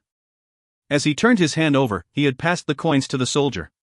However, as the first coin touched that soldier's palm, he pulled his hand back as he received a shock. He let the gold coins fall on the ground. "Why are you?" Anfey was shocked for a second. The soldier's eyes flashed a fierce look. He sounded like he was begging. "I am sorry, we cannot disturb the governor. If you have something urgent, you can tell me first." He did not want to offend someone who could easily toss 2 gold coins at him. Now he dared not offend Anfey, so he addressed Anfey with even more respect. Anfey looked at the gold coins at his feet. His lips curled into a smile. It was not hard to organize a garrison, but it was hard to train a highly qualified garrison unit. If he had wondered whether these soldiers were qualified or not, seeing a few of them gave Anfey an idea what the whole city garrison was like. It was not that they did not want gold coins, but they were able to control their desires. It was not easy for them. After hearing the soldiers talk about how hard Erder had worked, Anfey was quite satisfied with this garrison. When Anfey laid his eyes back on the garrisons, he looked like he was ready to kill someone. "Don't make it harder than it should be." "What do you mean?" The temperature seemed it dropped in the air. That soldier was alert and moved 1 step back. Anfey did not answer. He looked back and saw very few people on the street. The garrison residence was located at the very end of the street. No matter what he did, it would not draw others' attention. He walked straight ahead to the gate. The soldier's face suddenly changed. He pulled his sword out and pointed at Anfey's chest. He yelled, "Step back, or..." Before the soldier could even finish talking, Anfey had reached his hand out and grabbed the sword at his chest. He shook it upwards and then the soldier flew backwards. When the rest of soldiers saw their fellow get thrown so easily, they were smart and gave up the idea of stopping Anfey. 2 soldiers ran over to hold their fellow up while the other soldier ran inside of the garrison residence. He yelled as he ran. "Hurry up, send out an alert. Enemy, enemy. Shut up." A voice came from the distance. Erder showed up in the courtyard. He stared at Anfey, who had already walked in. He muttered something, but did not know what to say. If Anfey officially had arrived in Violet City, he should have received notice, and it would be easy. Now Anfey's appearance shocked him, and he was not sure whether Anfey wanted to let others know who he was. Christian and Susanna followed Anfey in. Blavi stayed behind to keep an eye on things outside. Anfey nodded at Erder and smiled. He knew what Erder's concerns were. Master, you are back, Erder said with respect. Those soldiers holding weapons in front of Erder were shocked. You probably did not think I would come, did you? Anfey asked. I knew you had left Sacred City, but did not think you would come so fast. Erder moved to the side. Master, come inside. It is more convenient to talk inside. Okay, Anfey said with a nod. He walked 2 steps forward, but suddenly stopped. Did you enroll these soldiers in the garrison? Yes. Erder was confused for a second. Master, did they offend you? They just did their jobs. They have done a good job. Erder, you have a good eye. Anfey smiled and strode into the living room. Master, these. A garrison asked timidly, pointing at the gold coins on the floor. Erder seemed to know what had happened when he saw the coins. He said in a low voice, You have done a good job. These are the rewards the Earl gave you. You can take them. The soldiers were shocked for a second before they cheered. They hurried to pick up the gold coins. The soldier who Anfey threw acted the fastest. Anfey did not mean to hurt him and he was fine. There were few people who were not greedy. The soldiers liked gold coins as much as others, but they knew what they could take and what they could not. Now they did not have to worry about picking them up. Where is City Master Araben? Anfey asked as he looked around. He is still resting. He has been overtired for the past few days. His condition was not stable and made me worry about him. Erder sighed and closed the door behind him. Then don't bother him. Anfey took a seat. Master, did you get rich recently? Erder asked. That's correct, Anfey said, laughing. I was wondering why Master was so generous, Erder said with a smile. Master, can you help me a little? I need to build an Earl's residence and enroll more soldiers in the garrison.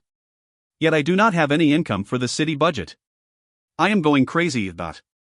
You look quite happy, and you do not look like you are forced to do anything, Anfey said. That was because General Winkler helped me. He asked his supervisor to spare me some money from the budget in Shansha Empire, otherwise the construction of the Earl's residence construction would have stopped a long time ago. General Winkler? Anfey wondered. Didn't General Meyerich tell you? Before he departed, he left a unit of palace guards in Violet City. General Winkler was their commander, Erder said. Oh, I remember now. Anfey nodded. Meyerich had talked about it with him, but did not tell him the name of the commander. Anfey thought Erder had really good diplomatic skills and had connected with Blacania City. It made sense that Meyerich's people helped him. Master, the reason you secretly came back to Violet City was... Erder said. Just to check on it. Anfey was quiet for a second, then continued, Erder, did Marquis Joser do anything recently? I heard he had a very special and mysterious guest at his house. Marquis Joser treated him with great respect, but that guest seemed to suddenly disappear. I have sent people to check on the guest, but... Erder shook his head with a bitter smile. It was obvious he did not find anything. Anfey smiled. He knew the mysterious guest was our alchemist Jacob. Because of the opportunity of creating a potion, Jacob had gone to Sacred City. He was good at acting. He did not act too close to Saul, nor too aloof towards him. His acting at Anfey's wedding was genius. His wedding gift was a bottle of aphrodisiac. Anfey knew Jacob was joking, but to others, it seemed insulting when he gave a young groom a bottle of aphrodisiac. As an alchemist, he could totally have created a wonderful gift. What could such a small gift like an aphrodisiac mean? If you find any errors, ads pop up, ads redirect, broken links, non-standard content, etc., please let us know. Report chapter so we can fix it as soon as possible. Chapter 324, Change in Power. Chapter 324, Change in Power. Translator, Nayabo Studio Editor, Nayabo Studio. Erder spoke for a long time about what had happened in Violet City during Anfey's absence. One thing in particular perked Anfey's interest. Erder seemed very excited when talking about the military situation in the city. There was a law limiting the amount of soldiers a count could have at 1,000. However, Erder pointed out several times that 1,000 guards were far from enough. He wanted to increase the defenses of Violet City and increase the number of guards to over 10,000. Anfey thought that this was Araben's idea, but as the conversation went on, he realized that most of residents of the city agreed. Residents had lost faith in official armies and wanted to protect themselves. They thought that if they faced another invasion, a militia would be more effective. Erder prepared a simple dinner feast to welcome Anfey and his friends back. After hearing of their return, Araben made an appearance, despite warnings from his doctors. He was in even worse shape than the last time Anfey had seen him, but he looked happy and did not seem to mind his disability. Arabin glanced at Erder several times during the feast, but Erder seemed very uncertain. Seeing this, Anfey laid down his fork and turned to Erder. "What's going on?" he asked. "Is something troubling you?" "Not troubling me personally," Erder said with a sigh. "As you know, my lord, a lot of nobles here fled before the arrival of Shansa army. Now that the war's over, a lot of them are coming back. Are they giving you a hard time?" "No, we keep things civilized, but..." Erder's voice trailed off and he sighed. "It's their attitude towards the commoners. Like Viscount David. When he left, he only took part of his fortune with him. After the Shansa army occupied the city, the brothers from the Deng family organized a militia to fight against the enemies. Unfortunately, they were not strong enough to fight against actual soldiers. They sought refuge in Viscount David's mansion. The Shansa soldiers decided to set fire to the mansion to kill them. What then? The Viscount was very angry about the destruction of his home. He thought that it was destroyed due to the brothers' stupidity and defiance and demanded compensation from the family. But the only ones left from that family were the old and the young. He forced everyone in the family into slavery to repay him. This event has caused conflict. Bastard, Blavi spat. "It's true," Erder said, shaking his head. "But I can't do anything. The brothers' action caused the damage to the Viscount's belongings, but we cannot openly denounce their acts, either. Did the people not do anything?" "They do not care," Erder said with a sigh. "There wasn't anyone who was willing to act against their own noble class." Arabin clearly relaxed after Erder told the story. He was waiting for Anfey to make a decision. Perhaps he was trying to test Anfey's ability. "Christian, what do you think?" Anfey asked. "Erder's right," Christian said. "This is too difficult. Nobles have the right to defend their belongings. If you do anything to Viscount David, you are risking offense to the entire noble class. They will team up against you." "The all nobles are doing what Viscount David did too," Erder said. "They are trying to find scapegoats to take the blame for destruction of their property. They are supported by Marquis Joser." Erder was trying to tell Anfey that the Marquis was trying to team up with these nobles. Anfey had to make a fast decision, or else his position would be threatened. "What's the nobility's attitude?" Christian asked. He knew very well how influential those nobles could be. "They somehow know about the conflict between the Marquis and Lord Anfey, so a lot of them have not declared a clear allegiance yet." "Sneaky bastards," Blavi snorted and rolled his eyes. "As long as you don't act out of line, the nobility will not side with the Marquis," Arabin said. "Even though the title of Marquis sounds important, the city master is the rightful lord of the city. They know this well." "Let's not talk about this anymore tonight," Anfey said. "I'll take care of this later." Erder frowned. "My lord. Don't worry. I will take care of this. I am, after all, the rightful lord of this city," Anfey said. He stood up slowly and said, "I'm going to take a stroll. You guys should all go to bed." "This city is heavily guarded right now," Erder said. "There may be trouble." "I'll come with you." "All right," Anfey said, nodding. "Don't be out too late," Susanna said. "I won't." The hall was very warm, but it was still winter outside. Anfey shuddered in the cold wind and glanced up at the stars. If it had been some other man, maybe he would have neglected the nobility and fought for power. However, the three brothers from the Deng family were heroes. He would give their family justice. He was not a politician and disliked power struggles. He would not take the nobility's side. "My lord," Erder called. "How is the exploration of the labyrinth going? Do you want to go look at it, my lord? The guards there are all soldiers from the patrols, so their loyalty shouldn't be a concern. None of them know much about what is under them." "All right," Anfey said. "The labyrinth is full of magic arrays." "I'm not a mage and I only have one way to solve the problem," Erder said. "What is it?" "Sending people down there."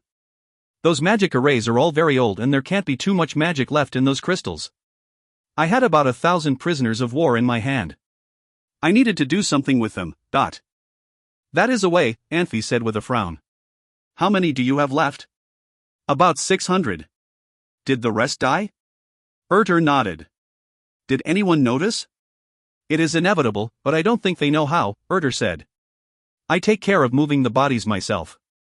Only a few of my closest guards know about this." "I hope you're not overworking yourself," Anfey said. "It's nothing. I've had worse," Erder said with a smile. My lord, get ready. The air down there is very bad. Did you find anything down there? No. We already explored the entire first level, but I can't get down to the second. There's a second level? Yes, Erder said. None of us expected it. This is too interesting. I am certain that whatever we find down there, we will not be disappointed. It seems like we need help. My lord, we need mages. Mages will quicken this process by a lot. Alchemists will be even better. I will assign them to help you starting tomorrow, Anfey said. He suddenly stopped and frowned. Are we going the right way? We are, Erder said. Follow me, my lord. I want to show you something. If you find any errors, ads pop-up, ads redirect, broken links, non-standard content, etc., please let us know. Report chapter so we can fix it as soon as possible. Chapter 325, started. Chapter 325, started. Translator, Nayabo Studio Editor, Nayabo Studio. Passing the crossing ahead of them and make a turn, they would be able to get to the Earl's residence, but Erder led Anfey in the opposite direction. They walked to a regular house and knocked on the door. There was a rhythm to Erder's knocking. Without giving it too much thought, Anfey knew Erder was sending a signal, since he had so much experience in it. A roughly 60-year-old old man opened the door. Seeing Anfey behind Erder, he looked surprised, but calmed down quickly. He stepped to the side to make a path for them. As Anfey followed Erder into the yard, the door quietly closed. Magic surges radiated from the old man. Over a dozen of people came from all directions like ghosts. Some of them held swords while others had drawn their bows and targeted Anfey. Anfey raised an eyebrow. He trusted Erder and knew these people were his people, but he did not feel comfortable when about 8 people pointed arrows at him from a short distance, especially when he saw they all looked extremely nervous. If he made any moves, those arrows might shoot at him. Let me introduce you.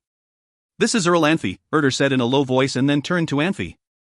Master, please do not take it personally. I have sent out signals to them, but they were worried that I was caught and threatened by others and looked a little too nervous about it. I have never brought anyone here before. That's okay, Anfey replied.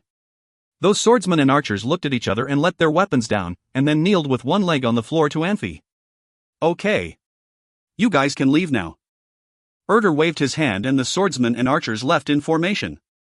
They disappeared into the pitch dark in the blink of an eye. Anfey cleared his throat and said in a low voice, Erder, did you recruit them too? The swordsmen and archers were trained well. Their movements were so well coordinated that Anfey was surprised Erder could have trained them so well in such a short time. No, they were the bodyguards of Araben. He said he would submit his resignation letter to you when came you back. He did not feel he had the need to keep these bodyguards anymore, so he asked me to be in charge of them, Erder said. Bodyguards? Then when Shansa Empire took over Violet City. Anfey said. When Master Araben got the news that Shansa Empire had invaded Violet City, he said everyone could leave, but not him. Master Araben had dedicated his whole life to serving the Empire. He did not want to be charged or make a bad name for himself and become a joke for others when he was about to leave his position, Erder said as he pushed a bedroom door open. These bodyguards have followed Master Araben for many years. Master Araben did not want them to die for nothing. He asked them to send a top-secret memo to Blacania City. In fact, that memo was in order to ask them to stay and fight for Blacania City. By the time they found out that situation in Blacania was getting bad, the city already had been surrounded by the Shansa Empire military. How many of them in total? Anfey heaved a sigh. There are a little over 40 of them left, Erder said. Left? Are you saying? Anfey asked. There used to be over 80 of them. Some of them stayed in Violet City. They died to protect Master Araben. Many of the ones in Blacania City died in the battle, Erder said sadly. Master, they have not attained high levels of fighting, but are very experienced. When Blacania City was in the battle, those guards did a lot to help defend the city. It is a waste to have them on watch in this house, Anfey said. I have no other options. I cannot find others I trust. Erder walked to the bed. He gave a little push on the queen-sized bed, it opened. A big black hole with barely visible stairs showed. Master, please follow me. He stepped down the hole first. The tunnel was narrow, but wide enough for one person to walk straight. It was high enough that Anfey did not have to bend over while he walked. Erder reached his hands out and searched along the wall. A small light appeared. Master, I cannot afford forever-lasting magic light. I had to set up a simple light magic array, so be careful. My vision is better than you think. Anfey smiled. Erder, would this tunnel lead us to the maze? I planned that way, Erder said, shaking his head, but the walls of the maze were built with pieces of steel rock. Steel rock and elements can fuse well. It is also a good material for a magic array. The texture of the steel rock was hard and very difficult to pierce through. There was a time that they made too much noise. The patrols above noticed something. They sent people to let me know about it while they dug a few holes and buried big buckets in them to listen to the noise underground. I did not know how to explain it to them. I had to change the plan to dig the tunnel in the basement of the Earl's residence. As they were talking, they walked about 100 yards. There was a wall in front of them and the tunnel had a 90-degree turn. Erder stood in front of the wall and flicked on it. The wall made a clear steel sound. Master, look, this is steel rock. Anfey walked closer to the wall and took a closer look. Is steel rock rare? It is not rare, but expensive, Erder said. Master, after working on the tunnel for a few days, I had a new idea. What idea? Anfey asked. We cannot let what happened before happen again, so I am thinking of digging a tunnel that could lead to the outside of the city. If we are in danger, we could escape from the tunnel. Erder looked a little awkward. I know this sounds very selfish, because the civilians would not have any chance to use it. They do not even know about this tunnel, but it does not need to be so complicated. Violet City is going to have its own magic array soon, Anfey said. Really? Erder looked surprised and excited. Would Parliament pass it? We do not need them pass it. We are going to use our own magic crystals. We will have our professor help us in the palace so no one can stop us, Anfey said with a smile. Great. Erder paused for a second. But, Master, I think we still need a tunnel, just in case. In addition, we have more than 600 captives. It would be a waste to keep them for nothing, since they are eating our food. Did captives build the tunnel? Anfey asked. Yes, Erder said slowly. Master, I know what you are thinking. Those captives are doomed. They would not be able to make it outside of the tunnel. I promise you this secret is not going to leak out. Okay. I trust you. This was already the second time that Anfey gave Erder such a comment. Erder stood next to a crystal ball. He held his hand above it and moved his hand a little. The crystal ball lit up with an image of a room in it. Because of the dim light, the room looked gloomy. Erder took a look before he pushed the stone door in front of him open. Master, this is your basement. It was just built. It is not very big.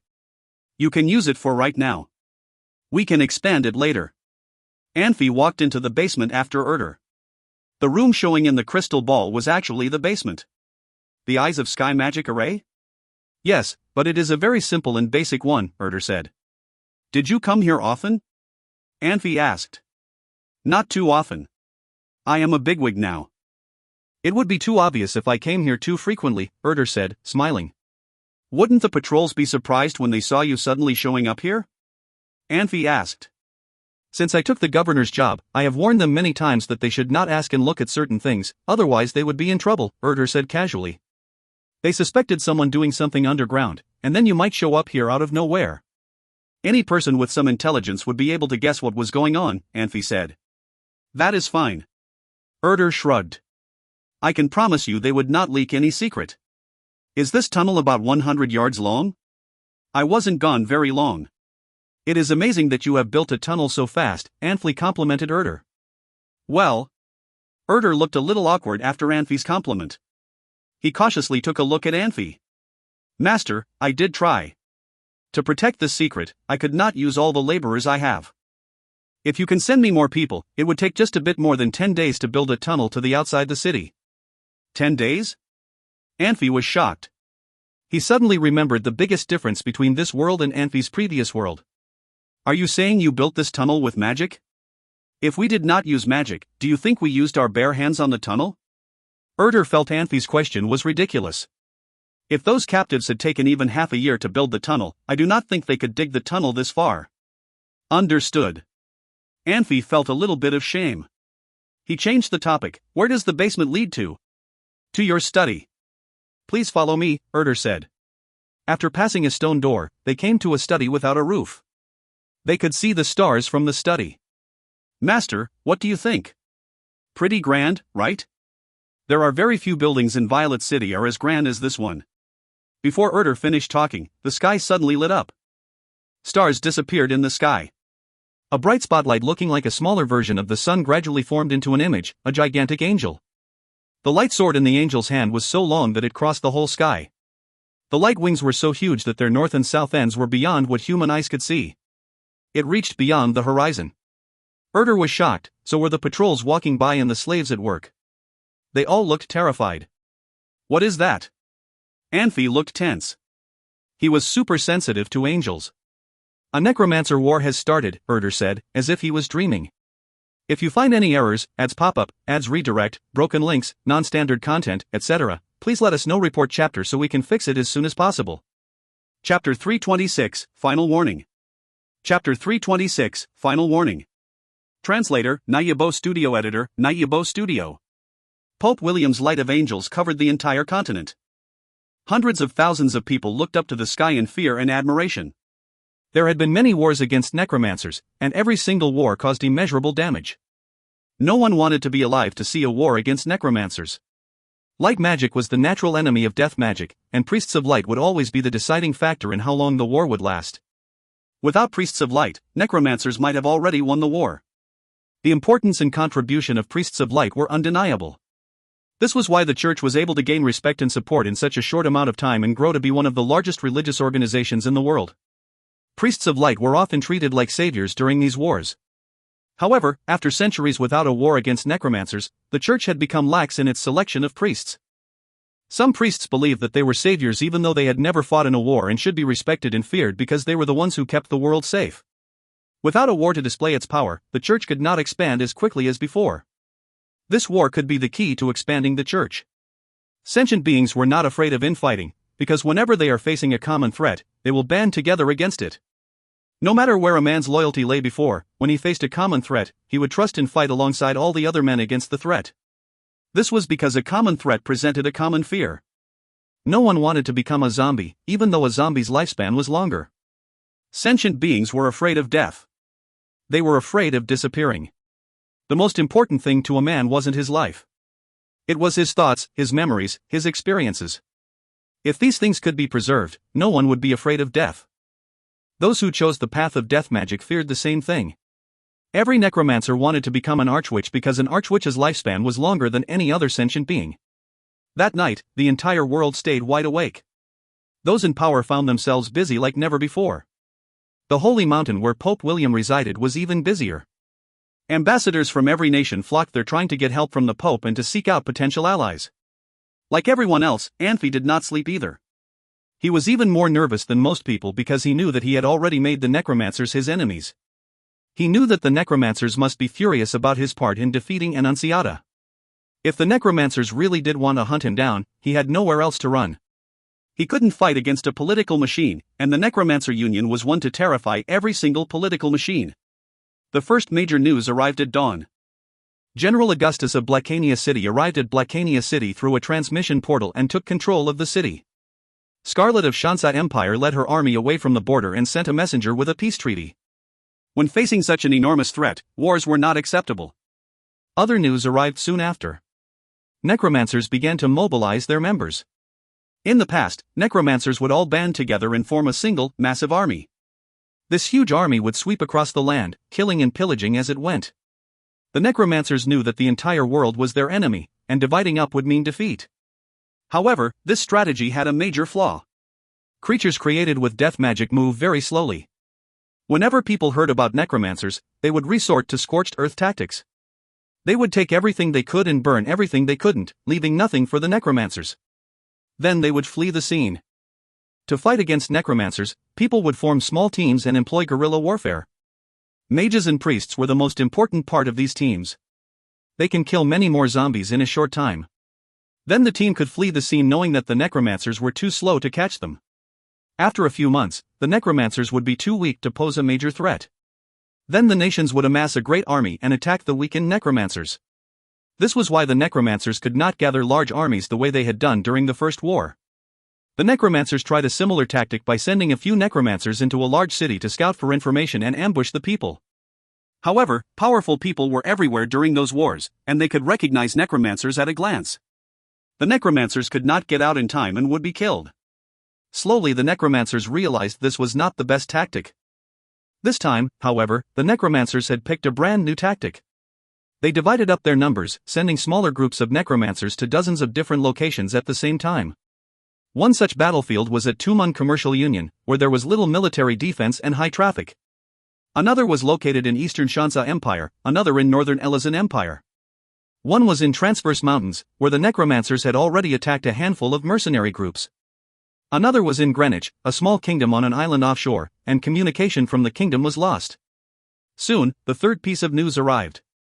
Yolanthi had ordered the release of Shansa soldiers. Shansa Empire had already paid reparations and hadn't caused that much damage. Manhwa Empire had been delaying the release of prisoners, but now it could delay no longer. This order made the situation in Violet City more difficult. Anfey and were still in the middle of exploring the labyrinth. They couldn't send their own people into the labyrinth to die. More news arrived at noon.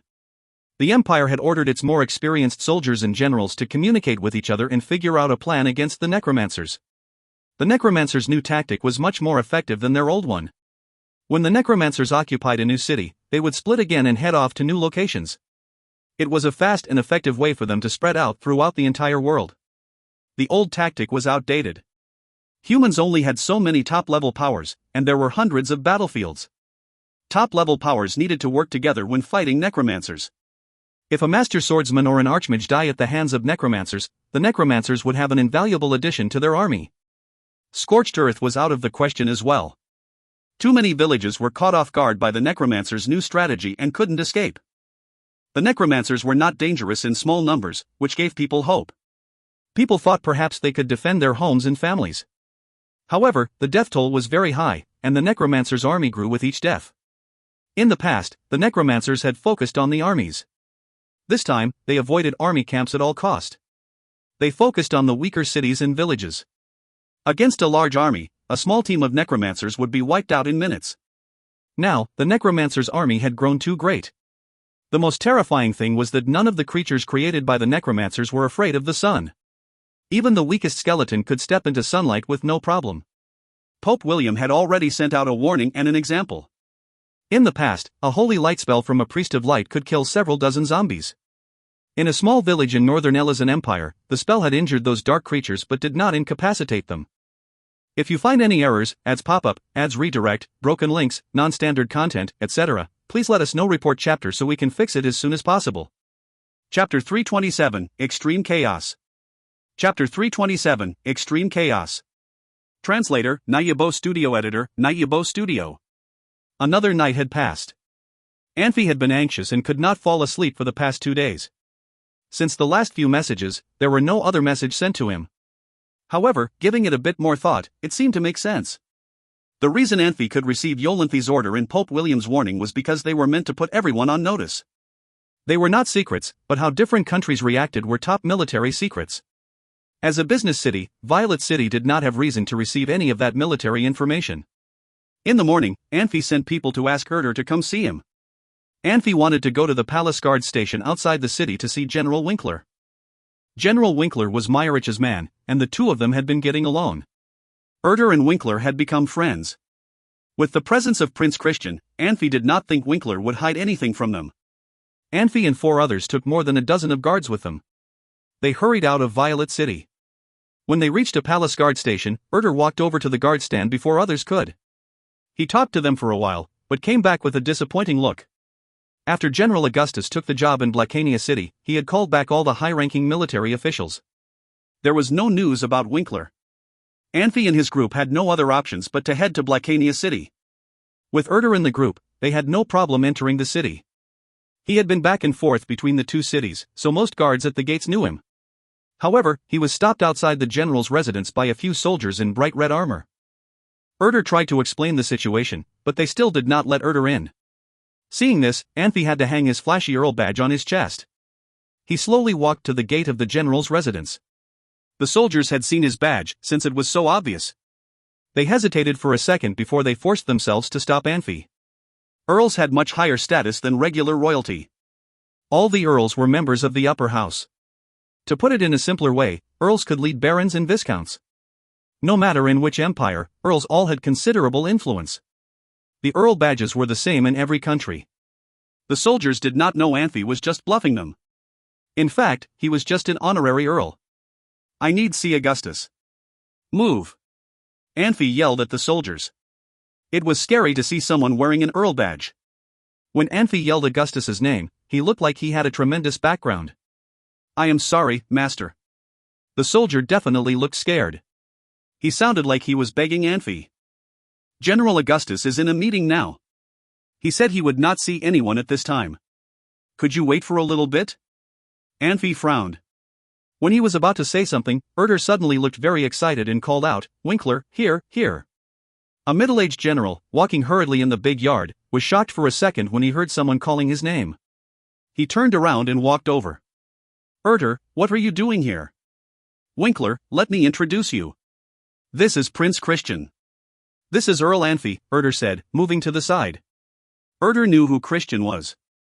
For the past few days, he had pretended that he did not know, because he had some concerns about it. He had claimed his loyalty to Anfey.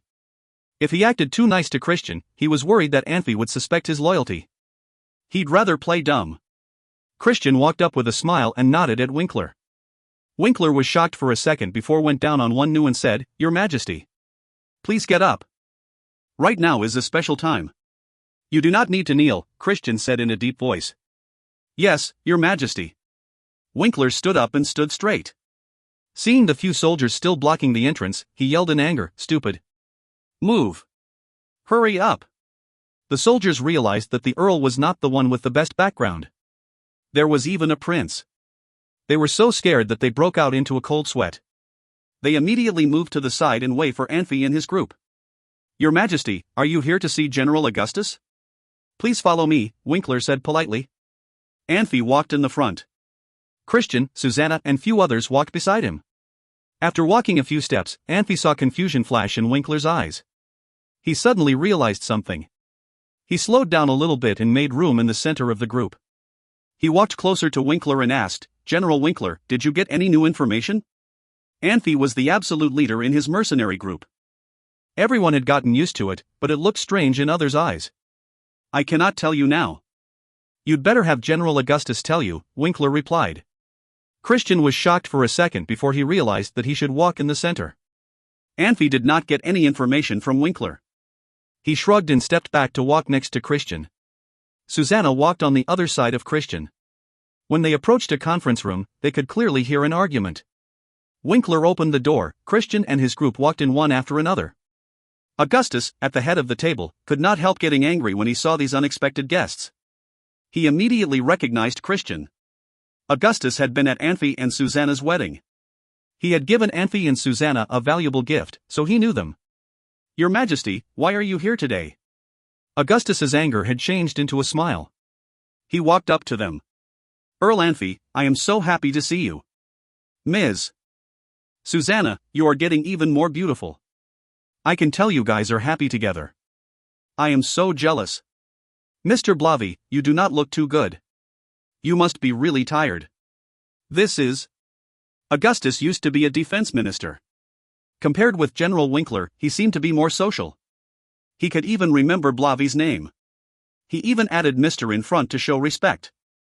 He did not miss Erder either. The generals on both sides stood up together. When they dressed in armor, they did not have to kneel to the prince in public, but at least they needed to show their respect instead of pretending not to see Christian and his group. "This is Erder. He is a temporary city master in Violet City," Winkler said. "Please take a seat." "Your Majesty, I thought you were still on the way. It is a surprise for me to see you here. Your people did not even know you were here." "Your Majesty, if you lead a troop into battle, you definitely would be an awesome general," Augustus said with a laugh. Christian blushed when Augustus flattered him, even half seriously. He immediately waved his hand. "This is your seat. I can sit here." "No, no." Augustus looked serious. "There are rules in the military. When Prince Grandin was the supervisor for the battle, he sat there too. Christian could not turn it down. He slowly sat down. He looked nervous at first, but after a while, he calmed down. He looked around casually. "Can someone bring chairs for Earl Anfey, Ms. Susanna, Mr. Blavy, and City Master Erder? Hurry up!" Augustus yelled. Anfey and Susanna did not get too excited when they were treated as honorable guests. Blavi looked excited though. Blavi could not remember a time when he was treated as an important person, especially by an important person. Soon, chairs were set up. Anfey and others sat on both sides of Christian. When everybody took a seat, Augustus slowly sat down. Your Majesty, they. Augustus glanced to the side out of the corner of his eye. The generals could not interrupt their conversation, so they still stood there. Everybody, take a seat please, Christian said with a smile. These generals were very professional. After they heard the order from Christian, they all took a seat together. General Augustus, do you any new information? Anfey could not wait and went directly to the point right. Yes, and I have a lot of it. Augustus thought for a second and had a bitter smile on his face. Let me put it this way. The whole Pan-continent has been in extreme chaos. During the very first Necromancer War, necromancers gathered thousands of death spirits, but they did not make such a chaos. Is this time more serious than that? Anfey was shocked. Back then, necromancers had certain objectives. They were powerful without any doubt, but they could only pose threats to at most a few dozen cities and towns. However, in the past 2 days, hundreds of cities and towns have been attacked. Some of them were filled with death spirits. We could not get exact data and do not know where it is safe and where they are going to attack, Augustus sighed. The necromancers are good at doing research on magic, but there is no way they could think out those strategies. I bet they have given the commanding authority to someone else. Do we have any plans to fight them? Anfey asked. There are plans. Augustus paused for a moment.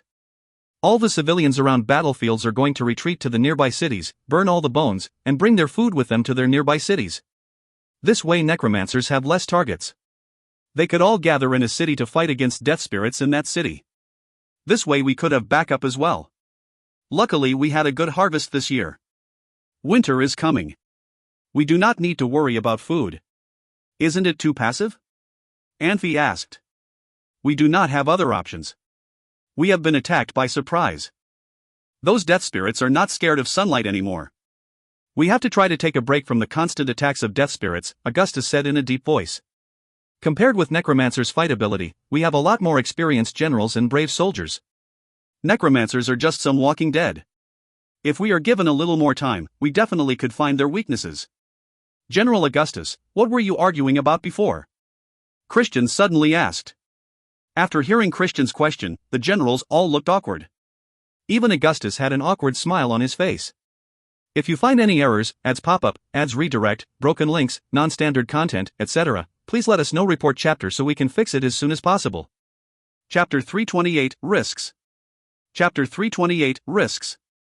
Translator, Nayabo Studio Editor, Nayabo Studio. Is it because it's a long story? Or because you don't want to tell us? Christian asked with a smile on his face. This was the first time he needed to take charge as a prince, and he was unsure of what to do. If Wester or Grandon had been in his place, he was sure they would have done a better job. However, he did not know that his attitude was even harder to deal with. You misheard me, Your Highness, Augustus said. This time, the necromancer's attack alerted every nation. Many people believe that the reason those creatures of death aren't afraid of death will be the key to winning the war. I see, Christian said with a nod. Our spies in Country of Mercenaries had some new information.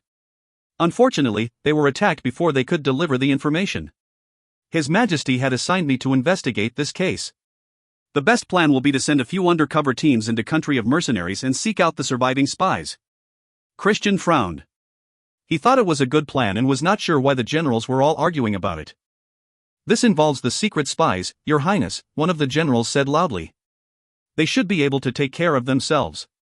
Those spies all have their own ways of communicating, another general agreed. It's easier to just send out other spies. They're not wrong, Christian said, turning back to Augustus. The only way for us to communicate with Country of Mercenaries was 2 small communication portals, Augustus said.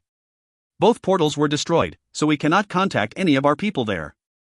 I'm sure the secret spy organization there would try and find the missing spies, but we have to provide assistance. Country of Mercenaries is too big, a general said, shaking his head. This is like looking for a needle in a haystack. If General Augustus thinks that those spies are vital to the war, then we should find all of our swordsmen and send them into Country of Mercenaries. Wouldn't that be more effective? Another general asked. He was supporting Augustus, but in reality he was mocking him. Christian glanced at Augustus. It seemed like Augustus had not yet won the support of every general. If it had been Barry or Meyerich in Augustus's place, the generals would all be supporting the decision of looking for the missing spies. It was a known secret that Augustus and Constantine's promotions were to pave the way for the princes. Augustus may have been a good man, but he had never led an army. The generals did not treat him as their equal. I would never back away from a fight against the necromancers, but country of mercenaries is infested with necromancers right now, an old general said, stroking his beard. Going there with less than a full-size army would mean death. Just as swordsmen rely on their swords, the generals rely on their soldiers. We will not let our soldiers die in vain, another general agreed. Be quiet. Augustus bellowed. Let's not bicker in front of His Highness. It was hard being the general of Blacania City. He had to use Christian to calm the other generals down. He did not like being so powerless, but it was the only way. Yolanthi told him to solve the case but did not order the return of the spies. This meant that Augustus would not be blamed even if he did not send anyone. The other generals knew this, which was why they were all against the idea of sending men into country of mercenaries. Augustus wanted to organize a dozen teams. Each team needed an intermediate swordsman and other elites in order to survive the necromancer-infested country of mercenaries. If Augustus really insisted on sending those teams, he would take away the core members of an entire patrol army. Can I see His Majesty's order? Anfey suddenly asked. He had a feeling that Yolanthi would not give such an important mission to border patrol soldiers, though there was an excellent choice located close to Blacania City, Alibaba Mercenary Group. He had Ernest, Entos, and Susanna on his team. Each one was worth 5 common soldiers. Black 11 was originally one of the leaders of secret spies in country of mercenaries and knew all the spies posted there. The only thing Anfey could not understand was why Yolanthi sent the order to Augustus and not him.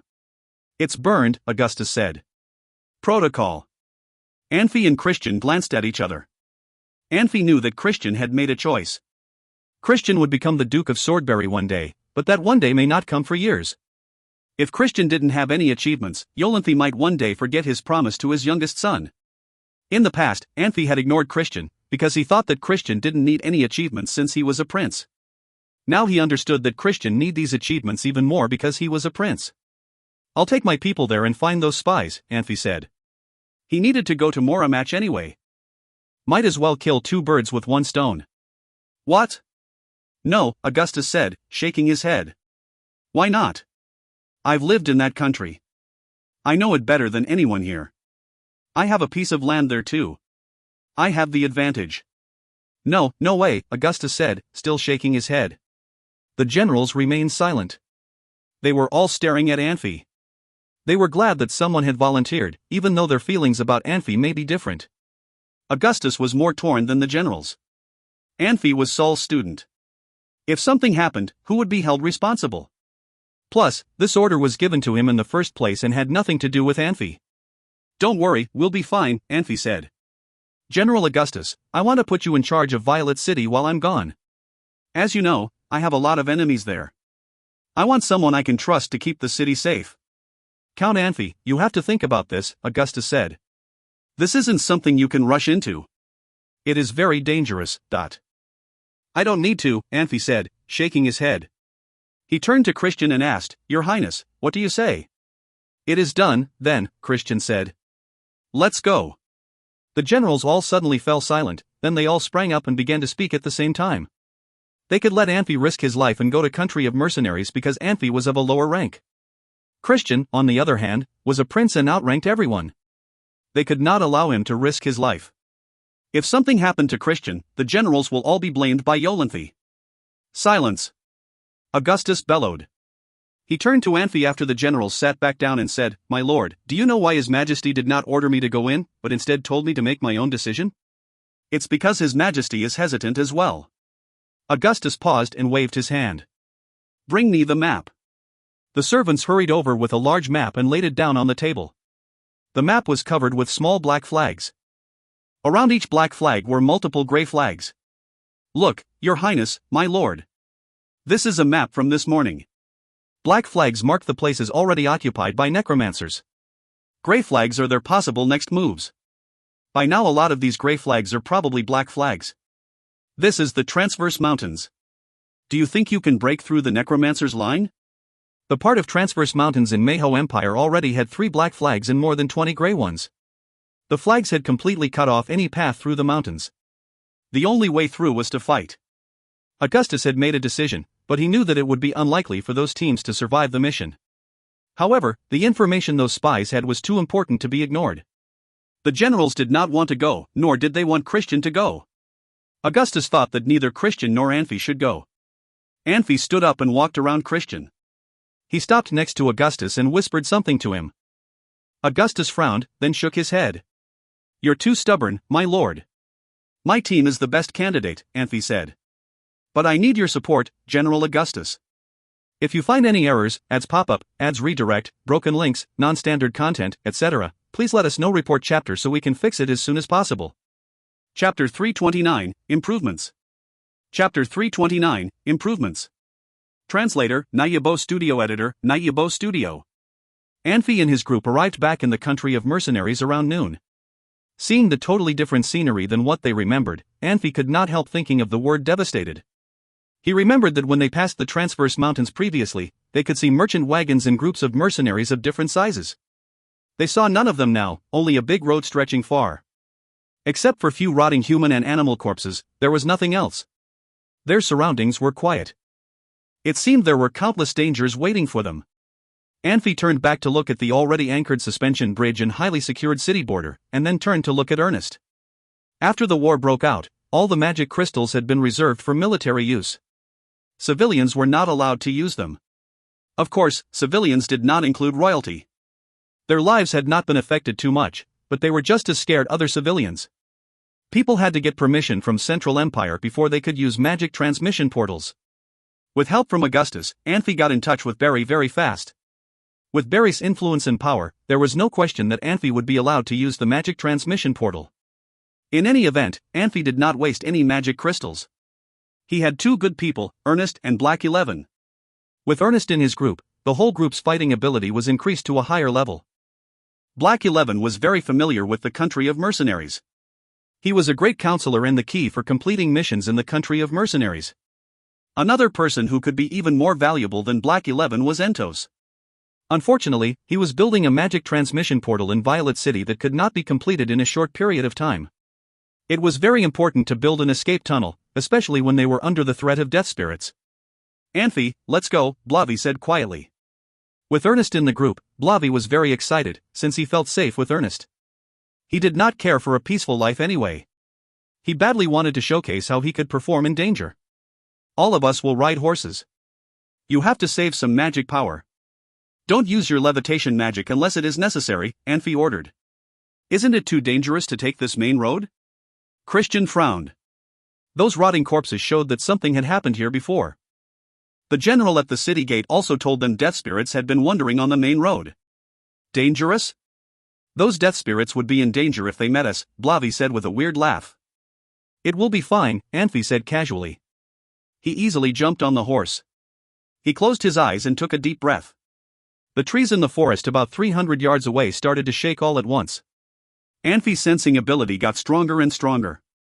Previously, he had to be in the forest to order plants, but now he could perform it from a distance. The effects were almost the same. He could clearly sense everything around him, including those crawling ants and bugs. His telepathy had also improved. He could take in all the information without mixing them together. Okay. Christian realized he was too cautious. With Ernest in the group, death spirits could barely pose any threat to them. "Let's go!" Anfey yelled in a deep voice. The horse Anfey rode suddenly started to run ahead of everyone else. The main road was built through the Transverse Mountains.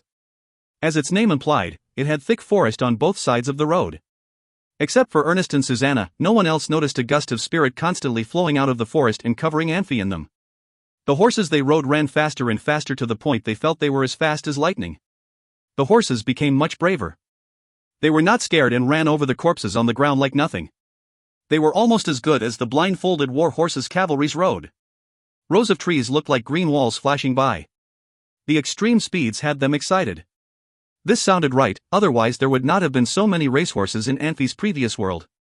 Because they were so fast, Christian and Blavi had to use their magic shield and Black 11 released combat power as well. By doing so, it allowed them breath better. The pressure did not affect them. They all felt proud as a result of the speed. Blavi was the most excited one. He was yelling at the horse and looked very excited. Christian and he had ridden horses before, but never with such freedom and speed. The speed of their horses was surpassing the maximum speed of regular war horses, almost a match for famous racing horses. Black 11 seemed to notice something and kept checking his horse and the war horses following behind them. After running for dozens of miles, there seemed to be more death spirits, but with body parts missing. A few stronger ones tried to attack Anfey's group. Blavi had no opportunity to show off his pride and excitement. Seeing those zombies, he shot out a big fireball first that hit a zombie's head. Blavi had never released magic on a fast-running horse before, so he had no experience with it. As he released the big fireball, the horse was still about 20 yards away from the zombie. He was about a dozen yards away when the fireball hit the zombie. When the zombie turned into a cloud of flame, Blavi felt he was running into the zombie with a lightning speed. He panicked. Luckily, the horse changed direction when it sensed the danger. Susanna swung her sword at the zombie and knocked its head off.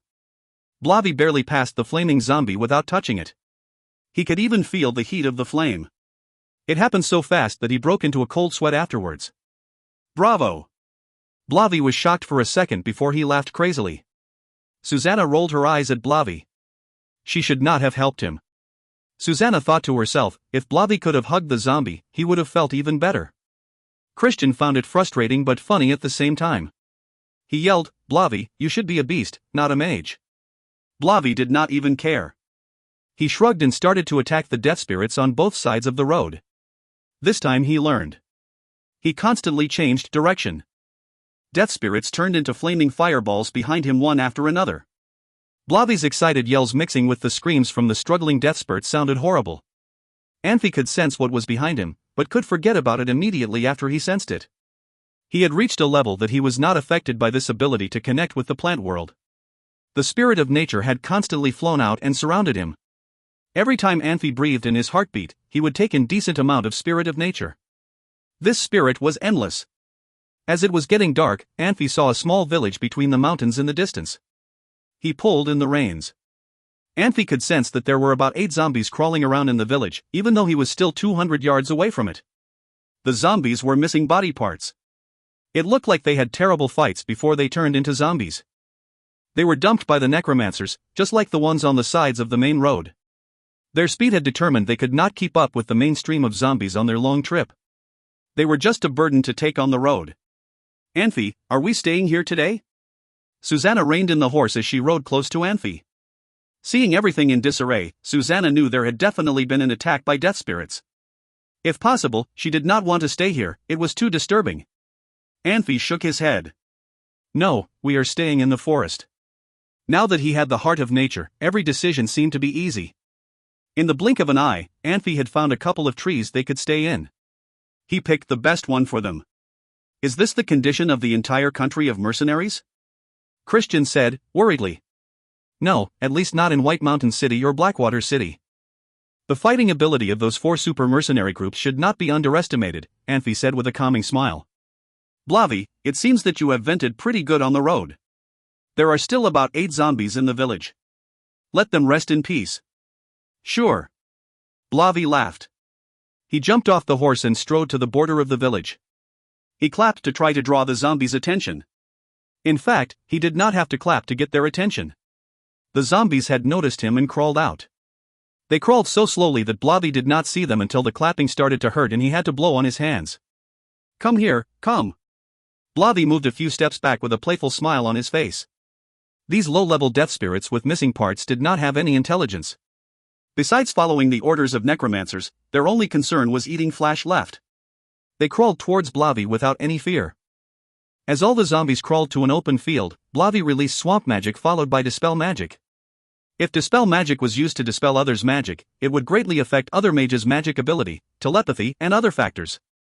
If it were to dispel his own magic, it was easy. As swamp magic had the hoped-for effect on the zombies, Blavi dispelled it. The result was half of the zombies' bodies were stuck under the ground while the other half was still above ground. They screamed and struggled but could not bring themselves out of it. Anfey's eyes brightened. Is this the strategy Blavi thought of? He did not only try to improve his fighting ability, he also thought about his own fighting style. Everyone had been trying hard and was constantly making progress. Blavi laughed proudly. He released another magic spell in slow motion. Firewalls came out right on those zombies. Their screaming sounded even worse. They still could not pull themselves out. There was disgusting smell in the air. Beautiful. Christian complimented Blavi. Firewall magic was not nothing great in itself, but what surprised him was the way Blavi used it. If you find any errors, ads pop up, ads redirect, broken links, non-standard content, etc., please let us know. Report chapter so we can fix it as soon as possible. Chapter 330, Bizarre Zombies. Chapter 330, Bizarre Zombies. Translator, Nayabo Studio Editor, Nayabo Studio. In places that were occupied by necromancers, the nights were quieter. Anfey chose a large tree as his team's resting site for the night. The tree was not comfortable, but it was better to be off the ground and out of sight. No one complained, as they knew it was the best place to camp. Suddenly, a dull red light appeared among the trees. At first it appeared as specks of light, then the specks began to increase until it was impossible to ignore the strange light. Anfey opened his eyes. The heart of nature had sensed that something was wrong in the forest. Anfey could tell that the red light was from eyes of the zombies. The zombies were marching through the trees at a surprisingly high speed. They were all looking around as if they were searching for something. Ernest, Anfey said quietly. You awake? Ernest nodded. He was a master swordsman and could sense change in the environment better than anyone. What are those? Zombies. Behind them, the others began to stir as well. After months on the run, everyone had developed a sensitivity to change in their surroundings. Those are zombies? How is that possible? Blavi asked quickly. Wait. Anfey said, shocked. One of the zombies suddenly raised its hand, stopping the others. The lead zombies had issued an order. This should only be possible among intelligent beings. These zombies could send and obey orders without the assistance of necromancers, which was thought to be impossible. What is it? Blavi asked. They're acting strange, Anfey said. He took a deep breath and expanding the range of the heart of nature. He saw more zombies, but that was not the only thing he saw. There were two humans, a man and a woman, lying low in a bush. The zombies walked past them but did not discover them. Anfey focused on the two. The man slowly moved his hands in a strange pattern, and a black line appeared in front of him. The line was made up of millions of strange ants. The ants swarmed towards one of the zombies and devoured it within seconds. The other zombies walked past the fallen one without stopping. The woman nodded at the man, who grinned widely. The other zombies walked past the corpse of the attacked zombie without noticing it. They were still looking around as if they were searching for something. The two humans must have known what they were doing, or else they wouldn't have been so bold. What did you see? Susanna asked anxiously. Nothing, Anfey said. Christian, Blavi, stay here. Black 11, you should stay with them too. These zombies are acting too strange. The red lights were moving faster now. Anfey raised his hand and summoned wind element, forming it into a large broadsword. He jumped off of the tree and landed on the ground. The zombies were fast, but Anfey didn't think they would be difficult opponents. If the zombies really could defeat senior swordsmasters and master swordsmen, the necromancers would not hesitate to launch attacks on the major cities. The goal of the necromancers was to create a place where they could freely practice their magic. The first step would be to destroy the existing civilization. The major cities were seen as the height of civilization. As long as those cities remained, the people had hope. The necromancers were avoiding battles with major armies because they knew it was not the right time. The zombies were fast, but Susanna was faster. She summoned her combat power and launched into the zombies. Whenever she drew her sword, she would never reserve her strength. Anfey gripped his broadsword and jumped towards the zombies as well. He swept his broadsword through the zombies' ranks, leaving dozens dead with each sweep. Unlike Susanna, Anfey only had one method of attacking. Every time he attacked, he would avoid places like arms and torsos. Instead, he aimed for the zombies' necks, which were weakest part of their bodies. Sometimes, he would change his direction of attack mid-swing. It would appear that he was aiming for the creature's head, but his broadsword would land on its neck. Sometimes, he would aim for a zombie's stomach but would jump over the zombie and take off its head. He was skilled enough that he could easily combine his sword skills with his use of the broadsword. There were about 300 zombies present in the forest and no necromancer within a mile radius. Halfway through the battle, the zombies all turned to Susanna. Dozens of zombies leapt at her at once. The light of Susanna's combat power was very bright, but zombies blocked it with their bodies. The last zombie to jump at her opened its mouth and reached out towards Susanna with its sharp claws. The zombie's jaw was dislocated and its mouth was opened wide enough to swallow Susanna's entire head. Dark smoke was emitting from the zombie's mouth. The zombie was clearly using magic, which was also impossible. It wasn't clear whether Susanna's combat power could save her from this strange zombie magic. Anfey's grip on his broadsword tightened and he dashed towards the zombie. As the zombie's claws were almost touching Susanna, Anfey jumped up and brought the sword down on the zombie's head. The head flew off and dark fluid splattered onto the ground. The zombies that came in contact with the fluid howled in pain and their bodies were burned by the dark fluid. Some of the burns on the zombies were so bad that stark white bones were easily visible through the wounds. Anfey had been keeping his eye on that zombie.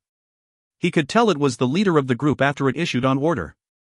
Even though it was much faster than the other zombies, it appeared to be more timid and avoided joining the fight. Anfey did not know what made this zombie special and did not want to kill it until he found out why it was different. He was forced to kill it because he did not want any harm to come to Susanna. Susanna bellowed and jumped into the air. Her combat power expanded and struck the zombies around her.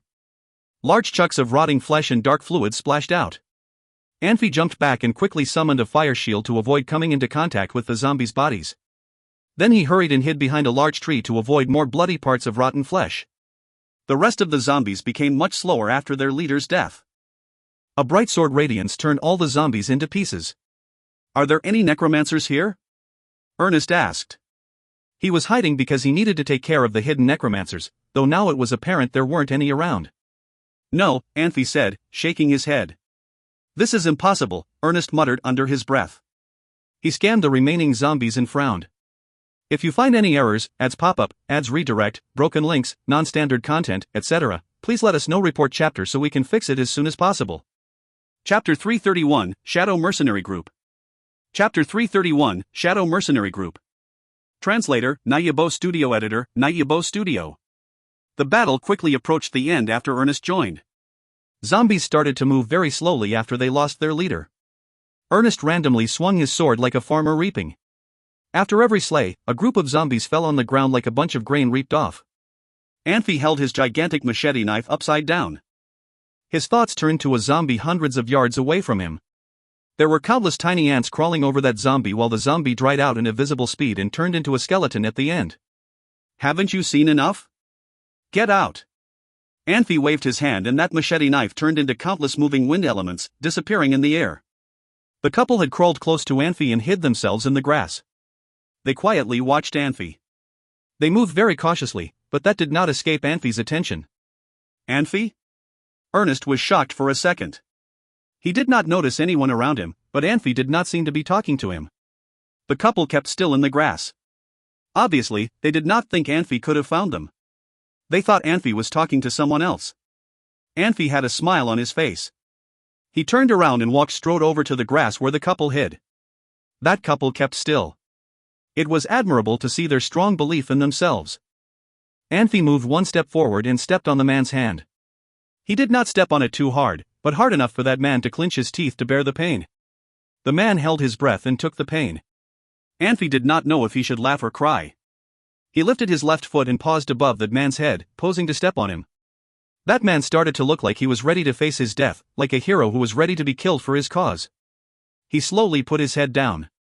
He did not want to see himself being stomped. The woman seemed to understand what was happening. She unwillingly stood up from the grass. She really cared how she looked because she even tidied her hair and dress before she took a look at Anfey. "How did you find us?" Her appearance shocked Ernest for a second. He and Susanna walked to her side, ready to defend themselves. "I found you guys a long time ago. Don't worry. We are not going to hurt you," Anfey said. "Okay then. We did not want to do anything to you either." The woman turned around and kicked the man's backside. "Get up. Why are you still lying there?" The man shook his hand and stood up. He said with a bitter face, "You fell for it. They were just bluffing us. If we could have waited a little longer, they would have left. No wonder what people say, women with big boobs have no brains. I think. Bullshit. The woman got really angry. She hit the man's forehead hard. "Bluffing us? Why did he step on your hand then? If he was bluffing, why was he ready to step on your stupid head? Why are you hitting me?" the man cursed as he moved back. "I want to hit you." The woman looked angry and tried to hit him as much as possible. The man did not seem to have good stamina and kept moving back.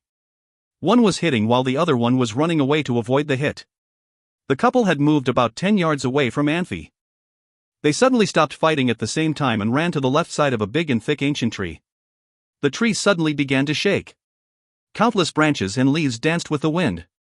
They looked like they started to have life. It was weird that a wide crack suddenly appeared at the bottom of the tree trunk. From a distance, it looked like the tree had a pair of legs. The couple moved fast. They got close to the ancient tree in the blink of an eye. Ernest did not move, neither did Susanna. They knew how much control Anfey had over plants. Just as they expected, as the couple was about to rush through the crack in the tree, Anfey pointed at the tree and the crack disappeared. The tree changed back to its original shape. Before the couple could react, they slammed into the trunk, fell on the ground and rolled together. As they got back to their feet, Anfey, Susanna, and Ernest surrounded them. The couple could not hide their panic. They looked at each other for a while before the man yelled, "How could he be a druid? Bullshasters, didn't you see him dismiss the tree spirit?" The woman was not happy about her partner's stupidity. She held her hand out again and hit his forehead.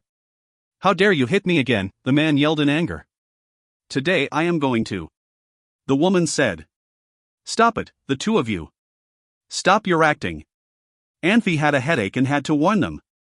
"My companions did not want to hurt you, but if you want to try to upset them again, go ahead."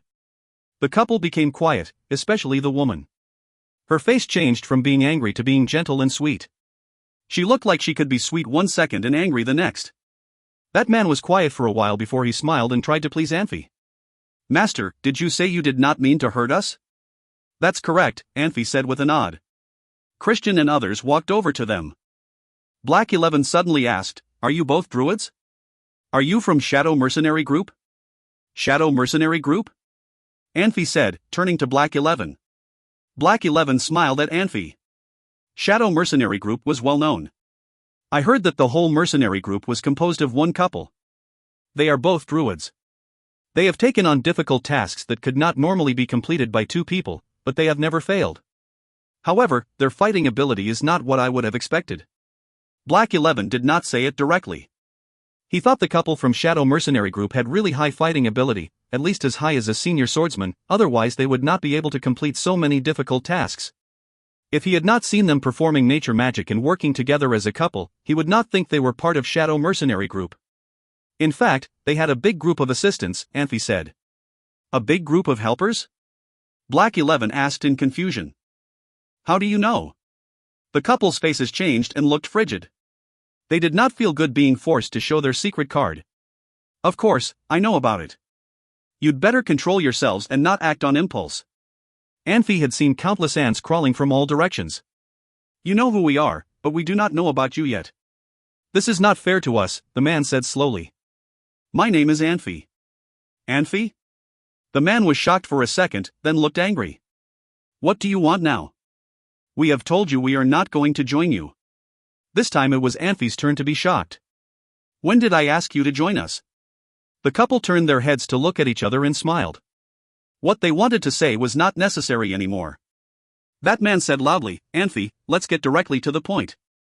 We just do not want to join you. What are you going to do to us?" "I do not want to do anything to you. We are going back on the road at dawn." "You can go wherever you want to as well," Anfey said with a nicer tone. Anfey could tell that couple had the intention to die fighting. The ants crawled toward them more quickly.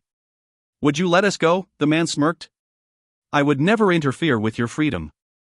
I promise you for that, but I have to ask you a few questions first." "When did I ask you to join us?" "You mailed notices to mercenary groups, saying all the mercenary groups should stop fighting on their own against the necromancer. You suggested mercenary groups fight together against the necromancer's invasion at this disastrous time. We trusted you." The man snorted. He pulled his clothes down to show his tan shoulder. There was a just-formed scar on the shoulder. "This is the gift you gave me. Did you say I asked the mercenary groups to join in unity to fight, and then I attacked you?" Anfey asked. "You asked us to form a big union, but we are not stupid. You wanted us to work our asses off for you. You tried to stop us from leaving Moramach, but we left anyway," the woman said with disdain at Anfey's reaction. "Do not make me think a person who has attacked Griffin Arrow unit is actually a coward who could not admit what he did." What is the point of pretending you did not do it? Are you trying to lie to us again? Moramatch Town. Anfey had a bitter smile. He got it. Okay. I think you have told me what happened. You can leave now. That couple was shocked. They did not reply. They just walked away together. Of course, they watched Anfey out of the corner of their eye in case Anfey attacked them in surprise. In fact, they thought too much. If Ernest wanted to attack them, he could have killed them in a second. After they moved about 100 yards away from Anfey, they stood among the ants. They were confused when they saw Anfey really did not stop them. They stood there with their eyes open wide. They whispered to each other. Anfey, what happened? Ernest asked quietly. It is hard to explain. I do not know what exactly happened, but I know who did it, Anfey said bitterly. Once we get to Moramatch, we will know for sure. If you find any errors, ads pop-up, ads redirect, broken links, non-standard content, etc., please let us know. Report chapter so we can fix it as soon as possible. Chapter 332, Important People. Chapter 332, Important People. Translator, Nayabo Studio Editor, Nayabo Studio. Susanna, Ernest, and Anfey killed the only zombies active in the area. Nothing disturbed them again during the night. When they were about to leave, Black 11 spotted the two mercenaries from Shadow Mercenary Group approaching them. The two mercenaries were standing by the side of the road and looked as if they wanted to say something, but could not bring themselves to do so. Find them some horses, Anfey instructed. Black 11 brought 2 horses for the mercenaries but mounted silently. People enjoyed the company of others, especially in times of great crisis. People would band together with complete strangers to achieve their goals. The mercenaries could easily conceal themselves, but spending time in a forest filled with creatures of death was hard. When they saw Ernest, they knew that it would be wise to team up with him. They left Moramatch because they had grown frustrated with the way things were run there, but they still needed friends. The group traveled deeper into the mountains. Transverse mountains were already infested with creatures of death, and there were no travelers to be seen. Anfey stopped his horse and said, "Is there no one alive around here?" "No," one of the mercenaries said, shaking his head. "You are the first people we have seen in a week. Where else did you go after you left Moramatch?" "We just kept heading west. We needed to reach Mayho Empire." "It's too dangerous anywhere else," Ling, the woman, said. "Why did you decide to come with us then? That's still our home." "We want to protect it," the other mercenary said. She glanced at Ernest and pursed her lips. "Did the creatures of death attack Moramatch?"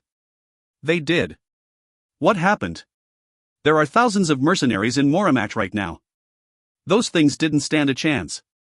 "How many mercenaries?" Christian interrupted. "At least 1,000. Maybe more." "How is that possible? Wasn't it you who said that all mercenaries should band together?" Long, the male mercenary, said, shaking his head. "I don't know what happened in Moramatch. Why would I lie to you about it? Even if the mercenaries should unite, they should rally around the 4 major mercenary groups." "Those people?" Long chuckled. Glory and Thunder mercenary groups had already closed White Mountain City. Blackwater is closed as well. Those outside can't get in, those inside can't get out. There's nowhere else to go. Why would they do that?" Christian asked. "That makes no sense." "Why not? We're mercenaries, do you understand? What about mercenaries?" Long shook his head and turned away his gaze. The woman sighed and said, "All the farmers living in country of mercenaries fled. All of our food was bought from merchants and peddlers." "Are there no supplies stored in White Mountain and Blackwater City?" "There are, but not enough to supply the entire nation for a long time." "What about Moramatch?" Anfey asked. "Are you asking me what's happening in your city?" Ling asked, amused. Anfey frowned. He did not know what Alice had done after he left. She summoned more than 1,000 mercenaries to Moramatch, which could be a good thing if she had enough food supplies. This had nothing to do with personal conflicts. This was a matter of life and death. Anfey would do the same thing if he was in her place. But she shouldn't have been so strict. The different mercenaries groups were working together towards the same goal, but that did not mean they were the same group. It would take time for those mercenaries to trust each other and start working together as a group. Alice should know this. Suddenly, a shrill scream broke the silence of the forest. Anfey frowned and looked around with the heart of nature. He quickly found the source of the disturbance. He pointed to his right and turned to Susanna. "There's someone fighting a zombie over there." Blavi, go with her. Blavi levitated into the air and disappeared into the trees. Susanna summoned her combat power and disappeared after him. How did you know there's a fight? Ling asked, narrowing her eyes. That's my secret, Anfey said with a smile. After a few tense minutes, Susanna and Blavi appeared through the trees, supporting a wounded mercenary between them. The mercenary's head was hanging low and his long hair obscured his face. He was stumbling and his shirt was bloodstained. Be careful! Ling screamed suddenly. He's already contaminated. Susanna and Blavi dropped the mercenary and jumped aside. Susanna drew her sword and swept it across the man's torso. A deep gush appeared on the man's body and he stumbled to the ground. The time was nearing noon and the sun was high in the sky. As soon as sunlight touched the man's body, he screamed in agony. Dark smoke rose from where the light touched his body. Anfey frowned. He jumped off of his horse and marched over to where the man had fallen and crouched down next to him. The man's body was covered with large warts that quickly broke open. Fine dust rose from the man's body and dispersed in the wind. As more warts appeared and disappeared, the mercenary's body became smaller and smaller until finally he was nothing more than a blackened corpse. I thought zombies could survive under sunlight, Anfey said, turning to the two mercenaries from Shadow Mercenary Group. Why did this one die? You think we would know? Well, at least we know that there won't be any new zombies, Christian said. Did you guys see any necromancers on the way? Anfey asked. Once. Just once? Yes. Strange. Those things have their own leaders as well, the male mercenary said. They're weird. They're stronger than normal zombies and faster. Those leaders can use magic and are intelligent. We noticed that too, Anfey said. Clearly the zombies are still scared of sunlight when they first transform. What changed? Maybe the necromancers discovered new magic. I think so too, Ling said. Those leaders aren't afraid of priests either. They aren't at all affected by light magic. The priests must be confused, Anfey said. I'm not fond of the priests, but they are our greatest weapons, Long said. Light magic is more effective than forbidden spells when it comes to fighting necromancers. That's not our worry right now, Anfey said, mounting his horse again. I need to know what's happening at Moramach. Long and Ling looked at Anfey frowning. Clearly, Anfey did not know that the mercenaries were flocking to Moramach to seek help and protection from him, not Alice. If you find any errors, ads pop up, ads redirect, broken links, non-standard content, etc., please let us know. Report chapter so we can fix it as soon as possible. Chapter 333, Jagged Roses. Chapter 333, Jagged Roses. Translator, Nayabo Studio Editor, Nayabo Studio.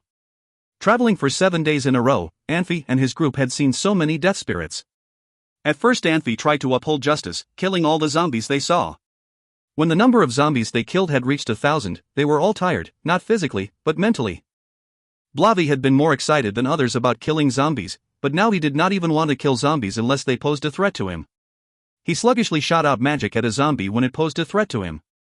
Their natures had changed little by little with the constant killing. Christian and Blavi had changed the most. Blavi, for instance, after he killed a group of zombies, liked to quietly look at the zombies as his achievements, although his achievements were just rotting corpses, not at all pleasant to look at.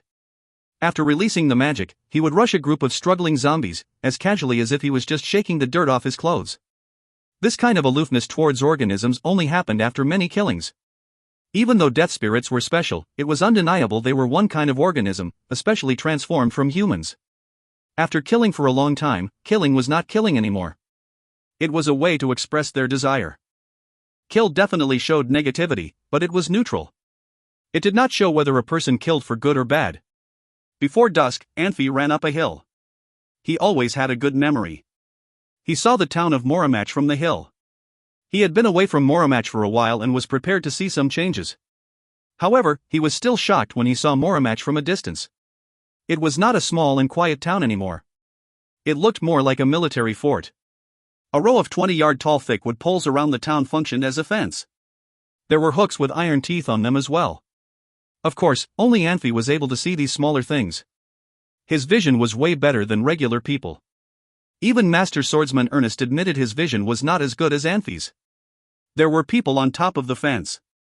Some stayed in one place and looked like they were on watch. Some walked back and forth. They were the patrols. The town itself looked busy. Besides the original houses made with stone and dirt, there were campsites with tents. People looked like busy ants from a distance. It almost looked like a big and populated city. There was a tall pointed tower in the center of the town, about 80 yards high. A few people in mage gowns walked back and forth on the top of the tower. At 80 yards tall, the top of the tower should be really windy. However, it did not seem that way, since Anfey could not clearly see the hair on those mages moving. "What is that?" Anfey asked quietly. "It's a mage tower," Lon answered. "They built a mage tower?" Anfey thought it was unbelievable. "How could you not know about it?" Lon asked. The guards on the mage tower noticed the people on the hill. There was the blare of horns from the town. "Uncle Ernest, it would not be fun if you scare them," Anfey said slowly.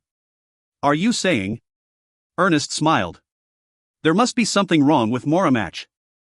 Instead of scaring them and giving them time to hide everything, I'd rather have them believe that they could accomplish whatever they wanted to. It is just easier for us to figure it out." "Sure," Ernest agreed casually. The sharpness on him had gradually disappeared. He did not look as powerful as before. Ernest just looked like a regular person now. Anfey kicked his boots into the horse to signal the horse to run down the hill. The rest of the group hurriedly followed after Anfey. Anfey quickly approached the fence. Someone on the other side suddenly yelled, "Stop there." Before he finished speaking, an arrow shot out and fell a dozen of yards ahead of Anfey, while the tail of the arrow kept shaking. Anfey coldly looked up at the people on the other side of the fence. He was upset, since he had stopped right there. As he was thinking whether he wanted to break through the fence by force, another familiar voice rose. "Is that Master Anfey? Oh, my God. You are finally back. Open the door, hurry up." "We cannot open the door without Master Manlin's permission," a guard said. "*CKU. Do you know I can kill you right now if you not open the door? Open it." "I will take all the responsibility," the familiar voice said. Moramach's gate slowly opened as a dozen of people walked out. Anfey looked at the person walking in the front. He hesitantly asked, "Are you Ozik?" "It is me, Master." Ozik kneeled to Anfey. He said respectfully, "Master, welcome back." Over a dozen of people behind Ozik were shocked for a second before they also took a kneel down to Anfey. "Please stand up, stand up." Anfey immediately jumped off the horse. He strode over and held Ozik up. He watched Ozik's face at the same time. He felt weird that Ozik showed so much respect to him. When Shansa Empire had invaded, Ozik had called other mercenary groups together to try to take back control of Transverse Mountain. They even wanted to take over Moramach from Anfey, but they were kicked out by Anfey. They were attacked by Annunciata's death spirits afterwards. Anfey and Susanna saved them. Back then, Ozik had reacted strangely. Anfey did not know if he felt awkward being saved by Anfey or upset because he realized the difference between reality and ambition. They hadn't seen each other since. Ozik lifted his head and saw the couple from Shadow Mercenary Group. He was shocked for a second and asked, "Why are you guys back?" "Master Ozik, thank you for helping us last time." Long and Ling got off their horses at the same time. They sincerely bowed toward Ozik. They looked so grateful for what Ozik had done for them. "I would be happy if you do not blame me for that," Ozik said bitterly. "I did not have other options. I had to follow the orders and stop you." "We know," Long said with a smile. "Whose order?" "Alice's order?" Anfey looked serious. "Master Alice would never give such an order." Ozik shook his head. "It was the order from Manlin. Right now he is the master of the Moramach." "Darn it! What am I talking about?" he said with a chuckle. "Master, you are back. That guy will need to go now." Ozik carefully watched Anfey after he said it. "Manlin. Who is he?" Anfey felt relieved first, since Alice had not done anything wrong, but got worried again. Alice was sophisticated. How could she give away her authority to someone else? Was it because Manlin was so powerful that Alice had to listen to him? But with such an enormous underground city, Alice should not have acted so weak. Manlin is the commander of Jagged Rose's mercenary group. Jagged Manlin and Rose Shinbella. They are both senior swordsmen. They are a couple too. Black 11 walked up from behind and answered Anfey's question. "But this rose is going to wither," Ozik said with a smile. "Why?" Anfey asked. "To please Master Alice, Manlin has been keeping Shinbella in jail," Ozik said. "There is a jail?" Anfey asked in surprise. Of course. Manlin was really interested in jails. "After he got to Moramach, the first thing he did was to build a jail," Ozik said. Did Alice try to stop him? Jagged Rose's mercenary group seemed very powerful, Anfey said calmly. Indeed. They have lost some people in the fight with death spirits, but the rest of the mercenary group was better than all of our old companions together, Ozek said. Old companions? Anfey asked. Yes, Orsi and others are here, Ozek said. Master, you came back at the right time. Manlin has been after Master Alice for a while. Unfortunately, Master Alice did not like him. If you did not come back soon, I don't think Master Alice could hold out any longer. I heard from the people in Jagged Rose's mercenary group that Manlin planned to have a wedding with Master Alice soon. Did Manlin force Alice? Anfey asked. No, Manlin has been very respectful to Master Alice, Ozek said. Okay, let's go inside and talk. Anfey said slowly. He strode inside and saw two mercenaries in full armor getting out of a tent. A hand tried to grab them as they got out. The two mercenaries looked angry. They turned around and kicked people in the tent. A woman screaming came from the tent. What are they doing? Anfey asked. They are the mercenaries in Jagged Roses. They are used to bullying everyone. This is nothing, Ozek said. Ozek, I did not see you being bullied by anyone before. Even you are no match for Manlin. I thought you would at least choose to leave Moramatch, Anfey said. My companions and I all knew you are the real master in Moramatch. Master Alice has assured us that you would definitely come back, Ozek said. What do you want to do now that I am back? Anfey asked. Well, we will do whatever you ask us to do, Ozek said. Is there anyone else close to Manlin? Anfey asked. People in the jail are mercenaries from other groups. Everyone hates Manlin so much, but we have no other good options or place to go. We have to listen to him. If something happened to Manlin, no one would help him. Ozek knew how cruel Anfey could be. After hearing what Anfey said, he seemed to know what was going to happen. They suddenly heard someone yelling in front of them. Ozek, without Master Manlin's permission, you cannot open the door. Do you want to die? A group of mercenaries rushed over. If you find any errors, ads pop-up, ads redirect, broken links, non-standard content, etc., please let us know. Report chapter so we can fix it as soon as possible. Chapter 334, Dependent. Chapter 334, Dependent. Translator, Nayabo Studio Editor, Nayabo Studio. Ozek did not respond to the question. Instead, he turned and glanced at Anfey. This was a decision he must make since he arrived at Moramatch. However, it wasn't a hard one considering Anfey's connections. Anfey once fought alongside Slandria and Bruzeriano and helped them defeat the necromancer Annunciata. He was a student of Archmage Sol and was close with people like Barry, Meyerich, and Steger. He even had a master swordsman with him. Ozek and his men trusted Anfey more as well. They had offended him once before, but Anfey did not hold it against them and saved their lives. This showed that Anfey was a trustworthy person.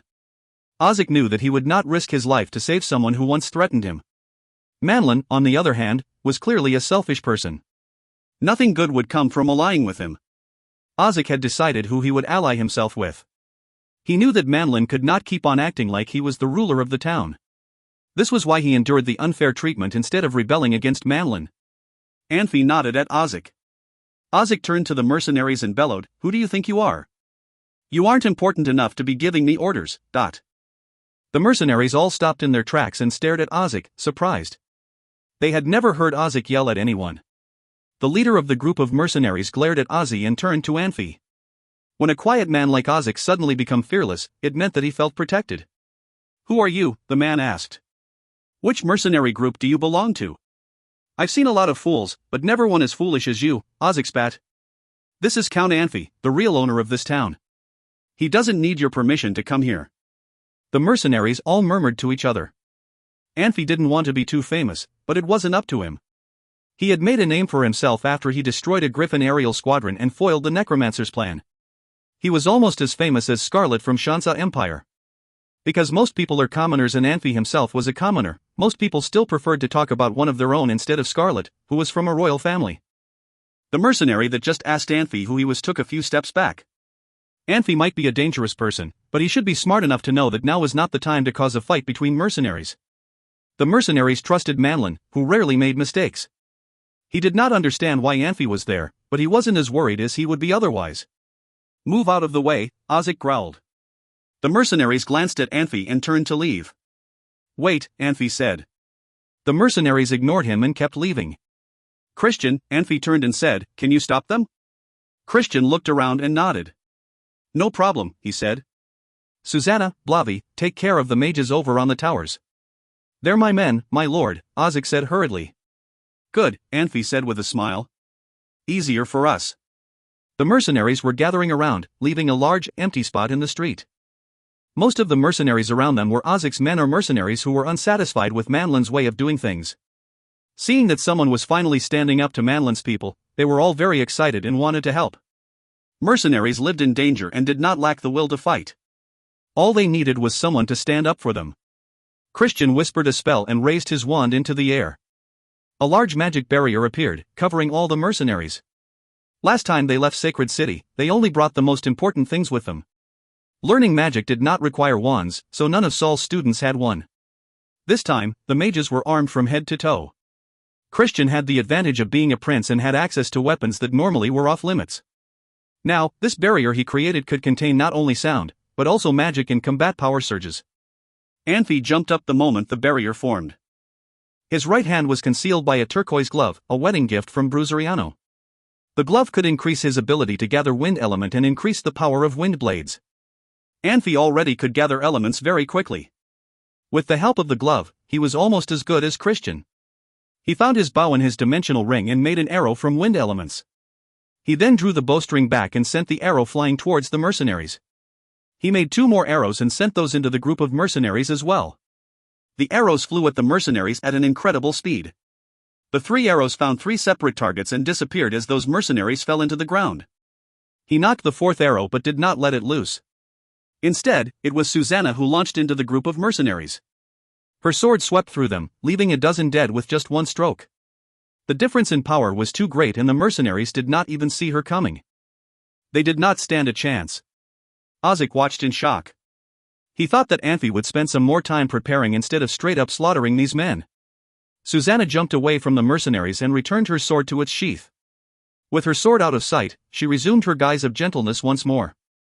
It was hard to imagine that she was the same woman who had just slaughtered a dozen men in cold blood. Susanna stood on the other side of the magic barrier and watched the mercenaries inside, with no expression on her face. A few mercenaries were walking around the corner and were shocked by the presence of the barrier. "Anfey," Christian called softly. "Ozik, can you take care of this?"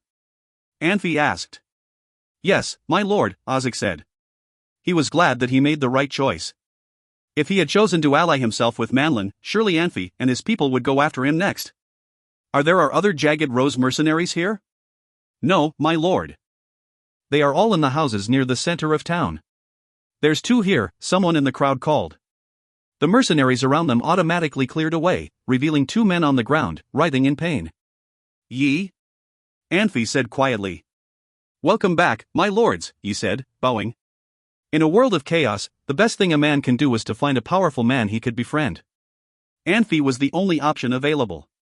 Ozik frowned. He remembered the 2 Jagged Rose mercenaries. He thought they had already left.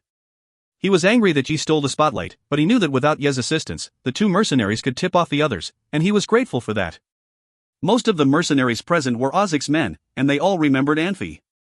The others, however, did not know who Anfey was. They were glad someone was standing up to Manlin's men, but did not understand the implications. They did know who Yi was and that Anfey must be an important man. If you find any errors, ads pop up, ads redirect, broken links, non-standard content, etc., please let us know. Report chapter so we can fix it as soon as possible. Chapter 335, Playing. Chapter 335, Playing. Translator, Nayabo Studio Editor, Nayabo Studio. Commander Ozik did not fool around. His order was short but made sense. The mages on the mage tower had already seen the signal, but they did not do anything about it. Yi stood at the exit of Moramach with over a dozen of mercenaries. They did not stop anyone coming in, but no one was allowed to get out. The new mercenaries were under Ozik's control as well. Motley crews were asked to go back to their tents under Ozik's order. Only those loyal to Ozik were in charge of everything. When everything was set up, Ozik walked next to Anfey and said quietly, "Lady Alice is in a meeting now, master." "Manlin should be there too. Do you want to go over there now?" Anfey shook his head. "No, I need go to see someone first, but..." "Who are you going to see?" Ozik asked. A woman named Shinbella. How is the security at the jail? Can you get us inside? Anfey said slowly. Well. Ozek looked like he did not know how to answer the question. Master, it is pretty hard to take you to the jail. Except for those loyal to Manlin, no one else can even get close to the jail. Master, can you think of a different plan, or at least we need have a detailed plan? Anfey shook his head. I do not need to think anything up. As long as you can show us where the jail is, I can handle the rest. He was not worried at all, since he was a lot stronger than his opponent. He went quiet for a while. He did not think about how to handle Manlin, but with the bow in his hand. He had grown attached to it, like it was part of him. It seemed like the bow had feelings as well. He suddenly remembered the day when he applied extra force to pull the bow and his finger was cut by the bowstring. His blood had soaked into the bowstring. At that time, when Anfey saw Susanna was caught by Slanbria, he was too angry and worried that he did not pay attention to the bow. He had not practiced archery since then, so he only noticed the changes now. Let's give it a try, Ozek said, scratching his head, but, Master, you should be ready for the fight, since you might come into conflict with them at any time. Sure, Anfey said. Susanna, can you wear your senior swordswoman badge? Anfey put on his Earl badge as well. Suddenly he looked quite different. He walked with pride. He looked arrogant and frivolous, a total makeover of a wealthy playboy. Anfey's act should get great reviews. The way he looked and behaved without saying anything totally showed a wealthy playboy. After passing a street corner ahead of them, they were officially in Mora match. They saw more mercenaries as they walked further into the city. Those mercenaries stopped when they saw Anfey and his group. Only a few of them looked excited, since they recognized Anfey. Most mercenaries whispered to each other, trying to guess who Anfey was, or they just stopped walking to take a look at Anfey and his group. Is the jail behind that fence? Anfey asked quietly. Yes, Ozek answered, looking around nervously. They were getting close to the foot of the mountain, which had the highest security under Manlin's order. There were a few mercenaries from Jagged Rose mercenary group, but the badges Anfey and Susanna wore tricked many people. In the country of mercenaries, there were not many earls. Mercenaries could have money, powers and fighting ability, but would not be accepted as royalty. There were not many senior swordsmen either. Few senior swordsmen enjoyed fame in the country of mercenaries. No one wanted to have conflict with a mysterious and powerful fighter, so they all stepped back into the shadows, even though they had just been walking around like they owned the place. Not many guards here. His unusual vision was very convenient for Anfey. Ozek was only able to see as far as the fence, while Anfey already knew how many people were patrolling inside the fence. I do not know. I have never been here before, Ozek said. As they talked, they had approached the fence. There was a crack in the wooden door in the front. 3 mercenaries walked out. They acted like they did not see Ozek. They all laid their eyes on Anfey. They sensed something different about Anfey. Mercenaries traveled a lot and were pretty knowledgeable. They saw many people like Anfey in big cities. They could only stay away from them, trying not to have any conflict with them, otherwise they would find themselves in trouble. Master, this is a restricted place. You? A guard said. Anfey looked beyond those mercenaries, and looked absent-mindedly up at the sky. He hooked his finger to signal Susanna to come over. Susanna acted like the most obedient maid, walking one step forward and tossing a handful of gold coins at the guards. Anfey said sluggishly, "This is your reward. You are welcome. Open the door and let us in." The guards stared, wide-eyed, not at gold coins, but at Susanna. They had seen senior swordsmen. Their 2 commanders were influential top powers, but they had never seen them ordering a senior swordswoman like a maid. They had seen nothing like this. "Master, without the permission from Master Manlin, no outsider is allowed in," a mercenary said politely. Oh? Anfey finally laid his eyes on those mercenaries. He looked glassy-eyed. Which outsider are you talking about? Manlin's order? Do you think I have to follow that Manlin's order here? That Manlin definitely did not sound nice. The mercenaries became angry, but dared not show it on their faces. If a person could treat his own senior swordswoman as a maid, he might be able to look down upon their commanders. They looked at each other and then at Ozek, hoping to find some answer from him. Unfortunately, Ozek had already moved to the side and bowed respectfully. They could not even see his face. "Master, we cannot go against Master Manlin's orders." The mercenaries felt terrified, but they had to follow orders. They still blocked the entrance with their bodies. Let's put it this way. I am the brother of Alice. Right now Alice has agreed to marry that Manlin. I would not interfere with Alice in her decision, but I have to make sure Alice is going to have a good life. Do you understand? The mercenaries looked at each other. They looked excited and happy. You are the brother of Alice, but... Their commander definitely had good eyes. They did not know Lady Alice had such a powerful family background, which also meant they could rely on them and not worry about that Anfey come back and cause trouble. What don't you understand? Anfey asked impatiently. I have to make sure that my sister is going to have a good life, so I have to take care of any potential threats. I heard Manlin used to have a good relationship with Shinbella. If Alice agreed to this marriage, then how could I allow Shinbella to continue living? There were about 8 mercenaries on the other side of the fence. Anfey played them hard. At first, they were shocked when they saw Anfey, a powerful person, suddenly came here. Later they felt excited when they realized Anfey was one of them. They were startled when Anfey said he wanted to kill Shinbella. Their commander was cruel.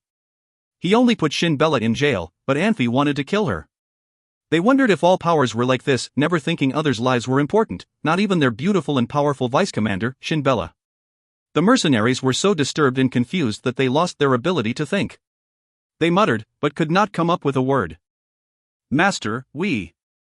One mercenary finally said something, but he looked like he was about to cry. Okay. I do not want to give you a hard time. I am going in. Anfey waved his hand. The mercenaries felt so relieved, but before they could thank Anfey, he said, "You guys go in now. Cut off Shinbella's head for me. I will leave after that." They were again startled by what Anfey said. The grateful look they had displayed suddenly froze on their faces. This was too much to take. They wondered what kind of person Anfey was and why he changed his mind so fast and in such an unpredictable way. They could not cut off Shinbella's head. Commander Manlin would tear them into pieces. You cannot do this either? Anfey's face changed. He looked cold and ready to kill people. He said, threateningly, "Is it because Manlin wants to protect Shinbella? It has to be like that." I did not want to interfere with Alice's decision, but I am changing my mind now. To be frank, I did not want Alice to marry a mercenary anyway. Manlin does not deserve my sister. Master, it is not like that, a mercenary yelled bitterly. If this big shot really wanted to change his mind and stop the marriage of Alice and their commander, the commander would tear them to pieces as well. No matter what, it did not look like they would survive their punishment. Let's go. Anfey coldly glanced at that mercenary. He did not want to negotiate anymore. Audiobooks, take me to Alice and that stupid Manlin. How could he say sweet things to Alice but protect his ex at the same time? He is not allowed to stay here anymore. Do you think you can handle Manlin? Anfey looked at Ernest. Ernest was shocked for a second before he said with a smile, "Master, I am a top power. Manlin is nothing more than an ant. I will take care of him." Ernest grabbed his sword shaft, a gust of combat power flashing like a string of liquid. Seeing a top power among Anfey's subordinates, the mercenaries froze. As they saw Anfey turning around to walk away, one of the mercenaries who had some sense left made a decision fast. If it was not okay to interfere with the commander's wedding, or kill Shinbella. They only had one option left, to allow the Earl to kill Shinbella himself. They would only be punished for a misdemeanor if they allowed Anfey in. After their commander married Alice, it would be unknown whether they would get punished for that. It would be better than going against Anfey. The mercenary pushed the wood door open firmly and yelled, "Master, hold on. If you find any errors, ads pop up, ads redirect, broken links, non-standard content, etc., please let us know. Report chapter so we can fix it as soon as possible." Chapter 336, Hatred. Chapter 336, Hatred.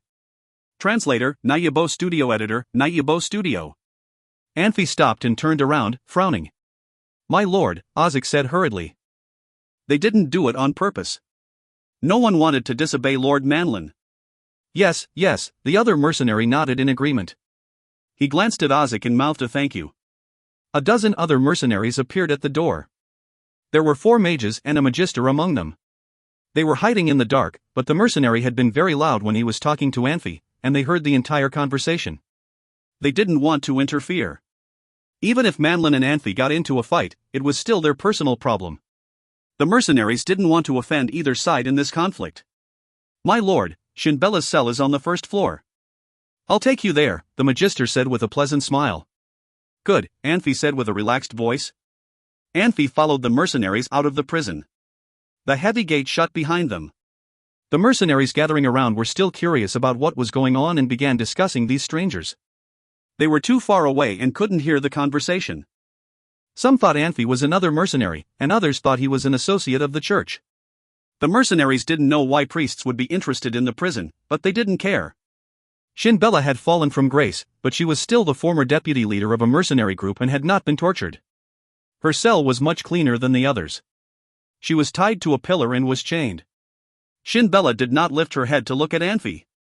Anfey looked at the chains. The chains didn't look like anything special, but the inside was lined with sharp spikes. The spikes were buried in Shin Bella's ankles. What are these? Those are biting cuffs, my lord, the magister said. She is a senior swords master, my lord. We can't let her escape. These cuffs can control her. If she wants to use combat power, the cuffs will contract. Even a senior swordsmaster can't do anything if she loses her limbs. She has it on her hands as well? Anfey asked. The magister nodded.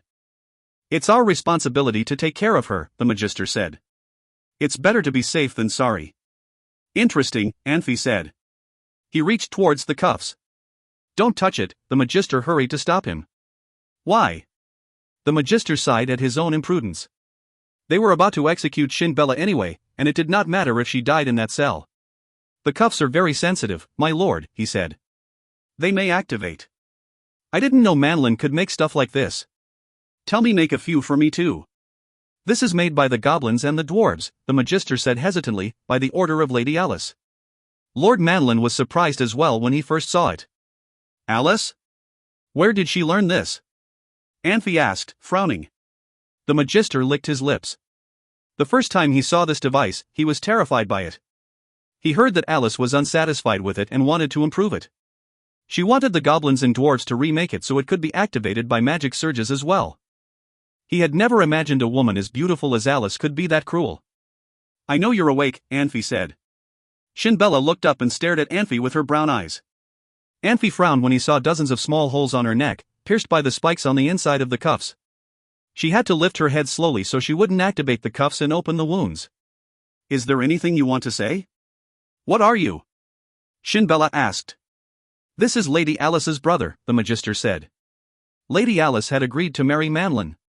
The magister clearly felt bad for Shin Bella and wanted her to die knowing what had happened. I see, Shin Bella said. She sighed and closed her eyes. You don't have anything to say? Anfey asked gently. I want to live, Shin Bella whispered. That's too much to ask, Anfey said. He touched the cuffs softly. He wanted to test how sensitive the cuffs could be. Is it now? Shin Bella asked, smiling. She opened her eyes and stared at Anfey. Take my hands and my feet, I don't care. Let me go and I owe you. What can I do without my hands and feet? I pose no threat to you. That's quite a price to pay, Anfey said. You're strong. I want to see Manlin die, Shin Bella said. She spat on the ground. Betrayal leaves deep wounds, especially when the one who betrayed her was the man she thought she could trust with her life. Manlin won't die, Anfey said. I will protect him if he marries my sister. The mercenaries in the room all relaxed when he said that. Anfey agreed to protect Manlin, which meant that he would protect the mercenaries working for Manlin. Jagged Rose mercenary group may be one of the best, but they had lost a lot of men in the recent battle. Really? Shin Bella asked, unconvinced. Alice will marry Manlin? Of course, Anfey said. Alice may be charming and gentle, but we are both women, and I can tell what she thinks of him. No woman would marry a man they regard with disdain. I don't like Manlin either and I don't approve of her choice, Anfey said. But I can't tell her how to feel. Maybe something about Manlin convinced Alice that he's a good man. Like sincerity. The mercenaries in the room murmured to each other. After Manlin arrived at Moramach, he instantly fell in love with Alice and began to pursue her. He would take care of things Alice didn't like and arrest anyone Alice didn't like. He attacked the creatures of death because of Alice said she wanted the necromancers to see how powerful their opponent was on a whim, causing death of another 200 mercenaries. He was clearly very sincere. Sincerity? Shin Bella repeated. Fine, sincere. I'm willing to trade my hands and my feet for a chance to live. Is that not sincerity? If you let me live, I will do anything to repay you. Anything? Anfey frowned and drew his hand back. He pulled Shinbella's hair back and stared into her eyes. Anything? Yes, anything. Anfey took a few steps back and took a deep breath. I'll talk to Alice about it, Anfey said. He turned to the Magister and said, stay here and keep an eye on her. Make sure no harm comes to her. Wait for me to come back. Yes, my lord. You don't have a lot of guards here, Anfey said as he left the room. Are you not worried about break-ins? No, my lord. No one is allowed here except for you and Lord Manlin. This place is under constant surveillance. Eye of the sky? Yes, my lord. Good, Anfey said. He turned to Susanna and waved his hand. Come, let's go find Alice. If you find any errors, ads pop up, ads redirect, broken links, non-standard content, etc., please let us know. Report chapter so we can fix it as soon as possible.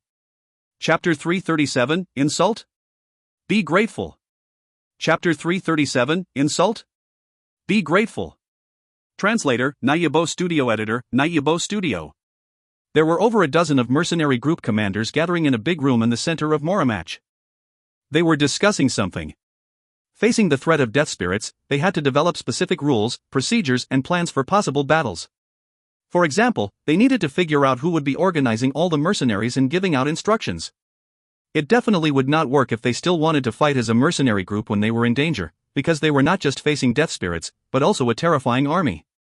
The most important issue was to organize all the mages in different mercenary groups into a powerful mage group, so they could powerful attack, provide support, and advance. Most commanders realized it was necessary to make changes, otherwise Moramach would not hold out another few days. In the conflict between their personal interests and national interests, they were not so sure what to do. The leader of the mage group would definitely not be any of them. Manlin would take that role, but those commanders were not willing to give up their interests. Very few people in history had been able to give up their own benefits for the national interest, so similar meetings had been held many times, but nothing was achieved. Manlin had been aggressive at the conference, but he had to hold his temper and force himself to put up with something he did not want to do on these sensitive issues, otherwise he could have a riot. Alice sat back on the main chair. She played with a little knife with an almost unnoticeable smile. Sometimes she looked like she was smirking, but when they took a closer look, there was no smirk on her face. When they turned away, they could sense those smirks coming back to Alice's face. This uncertainty made Alice even more mysterious. These mercenary group commanders were cautious with Alice, since they were newbies in Moramach and had no idea how much power Alice had. At the conference, Alice rarely gave her opinions. Maybe because of her attitude, the commanders were able to drag out the meeting. Unfortunately, Alice seemed like she only cared about showing off her sweetness and beauty, to the point where she appeared to show zero interest in the meeting, even when Moramach was in serious danger. A guy was walking around the round table, giving a passionate speech, but it was not Manlin. Manlin knew he could not push it too hard. When Moramach was in danger again, it would be the best time to discuss who could lead the mage group. He was tired of wasting time at the conference, so he had only sent his assistant here. Manlin had previously said everything he wanted to say. The new vice-commander of Jagged Rose's mercenary group, Nibison, turned and looked helplessly at Alice. He wished to get some help from Alice, but he also knew Alice would not give him any help. After the first conference with the commanders and other mercenary groups to call for a change, Manlin had asked for Alice's help. Alice only casually told him that it would be too disappointing if he was not even able to handle a conference. After that, Master Manlin never asked Lady Alice again for help. He would rather get to where he wanted slower instead of having Lady Alice look down upon him. It was getting dark. A gnome walked in and lit up the candles on both sides of the room. The gnome must have felt that it was not bright enough. He pulled the gadget on the wall. The magic everlasting light on the roof lit up. A warm white light rid the room of its gloomy feeling. Alice's face became rigid for a second but turned to look sweet again, like nothing had happened. Only the most observant people could notice the tips of her fingers turning pale as she gripped the knife tighter. Alice had an amazing memory. To better control Moramach, she had made a series of complicated codes. She liked to leave the signals at the most obvious places. Giving looks, clearing her throat, whispering, passing pieces of paper were too simple and could cause trouble. The codes Alice created allowed everyone to see, but they would have no idea that she was sending coded messages. They would not be able to find anything wrong with what they saw. Even when she took a walk in Moramach, a gnome or dwarf quickly walking by could pass her enough information. Alice was far from knowing about everything that happened in the world, but she indeed could know everything in Moramach. The magic everlasting light was a signal light. The one big light in the center with 8 lights on the sides all meant something different when it was lit up. Some meant a new mercenary group came to Moramach, some meant there was a conflict in the town, and some meant Alice needed to do something in person. This time, the big light in the center of the room was lit up. It had never been lit up since it was installed. "What are you hesitating for?" Nibison yelled. "Are you guys going to wake up only after seeing blood?" He could not help yelling at them. These guys had been quiet for too long. They were so annoying. Next time death spirits attacked Moramach, he would not mind feeding them to the death spirits. Suddenly, there was someone yelling, "Who are you?" "You." Suddenly they could not hear that person's voice anymore. The door was pushed open.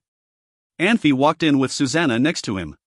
A group of people slowly walked in. The smile on Alice's face got even bigger and more beautiful.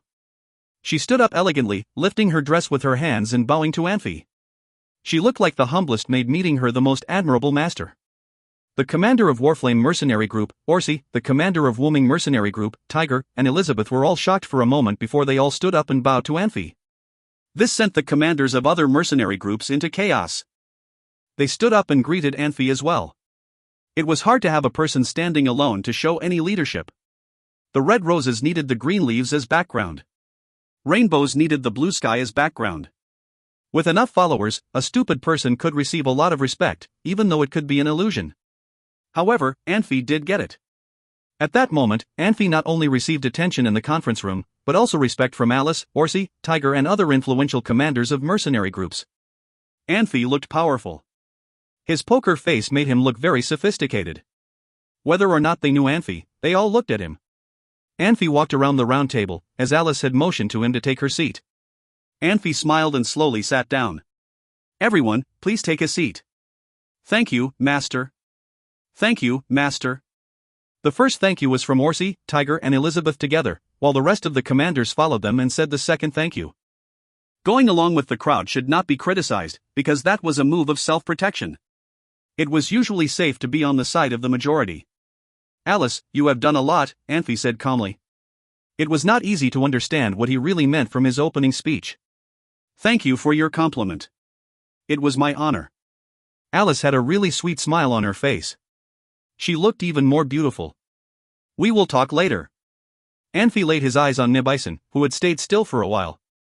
"Is he Manlin?" "Master Manlin is still in his room, resting." "This is the vice-commander of Jagged Rose's mercenary group, Master Nibison," Alice said. Nibison's head was spinning. He thought this unexpected guest should be Anfey, but it could not be Anfey. With the information they had, Anfey did not know Orsi and other mercenary group commanders well. Even if the commander of number 1 mercenary group, Anthony, came, he would not cause such a scene. Who the hell was this guy? The only thing that made him feel relieved was that Lady Alice was still polite to them. Maybe things were not as bad as he thought. "Are you Nibison? Please take a seat." Anfey pointed at a chair. "You are," Nibison said slowly. He sounded polite. "My name is Anfey," Anfey answered directly. Nibison's face became rigid for a second. He started to look very aggressive, even fierce. He took a deep breath. "Master, we are in a meeting now. I hope you could wait outside for a while. That way you would not disturb our meeting." Nibison knew his excuses were ridiculous, but he had no other excuses to press on Anfey. This was exactly what he did not want to see happen. He did not get why Orsi and others showed so much respect to Anfey. He had been assistant to Manlin for a while and was very experienced in this kind of occasions. He knew he could not look weak in front of Anfey, otherwise he would not have any control of Anfey later on. "Alice, do I have the right to be in this meeting?" Anfey smiled. "You are the real master of Moramach. You can be anywhere you want, even in my bedroom," Alice said respectfully. "Did you hear that?" Anfey casted a sidelong glance at Nibison. "Lady Alice, can you give me an explanation?" Nibison had fire in his eyes. He stared at Alice with anger. Anfey's appearance did not hit him that hard, but Alice's attitude did. What Commander Manlin did was nothing to her. She was a liar. "You are very funny. If Alice has to explain, she is explaining to me. Who do you think you are?" Anfey looked mad. "Master, are you insulting me now?" Nibison fearlessly moved one step forward as he stared at Anfey. He heard Anfey was just a paladin and did not have much fighting power. If something bad happened, he was pretty sure he could beat Anfey. However, he forgot one thing, that is, the source of his information. If I only want to insult you, you should be grateful. Unfortunately, Anfey showed his intention to kill him already. If you find any errors, ads pop up, ads redirect, broken links, non-standard content, etc., please let us know. Report chapter so we can fix it as soon as possible. Chapter 338 dashed. Chapter 338 dashed. Translator, Nayabo Studio Editor, Nayabo Studio. Everyone could feel the tension between Anfey and Nibison. Nibison swallowed and did not move.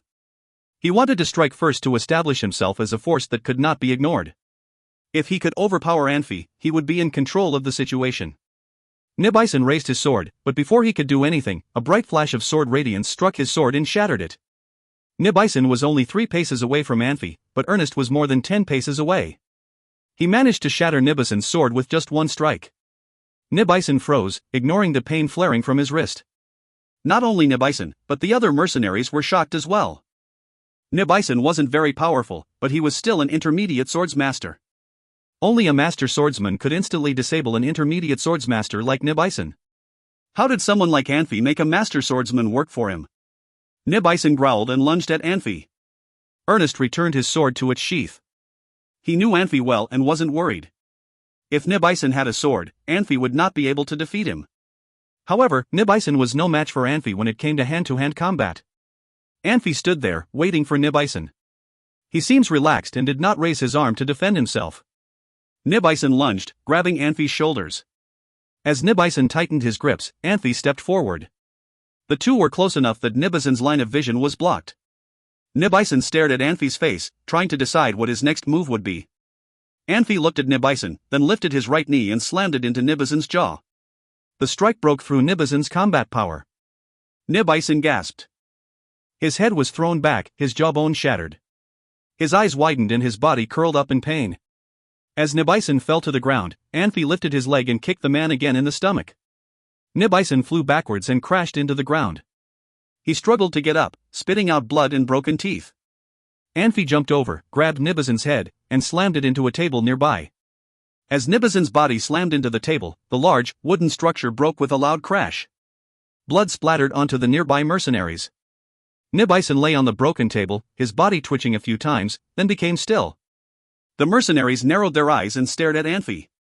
They did not like him, but they did like their lives and were not planning on dying today. Anfey took a few steps back and glanced at the mercenaries, trying to read their expression. He wiped a few drops of blood off of his face and clicked his tongue. He had no problem with killing, but he did not like the feeling of blood on him. Alice found a small handkerchief and handed it to him. Anfey accepted it with a smile and wiped the blood from his hands. "Orsi, Tiger, are your men ready for battle?" "Of course, my lord," Orsi said, pushing himself up from his chair. "We've been waiting for this day," Tiger agreed. "Good," Anfey said. "I'll be waiting." Orsi, Tiger, and Elizabeth all nodded to him and walked out of the room. Anfey glanced at the other mercenaries and frowned. "Are you just going to sit here?" "Of course not," one of the mercenaries said, getting up. The other mercenaries quickly followed suit. Within a few seconds, all the mercenaries were on their feet and clamoring. "Good," Anfey said. "You're eager to work. Don't let me down." The mercenaries streamed out of the room, eager to get away. After all the mercenaries were gone, the focus of the room turned to Alice. She was wearing a white gown, clearly overdressed for a meeting with mercenaries. "Do we need people following them?" Anfey asked.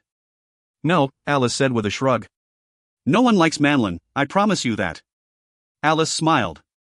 She was acting very natural, as if the entire room's attention was not on her. "Of course," Anfey said. "I trust your judgment." Alice narrowed her eyes and glanced at Anfey, then she sighed and turned away. A few moments later, a large man in armor walked into the meeting room. Anfey took a deep breath but did not say anything.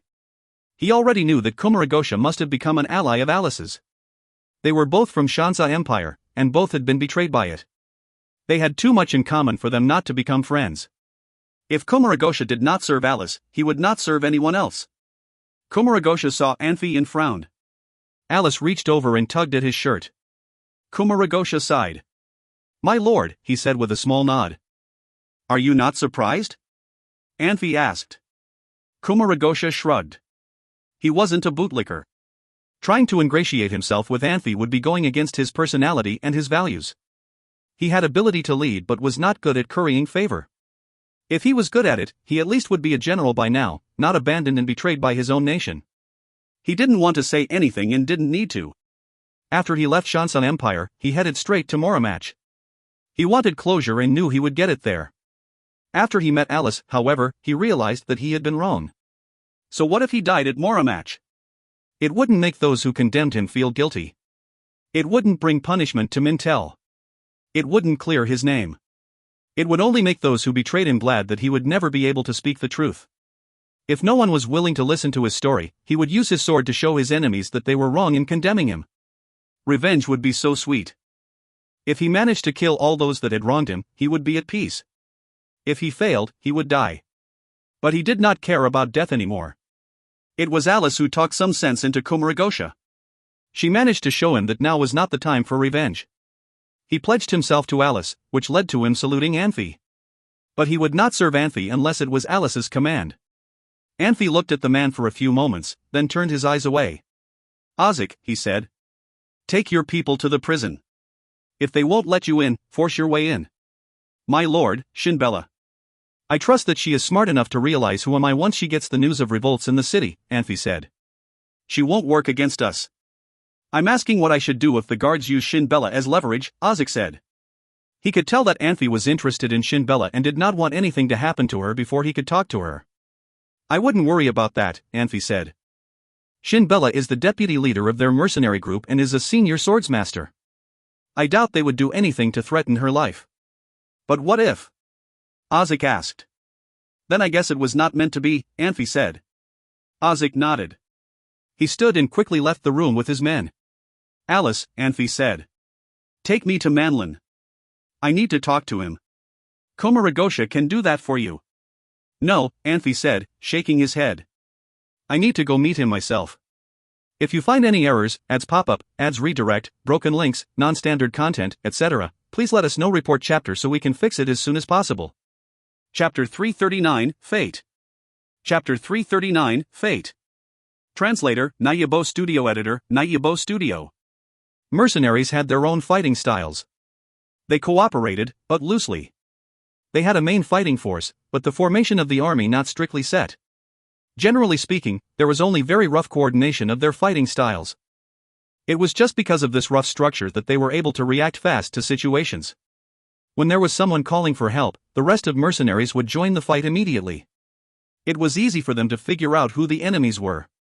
When Ozic took some of his guys to the jail, the town was already in chaos. People were yelling and screaming everywhere. Ozic was a bit worried and sped to the jail. He found the jail door locked, and the guards had disappeared. Since they had openly offended Manlin, the fence could not stop them. Ozic and his men pushed down the fence in the blink of an eye. After they rushed into the jail, they saw the jail guards had retreated to an empty cell in fighting formation. There was a vanguard in the very front of the group. The cuffs on Shinbella's neck and ankles were taken off, showing her bruised skin. A gigantic sword, glowing cold light, was stuck in the ground in front of Shinbella. That sword seemed to be the weapon Shinbella had been using. Shinbella did not have any emotion showing on her face. She slowly moved her hands and feet and rotated her ankles. She was a senior swordswoman, but her muscles had become rigid after being tied up for a long time. It would take her some time to get herself back to normal. Seeing this, Ozic could not help feeling worried. He had taken only 30 people with him to the jail.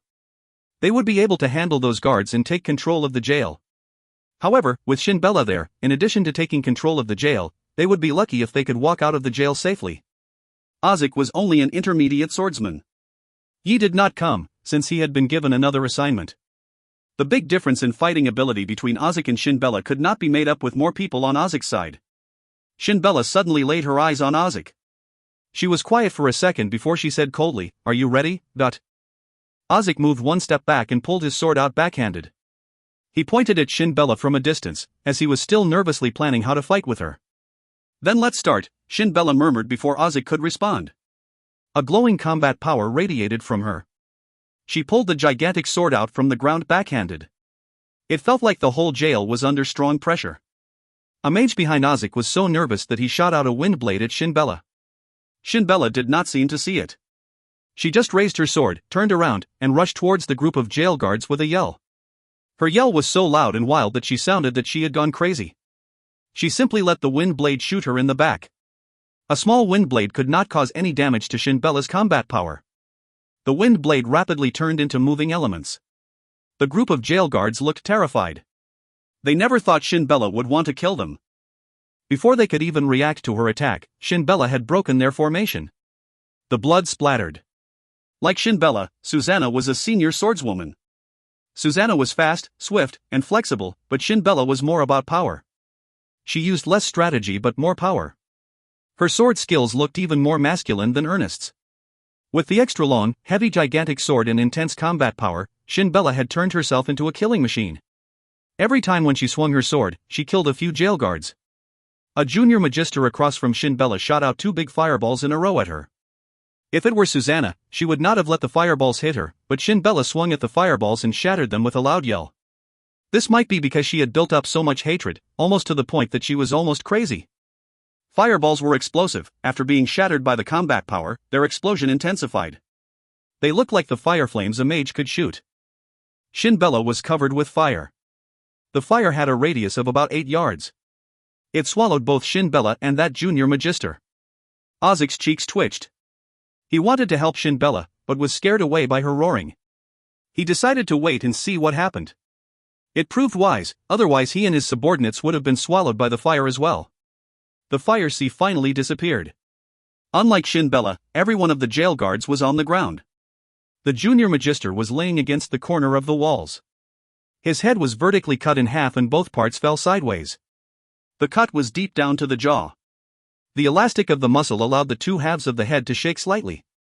The head looked like red, white, and yellow paint was dripping down the jaw. Seeing this sight, Ozik wanted to throw up. He barely could talk. "Are you okay?" Shin Bella gave Ozik a cold look and did not respond. She swung her sword again forcefully and broke a hole on the back wall of the cell. She jumped through the hole. "This woman is crazy," Ozik sighed as he wiped the cold sweat from his forehead. Mercenaries were not politicians, but they knew how to maximize their benefits. No matter whether they worked for Anfey previously or just now showed their loyalty to him, they all acted in the same way, that is, they sent their capable assistants to lead a large group of people to kill the mercenaries from Jagged Rose's mercenary group while they took a few of their loyal forces to attack Manlin. They knew whoever could kill Manlin would receive the biggest rewards. When Anfey reached Manlin's house, the fight was at its peak. More than 20 intermediate swordsmen surrounded Manlin. Elizabeth and few other good mages hid in the distance, constantly releasing delaying and gravity magic spells and other effective spells. Previously, it would not have been a problem for Manlin to fight a few intermediate swordsmen. Now there were too many attacking him and, in addition, the mages were trying to affect his fighting ability. Manlin was in a very disadvantageous situation. He was wounded all over his muscular body. One of his legs was hurt and he could not move well. As Anfey quietly watched all this, he took out his bow from the dimensional ring. He put the wind-intensified glove on his right hand. It was inevitable to have some conflict among mercenaries. Anfey did not want to see major casualties, since he needed these mercenaries to fight against the death spirits. Manlin was a very experienced warrior. He had already sensed Anfey pulling his bow as soon as it happened. He looked beyond the crowd at Anfey, like a fierce lion. "Hurry up, kill him," Alice yelled worriedly. Anfey was shocked for a second. He should have let the arrow fly at Manlin. However, he had his suspicions about Alice. Her nervousness had made him think twice whether Alice might have been leading some conspiracy against Manlin, so Alice wanted Manlin die quickly. Alice was shocked when she saw Anfey putting his bow down. Her face turned pale and she looked away. "Anfey, do you dare to take my challenge?" Manly asked in a thunderous yell. "Stupid." Anfey had a smirk on his face. He never did anything on impulse. He definitely had control of the situation. Why would he want to fight Manlin one-on-one? Anfey wanted to see whether Alice had done anything that meant he should keep Manly alive. Anfey was about to give orders, but realized the situation was getting bad. The intermediate swordsmen all unwillingly stepped back. Manlin stopped his attacking and proudly stood there with his sword. What had happened? Anfey could not believe what he saw. He did not pay attention to the customs of country of mercenaries. Powerful people could receive high honors, even powerful opponents. It was reasonable to have a fight to see which one was more powerful. No one would think it was inappropriate. Of course, the challenges could be turned down. Susanna put her hand on the sword handle and moved one step forward. Anfey held his hand out and stopped Susanna. He saw the expectations in the other mercenary's eyes. He thought for a second and realized what he could gain and lose in this situation. No one else could fight for Anfey, otherwise Anfey would have a bad reputation. Anfey? Susanna looked worried. I am all right. Anfey smiled and strode towards Manlin. In fact, he knew this fight was not fair. Manlin was like a trapped beast. He was not even scared of paying with his life, since he knew he was doomed. Anfey was not as committed to the fight as Manlin, but this fight was inevitable. After walking 2 steps forward, Anfey suddenly stopped and turned around to look at Alice. Alice refused to look at him. She watched them distantly. What are you hesitating for? Manlin yelled again. He looked so excited that his face was twisted. After being attacked by a group of mercenaries and finding out Alice had betrayed him, he had already felt desperate. He did not think he would get this last chance. It would be a good ending to be able to die together with Anfey. Thank God, you are still alive. Another more excited and sharp voice rose. A person covered in blood stepped into the center of the battle. She ignored everyone, but laid her eyes on Manlin. Come on, Manlin, like a real man. Let's fight. Shin Bella. After seeing Shin Bella, Manlin looked like he was going to lose control. His face was twitching, and his eyes were filled with panic, regret and much sadness. I have been disappointed in you for the past few days, Manlin. I hope you can leave me with one last good impression. Shin Bella slowly raised her sword, smirking. Manlin moved one step back. He avoided Shin Bella's look of hatred. He looked at Alice, and suddenly yelled, Alice, tell me, why? Alice looked at Manlin with disdain, then at other mercenaries in the field, and finally laid her eyes on Anfey. She turned around and walked away. She did not even care to give Manlin an answer. In fact, her answer was clear. Manlin did not deserve her, or deserve her answer. If you find any errors, ads pop-up, ads redirect, broken links, non-standard content, etc., please let us know. Report chapter so we can fix it as soon as possible. Chapter 340, Truth. Chapter 340, Truth. Translator, Nayabo Studio Editor, Nayabo Studio. The fight between Manlin and Shin Bella ended quickly. Even though Shin Bella had been imprisoned for weeks and was very weak, she was fueled by rage and hatred. Manlin could face Anfey in a fight, but he couldn't face Shin Bella because of his guilt. A few minutes after the fight began, he was struck by Shin Bella's great sword. Maybe out of guilt, Manlin did not resist. If he had, he might have been able to defeat Shin Bella. Shin Bella's tactic was powerful, but easy to block. Manlin, however, did not take advantage of her mistakes. Before he died, he stared at her with sorrow in his eyes. After Manlin's death, the quarrel in Moramach calmed down. Except for a few remaining rebels, most of the mercenaries chose to surrender. For most mercenaries, there was no conflict that could not be solved. They saw what had happened and there was no need to resist. Anfey became the de facto leader. He had experience governing 100 people, but there were at least 1,000 mercenaries gathered in Moramach. Taking care of the mess Manlin left was exhausting. Even though Christian and Blobby were there to assist him, it took almost an entire day to take care of everything. Ozic told him that Alice had not busied herself with taking care of the town, but nevertheless the town was running smoothly. Even Manlin's arrival had not affected it much.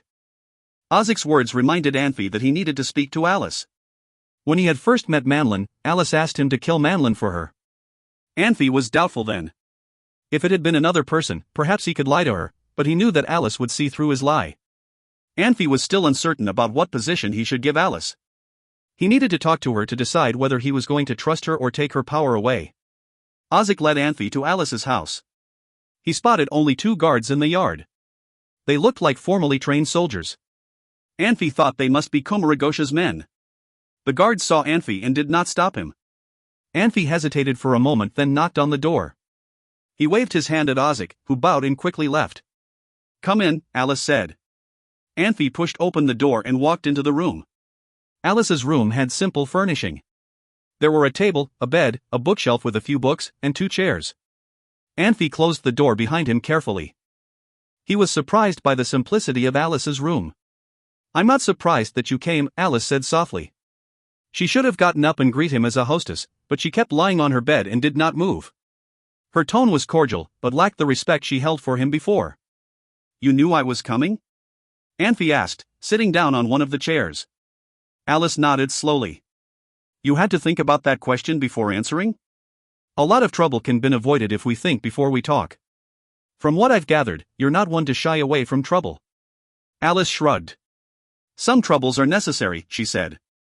Anfey sat back in his chair and stared at her. Alice, he said after a few moments of silence, I know you and you know me. We aren't impulsive people. We don't have to act like this. I don't understand you. You do and I know you do, Anfey said.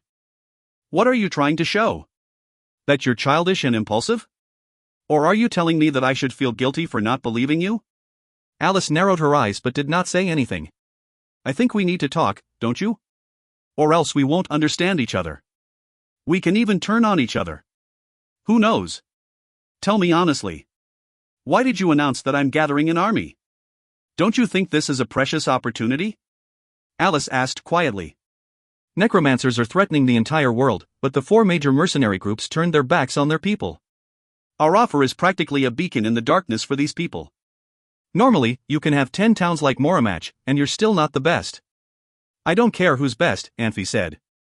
You know why those mercenary groups refuse to help. You know why you don't have the resources to support all these mercenaries. I know. Then how do you propose we solve this?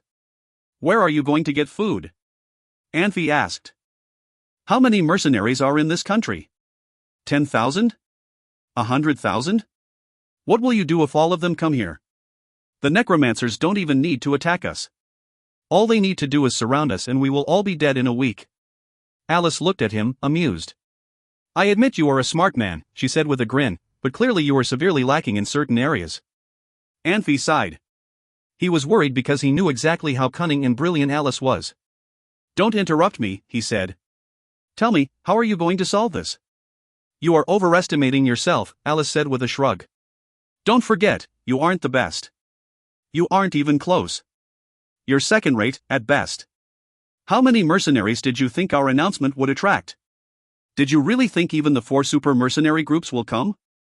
Watch your tone, Anfey said coldly. Alice chuckled and shook her head.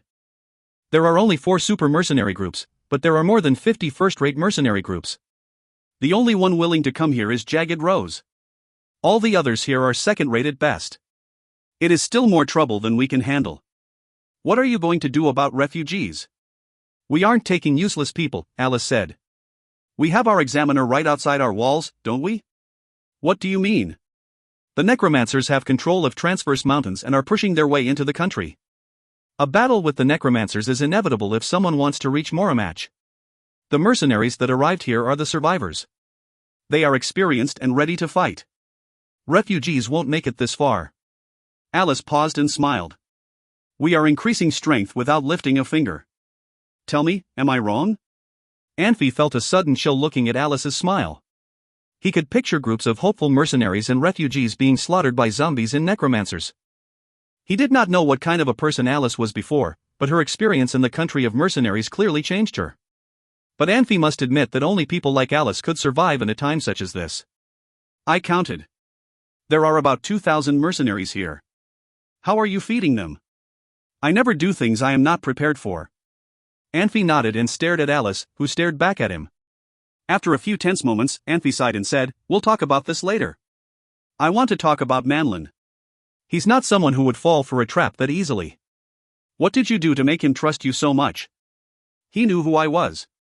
What? He had visited Shansa Empire before. You two knew each other? He knows of me, Alice corrected him. I have no memories of him. Anfey nodded. A princess would never waste her time with the leader of a mercenary group. And then? Alice licked her lips and said calmly, he kept trying to insert himself in my group of confidants. He respected me, even more so than Ozik and the others. I gave him some power to keep him interested. Didn't you realize how ambitious he was? Do you take me for a fool? Alice asked with a smile. Manlin was ambitious, but he was not a good actor. We all knew what he wanted. Alice sighed and continued, he wanted power. He wanted me. Of course, I could use that to my advantage. Don't forget that I gave you Moramach, Anfey said. I thought you would understand, Alice said softly. It seems like you still do not understand my plan. I'm waiting for an explanation, Anfey said. He was good at reading people, but Alice was a politician and she knew how to conceal her emotions. He needed to speak to her honestly so he could understand her. If you find any errors, ads pop up, ads redirect, broken links, non-standard content, etc., please let us know. Report chapter so we can fix it as soon as possible. Chapter 341, Differentiate. Chapter 341, Differentiate. Translator, Nayabo Studio Editor, Nayabo Studio. We are not philanthropists, Alice said slowly. Moramatch is not a place they can come and leave as they wish. If Moramatch had provided them safety, they should have contributed something for Moramatch. I wanted them to join us from the very beginning. People will never hear the names of some mercenary groups anymore, including Jagged Rose, Warflame and Wooming. I did not specifically say it, but I think those mercenary group commanders had prepared for the future. Manlin knew what you were thinking and that was why he did that? Anfey asked. Without me telling you, you can tell he is very ambitious, Alice said. I know what you are thinking now, but do you think we can do it? Anfey said. I met the couple of Shadow Mercenary Group on the way here. I can tell they did not like you and Manlin. Not everyone would work for you. What did they tell you? Alice asked. They said Manlin wanted them to work their asses for him, Anfey said. They felt embarrassed to tell you the truth. I knew what happened to them. Nibison thought Ling was beautiful and tried to flirt with her. They could not stand it anymore, so they tried to escape from Moramatch. Seeing Anfey did not want to look like he was interrogating her and just wanted to discuss the issues, Alice finally smiled. Shadow Mercenary Group only had 2 of them. What else could they lose? Even if they had something to lose, it would be nothing compared with other commanders. Are you sure they would not fight against us? Anfey asked. I cannot guarantee you that, but I think you can totally solve these small conflicts, Alice said with a smile. Master, when you came back, how did Ozek treat you? He welcomed me warmly. He was very respectful as well, Anfey said. Manlin had talked about reforming the mercenaries, but Ozek never agreed with him. They were firmly against Manlin on that. If you proposed the same issue, what do you think they would do? Alice asked. I do not know. Anfey was quiet for a moment, then said, I saved them before, but they could take it or leave it. Now they want to be on my side only because I am more powerful than Manlin. If they could find someone more powerful than me later on, I am not sure what they would do. You are wrong. I think they would 100% support you even if you wanted to mix all the mercenaries together and do a total reorganization, Alice said. Don't you think you are a little too confident? Anfey asked. No, you are too cautious and think of people in a bad way, just like. Alice suddenly stopped. She switched the topic. Master, if you had a precious item you got from your family, and you had to sell it because you were in a very difficult situation, wouldn't you find someone and try to sell it to him? Like what? Just like I have been suspecting you? Anfey shook his head and smiled. No. I have to find the best guy to sell it to because it was such a precious thing for me. They could only sell their mercenary groups once as well, but Manlin was not the best guy, Alice said. I have given a lot of thought to what you said, but... Anfey said. Are you worrying about their loyalty? Alice heaved a sigh. You do not have to worry about it. There is malicious competition among mercenaries, but they have their own justice, much more trustworthy than those royalty who only know how to kiss ass and bully weak ones. Even if you took away their position later, as long as you give them hope, they would not betray you. In fact, I should congratulate you right now since you already have a group of loyal subordinates. I feel Komaragosha is more trustworthy, Anfey said. Alice was shocked for a second and said slowly, Master, I can promise you, at some point Komaragosha would betray you, just as I would not. Anfey chuckled. I trust you, otherwise I would not come to talk to you. Anfey's smile looked even more sincere than Alice's. His eyes were even more clear. In fact, he was still not so sure about Alice when he walked into her room. If Alice could not give him a reasonable answer, this could have been a totally different situation. Master, do you know Komaragosha? I feel you are very interested in him, Alice said. After the conflict with him at Moramatch, I sent people to investigate him. He is an honorable and capable general. If he had better opportunity to show off his capability, he would have become like Barry in Shansa Empire. Anfey sighed. It is so unfortunate that the people he has worked for have such a deep bias against him, while the people who appreciate him could not have him. Alice grinned. I feel much better now. Komaragosha and a few other soldiers were quietly listening to Anfey and Alice's conversation a few yards away from Alice's room. There was an iron tube wrapped with vines in front of Komuragosha, with which he could hear the conversation between Alice and Anfey. The sound was weak, but loud enough to understand what they were talking about. Komuragosha did not think Anfey thought so highly of him. Barry enjoyed such fame, while he only shared similar fame with the commander of Dark Moon mercenary group, Nuyoheim, in Elysian Empire. They both represented two ever-victorious generals in two empires. However, Komuragosha had gotten used to being criticized as a traitor some time ago. What Anfey said made him so excited that he unconsciously pulled the vine off and pinched it. "What made you feel better?" Anfey asked in surprise. "I did not plan on having you contact Komuragosha because I was afraid you would not trust him and destroy him in the end." Alice thought for a moment.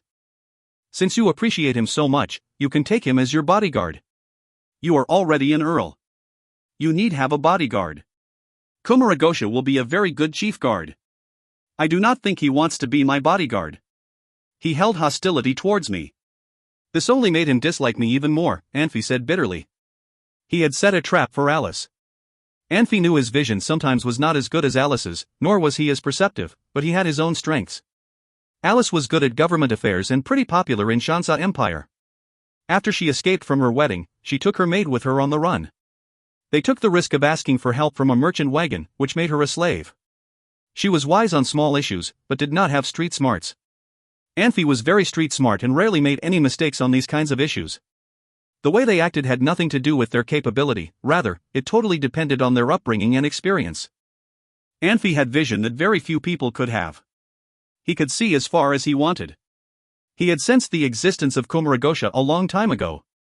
He actually meant to let Komuragosha hear what Anfey thought of him. If Alice had any other intention or personal interests, she definitely would not be willing to recommend Komuragosha to Anfey, since Komuragosha was the only person she trusted. After Anfey politely turned her suggestion down, Alice could have taken her suggestion back. "The key is how you see him. The rest is not important," Alice said naturally. "Let him follow you. This way he could be at his best. I do not want to see his talent being ignored and getting frustrated by it. We will talk about it later." Anfey finally felt relieved. He sounded as if he was getting playful. "It looks like you would have had the confidence to kill Manlin, even if I had not come back. He did not suspect me at all." "If I could have planned it well, it should have been easy," Alice said. "Why did you wait so long?" Anfey asked. "Master, mercenaries are wild. If you want their respect, you have to respect them. For example, being tough. We have to reform. Forcing those mercenaries to listen to you can work for a while, but it would make others dislike you." Alice smiled. "Right now is the perfect time. You killed Manlin. You have successfully shown your power and skills, but did not hurt anyone else. Everything seems to be falling into the right place. I mean, you could have done these things as well. Why were you waiting for me to come back?" Anfey asked. "I am just a woman without a home country. I do not need them to respect me or listen to me." "You are their best choice," Alice said. Anfey crossed his legs and smiled. Alice had explained clearly and answered all his concerns. He went quiet for a while. "Alice, do you know about Scarlet? Scarlet? She is really famous right now," Alice said. Anfey looked serious. He could tell Alice held much hatred towards Scarlet. Could they have had some conflict before? Anfey thought to himself. "I admire Princess Victoria the most. She is an example for me. Scarlet is not interested in government affairs. She only wanted to take revenge for her mother, so she took the other route." "Do you hate her?" Anfey asked directly. "Master, don't you understand there could be only one princess regent in the empire?" "I am a failure," Alice said. Perhaps because she did not want Anfey to see the hatred on her face, Alice looked to the side. She said very deliberately, "I could not forget how she treated me. I never wanted to hurt her, but she hurt me without any hesitation." Anfey suddenly realized why Alice admired Princess Victoria as her example. Now he knew everything. Deciding her own wedding was only a wish of Alice's. Her wish and her dreams were two different things. Becoming the next princess regent was her real aim. Scarlet, as the only daughter of Victoria, wanted to be the regent herself. The competition between them was inevitable.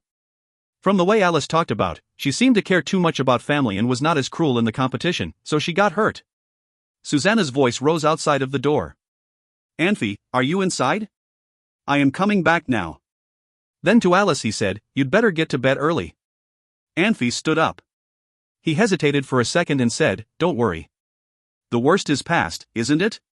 If you find any errors, ads pop up, ads redirect, broken links, non-standard content, etc., please let us know. Report chapter so we can fix it as soon as possible." Chapter 342, Target. Chapter 342, Target. Translator, Nayabo Studio Editor, Nayabo Studio. What's wrong? Anfey asked Susanna. Nothing, Susanna said. It's too chaotic. I thought it would be a good idea to follow you. Susanna pursed her lips and glanced at Alice's house. What did you two talk about? Nothing much, Anfey said, taking Susanna's hand in his. Let's go take a walk. You sure took a long time to talk about nothing, Susanna said. She did not jerk her hand away the way she would before they were married. Anfey shrugged. She's a tough one, he said. She's cunning. More than me, even. She's hard to deal with. Anfey paused and grinned. Susanna, you're not jealous, are you? No, Susanna said. She smiled softly. Susanna knew that jealousy means nothing. She couldn't control how another person feels. If Anfey was like her father Darius, he would find ways to cheat even if she stayed with him all day long. She knew Anfey and she trusted him. She knew that monitoring his movements would affect their relationship. After Anfey saved those elves, Naya was even more worried than Susanna. She kept trying to get Susanna to keep the elves away, but Susanna told her that there was nothing wrong with keeping maids. Naya told her that she was too naive. Naya spent a lot of time and energy monitoring the elves and Anfey, and concluded that Susanna was right to trust him. He rarely even spoke to the elves, let alone do anything inappropriate. Susanna may not be the smartest woman in the world, but she had her own rules and judgment. She knew Anfey very well and knew that it took more than a pretty face to win his heart. You're not jealous? Anfey asked with a grin. Why were you so worried, then? Some men wanted their wives to understand them, but there were men like Anfey who wished that their wives would grow jealous when they talked to other women. I need to talk to you, Susanna said, glancing around nervously. What is it? Anfey asked. He could tell that Susanna was seriously worried, and it had nothing to do with him talking to Alice. Susanna took a deep breath and said, Naya left Sacred City with us. What? Anfey asked, shocked. Why didn't anyone tell me? Anfey wasn't politically savvy, but he still knew the impact of Naya leaving Sacred City. Do you remember how we stopped you from getting into our carriage? Susanna asked. Well, it's because Naya was there. Susanna sighed and shook her head. I wanted to tell you, of course, but I felt so bad for her. I wanted to help her. She was so determined that she refused to eat or drink so she wouldn't get discovered. Why are you telling me now? We're not with her anymore. I'm worried about her. Does Entos know? Susanna shook her head and stared at Anfey. This wasn't entirely her fault. It was Naya who found her and begged her to take her along. Unlike everyone else, Susanna had never met Grandon and was closer to Christian. She didn't like the fact that Grandon hosted a feast on the day his own brother was celebrating his birthday. She thought that it would do no good for Naya to keep courting a man like that. She wanted to tell Anfey about it, but she knew that Anfey would send Naya back, and she didn't want to betray her friend like that. Like Anfey, Susanna knew nothing about politics. Naya was her friend and she needed Susanna's help. Anfey sighed and shook his head. Are we in trouble? Susanna asked nervously. Anfey looked at Susanna's anxious face and smiled. He patted her on the shoulder and said, No, we're not. Don't worry too much about it. Before this, their conflict with Grandon could still have been solved peacefully. Now, it didn't matter whether Naya came willingly or not. Grandon's biggest supporter in this race for the throne was Saul, and Saul's reward was to have his daughter become queen. Saul might not care, but others would. After Grandon married Naya, he would win the support of the Mages Guild. Now that Naya had left Sacred City, the assumption would be that her loyalty lied with Christian. Grandon would never let them get away with this. Before, Anfey did not have a clear allegiance. He was Christian's friend and their futures were intertwined. He could influence Christian, and Christian could influence him. What he did in the future depended greatly on Christian. Neither he nor Christian could dictate the course of events now. Grandon would become their enemy, and Anfey knew he needed Christian to stay alive. If Christian was killed, Anfey knew he was as good as dead. Moramatch had just become more important, as well. This was their base and country of mercenaries, and they could always come back to this place if things did not go well in Mayho Empire. You're not just saying that so I can feel better, are you? Susanna asked. She could tell Anfey was troubled just by reading his expression. Alice just told me that I'm too cautious, Anfey said with a sigh. She's right, though. I think too much and act too carefully. Now that I think about it, I should really try to be more impulsive. Really? Yes, of course, Anfey said. I would never lie to you. Susanna nodded and smiled. They walked around the street corner in silence. Does Christian know? Anfey suddenly asked. Not yet, Susanna said, shaking her head. I was worried how he would react. You're right. Keep this away from him for a bit longer. Susanna nodded. Hopefully nothing happens to Naya, she said. Nothing will, Anfey said. Entos will find her sooner or later. Did you hide Naya on the carriage? No. She was there before me. Anfey frowned and recalled the day they left Sacred City. Saul's mansion was heavily monitored and all the carriages had guards. It was hard to imagine how someone could sneak around those guards and get into the carriage without anyone knowing. Maybe we are worrying too much, Anfey said. I think Entos knows Naya's plan. Entos had known Naya since she was a child and helped raise her when Saul was busy. He was practically a brother to her. Entos cared about Naya as much as Saul did. If Naya went to him with a request, Entos would never refuse her. What perplexed Anfey was that Entos should know the implications of Naya leaving Sacred City. Why would he risk angering a prince?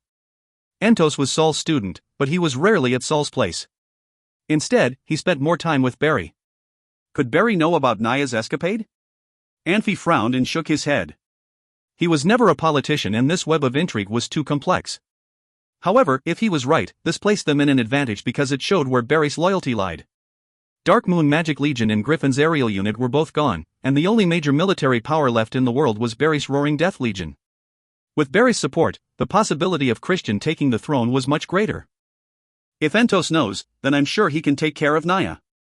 I know, Anfey said. I'm thinking about tomorrow. Tomorrow? Yes. We have to reconvene all the mercenaries tomorrow, but there may be objections. If you find any errors, ads pop up, ads redirect, broken links, non-standard content, etc., please let us know. Report chapter so we can fix it as soon as possible. Chapter 343, Ecosystem. Chapter 343, Ecosystem. Translator, Nayabo Studio Editor, Nayabo Studio. Anfey thought too much again this time. The meeting the following day ran all day. All the reform ideas were approved by all the mercenary group commanders, even though some of the changes seriously affected their interests, which even made unemotional Anfey feel bad for them. Mages in different mercenary groups gathered together and formed a mage group. The chief commander of the mage group was Christian and the vice commander was Blavi. Most of the mage group were senior mages, but their fighting ability could not be underestimated when they would fight together. If they shot large fireballs together at a target as powerful as Ernest, he had to avoid them instead of fighting them off. The first unit was formed mainly by Ozik's mercenary group. Of course, the commander was Ozik. The vice commander was Yi. Female mage Elizabeth's mercenary group joined the first unit, while she herself became vice commander of the mage group. She shared the same rank as Blavi. Among other commanders, she suffered the most losses. From now on, she would not have her own mercenary group anymore. Maybe because she was thinking of everyone's interests, or maybe Ernest's powerful strike made her worried. After a little hesitation, she nodded and agreed to Alice's arrangement. Ozzy's Warflame mercenary group was renamed the second unit, while Beastman Tiger's Wooming mercenary group became the third unit. Alice merged a few other mercenary groups into these second and third units. Those mercenary group commanders became Ozzy and Tiger's assistants. The rest of the mercenary groups were merged into the fourth and fifth units. The commander of the fourth unit was an intermediate swordsman named Stein, while the commander of the fifth unit was a gigantic axe warrior, Khufu. Khufu had blood of a barbarian in him. Anfey had only met Stein and Khufu once, at the previous day's meeting, and did not know much about them. But Anfey could tell Alice had planned this a long time ago and knew what she was doing. He knew they were good picks, because other commanders all heaved a sigh of relief when they heard Stein and Khufu were appointed commanders of the 4th and 5th units. The rest of the commanders seemed to think they were good picks as well. Anfey and Alice argued heatedly over the candidates of the 6th unit. In the end, Alice agreed with Anfey on Shin Bella as the commander. The 6th unit was the smallest. Because of the unpleasant experience, it was not possible to merge other mercenary groups into the 6th unit. The 6th unit was composed of all the surviving mercenaries of Jagged Rose's mercenary group. After they heard Shin Bella would be commander, the concerns of other commanders had seemed to calm down. After Anfey finished the errands, the sun had gone down beyond the horizon. This day had been the toughest for Anfey. He had not realized he had so many errands to run. Since he was the official ruler of Moramach, he had to stay here and make sure he got everything under control. Seeing the newly appointed commanders leave the conference room, Anfey stood up and stretched his sore neck. He laid eyes on Alice. Alice, can you be honest with me and tell me whether we have enough food? Anfey did not know much about politics or military strategies. He did have a good understanding of the concept. Before making any military moves, food and ammunition should be in place. This line had been in many works of fiction and historical novels. Anfey had never attended a military academy. All of his military common sense was from fiction and historical novels. That was why he was worried about food. Master, would you like to walk with me in the underground city? Alice broke into a smile. The underground city? Anfey asked. Yes, but I think you should be prepared for the changes. Since you left, those gnomes and dwarves have been busy working on it. They have totally changed it, Alice said. I would love to take a look. Anfey was intrigued. Let's go, Susanna. After they resolved the problems between them, they all looked comfortable with each other's presence. Alice briefed them on the way. When Shansa Empire retreated, they burned many items and buried the stuff they could not take with them. Kumaragosha had all the records. When he came to Moramach and the necromancers had not attacked them yet, Alice had took dwarves, gnomes and Kumaragosha's subordinates to dig out lots of ammunition. Dwarves were famous for their forging skills. They could really make a lot of things out of the ammunition. Dozens of smelting surfaces were built underground with unlimited fuel from forests. They should have no problem with armaments for a long time. After passing through the dark cave, the dwarves opened the heavy doors for them, because they got the news in advance that Alice was leading Anfey down there. Under Alice's guidance, they walked into another alley. At one turn, Anfey remembered there should be a small underground city in about a dozen yards. The bright light made Anfey surprised. To save magic crystals, most magic everlasting lights were not lit up in Moramach. How many magic crystals had they used to keep this underground so bright? Anfey thought to himself. Alice gave Anfey a mysterious smile and walked straight to where the lights were. Walking along the corridors of the underground city, Anfey noticed a silver-white paint all over the roof and walls. There were only 3 magic everlasting lights, but they lit up every corner. It was obvious this kind of paint had strong reflection. Anfey walked over and felt the wall. It felt cold. Alice walked next to Anfey and said in a low voice, "Gnomes made them. They could mix mercury and other stuff and made them into this paint, like alchemists." Master, you probably can tell this paint can reflect lights like mirrors. The whole city only needs about 20 magic everlasting lights to light up everything. However, the rooms on the sides are still dim. We could not install magic everlasting lights in every room. It would be such a waste. Nice. It makes it very convenient. Anfey nodded. Alice, where do you store food? Follow me, please, Alice said. They walked to the border of the city and followed along the drainage pipe for a few hundred yards before they reached the underground river, which flowed quietly. Anfey did not expect more changes here than in the underground city. The high arch was installed with dozens of magic everlasting lights. The light radiating from every light was reflected on the arch painted with the same silver-white paint. The light reflected on the river and its banks. They could even see the fish swimming in the river. A wooden bridge was built over the river. The bank of the river had been built up. It seemed all of these changes were made by dwarves and gnomes. The most surprising thing were the green plants and the different-sized boar beasts running everywhere. Adult boar beasts were only a small percentage of all the boar beasts, while young ones were the majority. Boar beasts were naturally timid and afraid of darkness. They only played around in places with lights and did not run elsewhere. 2 small boar beasts caught Anfey's attention. It seemed they had caught something like a snake.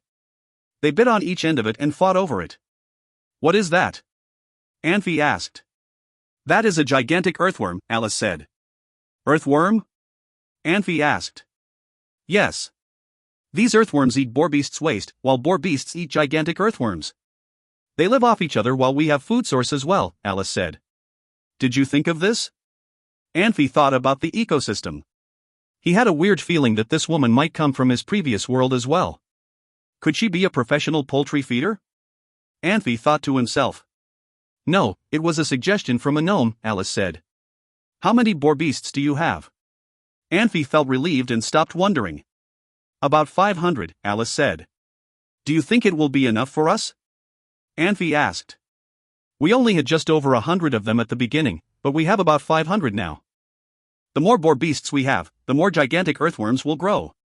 The more gigantic earthworms we have, the number of boar beasts will grow as well. Alice smiled. If these are not enough for us, I have stored a lot of flour in other parts of the underground city. I think these boar beasts and flour should last until next summer without any other help. How much flour do you have? Anfey asked. Because the number of mercenaries keeps growing, it would feed us for 2 months, Alice said. Why did you store so much flour? I remember I only left you 200 gold coins. You? Anfey asked. I sold some defective armor. Of course, dwarves thought they were defective, but those merchants thought they were high-quality military equipment.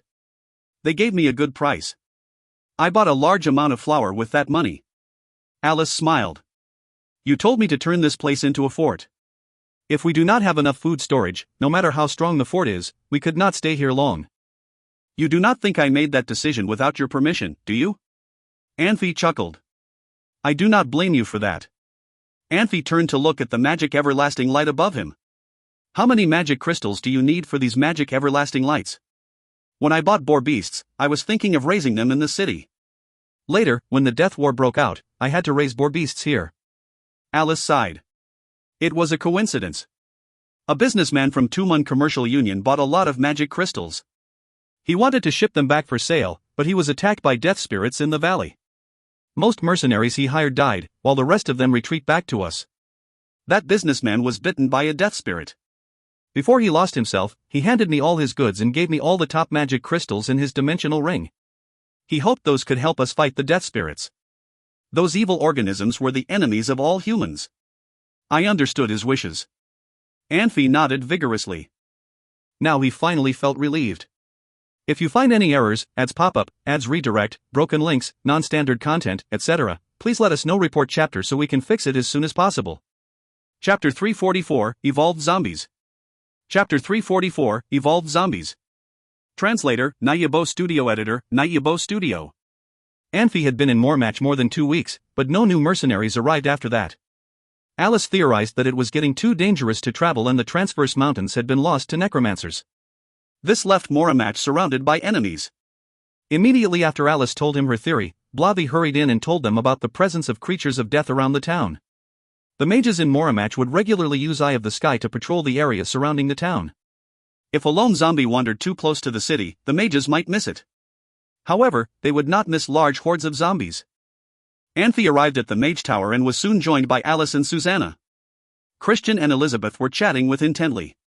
Christian turned and waved at Anfey as he approached. Come here and look at this, Christian said. Next to Christian were a few mages scanning the area with Eye of the Sky. One of the eyes was following a few strange zombies. Normally, a zombie's body should be rotting and falling apart. These zombies, however, looked strong and complete. If it weren't for the strange copper shade of their skin, they could be mistaken as living humans. The zombies were huddled together as if they were discussing something. It was widely known that zombies did not have the ability to talk. Zombies communicated with each other with basic telepathy, not spoken words. This defied the rules of nature. How many are there? Anfey asked. About 3,000, Christian said. As soon as enemy combatants were discovered, the mages could band together and discover how many enemies there were in their location. This was one of the benefits of having a group of mages. Of course, even Eye of the Sky could not discover everything about their enemies. They're talking? Susanna asked incredulously. Yes, Christian said with a deep frown. It seems like these zombies are more evolved, in a sense. He turned and glanced at the Eye of the Sky and shook his head. This is not good. Not good at all. We could win the wars past because of the necromancer's arrogance and the zombies' inability to communicate. If the zombies are now intelligent, this war just got a lot more difficult. My lords, look. Elizabeth suddenly called. The zombies seemed to have reached an agreement and split up. In Eye of the Sky, a group of around 300 zombies were moving slowly towards Moormatch. A battle was inevitable. Anfey and Alice turned and glanced at each other. The two of them were both very analytical. They knew themselves and their limits very well. Anfey could coordinate small-scale fights, but a battle against 300 zombies was beyond his power. Alice, on the other hand, knew nothing about coordinating battles. There was only one person here that could command an army. Komuragosha, what do you think we should do? Anfey asked. Komuragosha frowned and looked at the eye of the sky. Suddenly, the zombies started running towards Moramach. Soon, those in the city could hear the clamor of the zombies. Christian used a levitation spell and headed towards the mage tower. Wait! Komuragosha called hurriedly. What is it? Wait! Don't reveal how powerful we are yet, Komuragosha said. Get some mages and stop them with magic. What? Why? Those zombies are just testing us, Komuragosha said. If we reveal too much, it would be disadvantageous. But if we let the zombies, This is war, my lord, Komuragosha said coolly. Casualties are unavoidable. Listen to me, or you will increase your casualties tenfold. Christian sighed and nodded. Who are the people camping out there? Komuragosha asked. Shinbelas. Then we are set, Komuragosha said. They would last the longest against the zombies. One of the mages called out in terror. The zombies had already reached the first barrier. Shinbella appeared in the eye of the sky. She stood on top of the barrier and waved her lance, ordering her men to attack. Normally, Shinbella and her men could hold off zombies for days like this. However, the zombies suddenly increased their speed and, even though they were slowed by the magic raining down on them, reached the barrier in no time. The barrier was about 5 feet wide and was made of heavy logs and very durable. The zombies did not know how to use fire magic, and it was thought that it would take longer for them to break through the barrier. The zombies lunged at the barrier, clawing at the wood with their sharp nails. They opened their mouths and squirted dark pus onto the barrier. The eye of the sky was vertically above the battle, but it wasn't hard figuring out what the zombies were doing. A zombie had broken through the barrier and appeared on the other side. It opened its mouth and screeched. Shinbella jumped off the barrier and sliced through the zombie with her sword. More zombies began streaming through the hole to get beyond the barrier. Another group of around 400 zombies headed in that direction as backup to the first group. Shinbella fought valiantly but could not hold off the zombies and was forced to retreat with her men. Anfey glanced at Komuragosha, who shook his head. Blobby frowned and turned to Susanna. He doesn't have a vendetta against Shinbella, does he? I don't think so, Susanna whispered back. More and more zombies broke through the barrier. Christian led the mages in engaging the zombies with magic, but there were too many zombies and too few mages. Shinbella was forced to retreat into the town. Are you sure about this? Alice asked. There are thousands, perhaps hundreds of thousands of zombies in Transverse Mountains, my lady, Komuragosha said. This is only the first step. It's less of a battle and more a skirmish, really. It's only going to get harder from here. You just said that Shinbella can last a long time against these things, Alice said, not convinced. No one told me that those zombies can use magic. We've seen those things before, Blobby whispered. They are the leaders of normal zombies. If we kill these things, the other zombies would be a lot easier to kill. They are not the leaders, Komuragosha said. The ones that we're talking are the leaders. We need to assess how intelligent these things are before we can fight them. So this is your assessment? Alice asked, frowning. She needed to know because she did not want to see anyone questioning Komuragosha's abilities. I'm sure they have follow-up plans, Komuragosha said. He suddenly stopped, his eyes wide. More zombies appeared in the eye of the sky, marching towards Moramach. According to the mages, there were 3,000 zombies.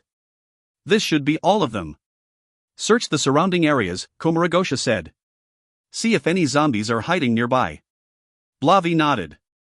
He turned and barked an order at the mages. There were about 40 mages left on the tower. All of them released the eye of the sky and saw that there were no other zombies except for the ones heading towards them. I overestimated them, Komuragosha said, visibly relaxing. They don't even have a plan. Does that mean we can engage? Komuragosha hesitated for a moment, then nodded. If you find any errors, ads pop-up, ads redirect, broken links, non-standard content, etc. Please let us know. Report chapter so we can fix it as soon as possible. Chapter 345, Double-Sided. Chapter 345, Double-Sided. Translator, Nayabo Studio. Editor, Nayabo Studio.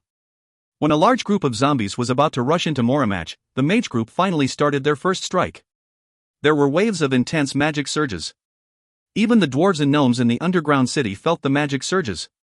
They stopped what they were doing and stared at the cave roof in wonder. A master swordsman might be a match for an archmage, but 100 master swordsmen would not win over 100 archmages, without any doubt. If mages released large-scale destructive magic, it would be as if each archmage was under hundreds of magic attacks. Even the legendary Grandmaster swordsman would not necessarily win. Firewalls suddenly appeared and formed a sea of fire. It did not only cut a large group of zombies in half, it also fatally burned about 100 zombies. Regular zombies did not have intelligence. After they received the order to rush forward, they would rush forward without caring about what would be in front of them. Unfortunately, they could no rush through a fire as wide as 100 yards. Countless zombies first turned themselves into fireballs and then turned into ashes, blowing away into the sky. One group of zombies was burned dead, but another group rushed in. The sea of fire was like hell for zombies. The firewalls took zombies' lives not singly but in groups. A wall appeared at the entrance of Moramach and temporarily stopped the zombies' aggressive attacks. Shin Bella took the opportunity and her mercenaries surrounded the zombies who had already rushed into the town. They slayed zombies like cutting melons. Shin Bella and her mercenaries stood in fighting formation to be ready for the next round of fighting. Finally, a large piece of swampland appeared. Before the zombies surrounded by fire could react to the swamp magic, their bodies were already stuck in the mud.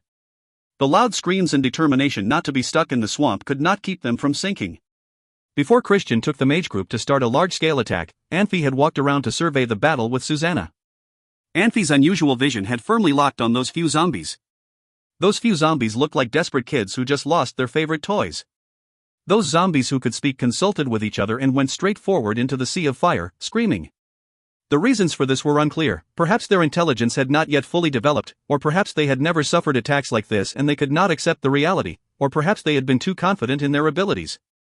One of the zombies screamed even louder than his companions. He retreated quickly as his peers rushed into the sea of fire. His peers all ran forward into the fire and could not see what he did. The regular zombies passing him lacked the judgment and did not understand what their leader was doing. They did not care about asking anyway, in other words, they could not ask. Some mages had to stop using firewall magic because their magic power was running low. The rest of the firewalls could still cause a lot of damage to zombies. The zombie leaders rushed over the firewall, but their bodies seemed to get slimmer once they had some flames on them.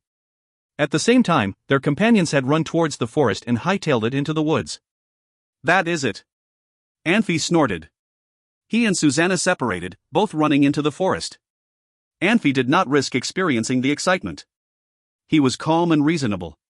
In addition, he had extraordinary ability to anticipate his opponent's thoughts and moves. Christian, Blavi and others, including sophisticated Alice, were all shocked when they saw zombies had the skill to communicate. They were thinking it would be a disaster to deal with a group of intelligent zombies when they had paid dearly in the Death War to dealing with death spirits who did not have intelligence. Anfey was not only thinking about these things, but also thought deeper. It was not all bad that zombies had communication skills. It would be worse if they could not communicate. After zombies learned a language and had intelligence, they could show their confusion, anger, terror, and even their secrets in certain occasions. This was the problem of all intelligence. The zombies without intelligence had a fatal defect, but the zombies with intelligence had their own weakness. There is no perfect organism in the world. Anfey was the first one to realize it after seeing these new zombies. At the same time, the necromancers all gathered in one place, celebrating their success as they dreamed about their future life. They were the creators of the new zombies, but none of them realized that everything had two sides, including the new zombies. Even though they could develop as they wanted, there would be conflicts among death spirits, like the current human society. Very few people could avoid Anfey's scents in the forest, nor could they find Anfey if he were stalking them. This was no exception for the zombie that had followed them into the woods. After he escaped 1,000 yards and stopped next to an ancient tree, he removed the rotten leaves, branches, and dirt with his bare hands and dug a big puddle. He laid inside the puddle and swept the dirt on himself with his hands to bury himself. No matter whether burying a body or a live person, it was a pretty heavy labor. If he wanted to bury himself, it would have to be skillful work. The zombie looked ridiculous. He covered his head well with dirt, but his legs and half of his body were still in the air. It seemed that he felt he had buried himself well. Anfey could not help thinking that what this zombie did was comparable to an ostrich burying its tiny head. Anfey wanted to follow the zombie to figure out where new zombies gathered. The zombie did not move at all for quite a while. Does he want to wait until it's dark? Anfey thought to himself. Anfey thought for a moment, then gave Susanna a look. They both ran fast to the puddle where the zombie had buried himself. Anfey, where are we going? Susanna asked softly. She did not know Anfey's specific plan. Anfey blocked the view of the zombie with his body so she could not see it. Here. Anfey pointed. That zombie buried himself. Susanna looked where Anfey was pointing. She was shocked by what she saw. She could not believe there could be zombies like this one. She never heard of such a thing. Get up. Stop playing dead, Anfey said, waving his hand. A green branch suddenly turned into a flexible whip and whipped the zombie. That zombie kept still. He seemed to want to play dead to the end. I am going to set you on fire if you do not get up. Anfey walked over as he talked. Without seeing how, hundreds of small fireballs suddenly appeared and revolved around Anfey. That zombie suddenly screamed and jumped to his feet. He looked fiercely at Anfey and tried to snatch Anfey's heart with his sharp fingers. The next moment, the zombie saw Susanna had pulled her sword out and the white combat power radiated from her. If nothing went wrong, his hands could pierce Anfey's chest with 1 more inch. However, his ferocity left him the moment he saw Susanna. That zombie turned around without any hesitation and tried to run away. It was a fatal mistake for the zombie to think Anfey was not threatening only because he did not sense Anfey's combat power. Anfey stepped forward as little fireballs gathered into a gigantic flame shield on his left arm. He swung the gigantic shield forward and hit right on the back of the zombie's head. The zombie screamed in pain while his body was thrown forward as if it had been shot out of a cannon. He slammed into a tree and fell on his back on the ground. Anfey slowly walked up to him. The zombie struggled to sit up. The ferocity in his eyes turned into a look of terror. He moved backwards as he timidly looked at Anfey. He backed into the trunk of the tree and could not move back any further. Do not try to run away. If you dare to move again. Anfey raised his thumb at Susanna like a thug. She will cut off your head for sure. The zombie finally looked like a real zombie now. He stood against the tree and roared in a deep voice, but his body did not move at all. Tell me how many death spirits there are in the Transverse Mountain? How many zombies are like you? Anfey was interrogating a zombie, but he was still a little too blunt. That zombie kept roaring in a deep pitch. His body trembled slightly. He looked really scared. Do you understand what I am asking? Anfey did not think he would get an answer anyway. That zombie roared again. F***CK. If you do not understand me, why did you jump up when I said I would set you on fire? If you do not understand me, why are you scared to even move? Anfey held his hand out. There was a gigantic flame sword in his hand. He swung it at the zombie's cheek. Anfey wanted him to be alive, so he only hit him with the back edge of the sword instead of cutting him. Anfey did not put too much strength into it, but the zombie had a deep cut on his cheek. Black blood oozed out from the wound. With close observation, Anfey had found many special things about this new zombie. He did not have that unbearable fishy stink. He had grayish pupils and could move freely. However, his fighting ability and stamina were not as good as the zombies that could be released with magic. Could it be the cost of evolution? The zombie finally said in a coarse and machine-like voice. Anfey looked excited. It proved that he was right. He was no longer worried. There must be more of this kind of zombie if he had seen one. If you find any errors, ads pop up, ads redirect, broken links, non-standard content, etc., please let us know. Report chapter so we can fix it as soon as possible. Chapter 346, Cleanup. Chapter 346, Cleanup. Translator, Nayabo Studio Editor, Nayabo Studio. Residents of Morimach were already cleaning up the battlefield by the time Anfey returned with the zombie, bound by some vines he summoned. Even though they had eliminated a large number of zombies with few casualties, the town was still damaged. Shinbella's old camp was completely under the marsh, and it would take a lot of digging to recover the lost resources. Why did you bring that thing back? Alice asked with a frown after she saw the zombie. It can talk, Anfey said with a shrug. It can give us some information. You heard it speak? Alice asked incredulously.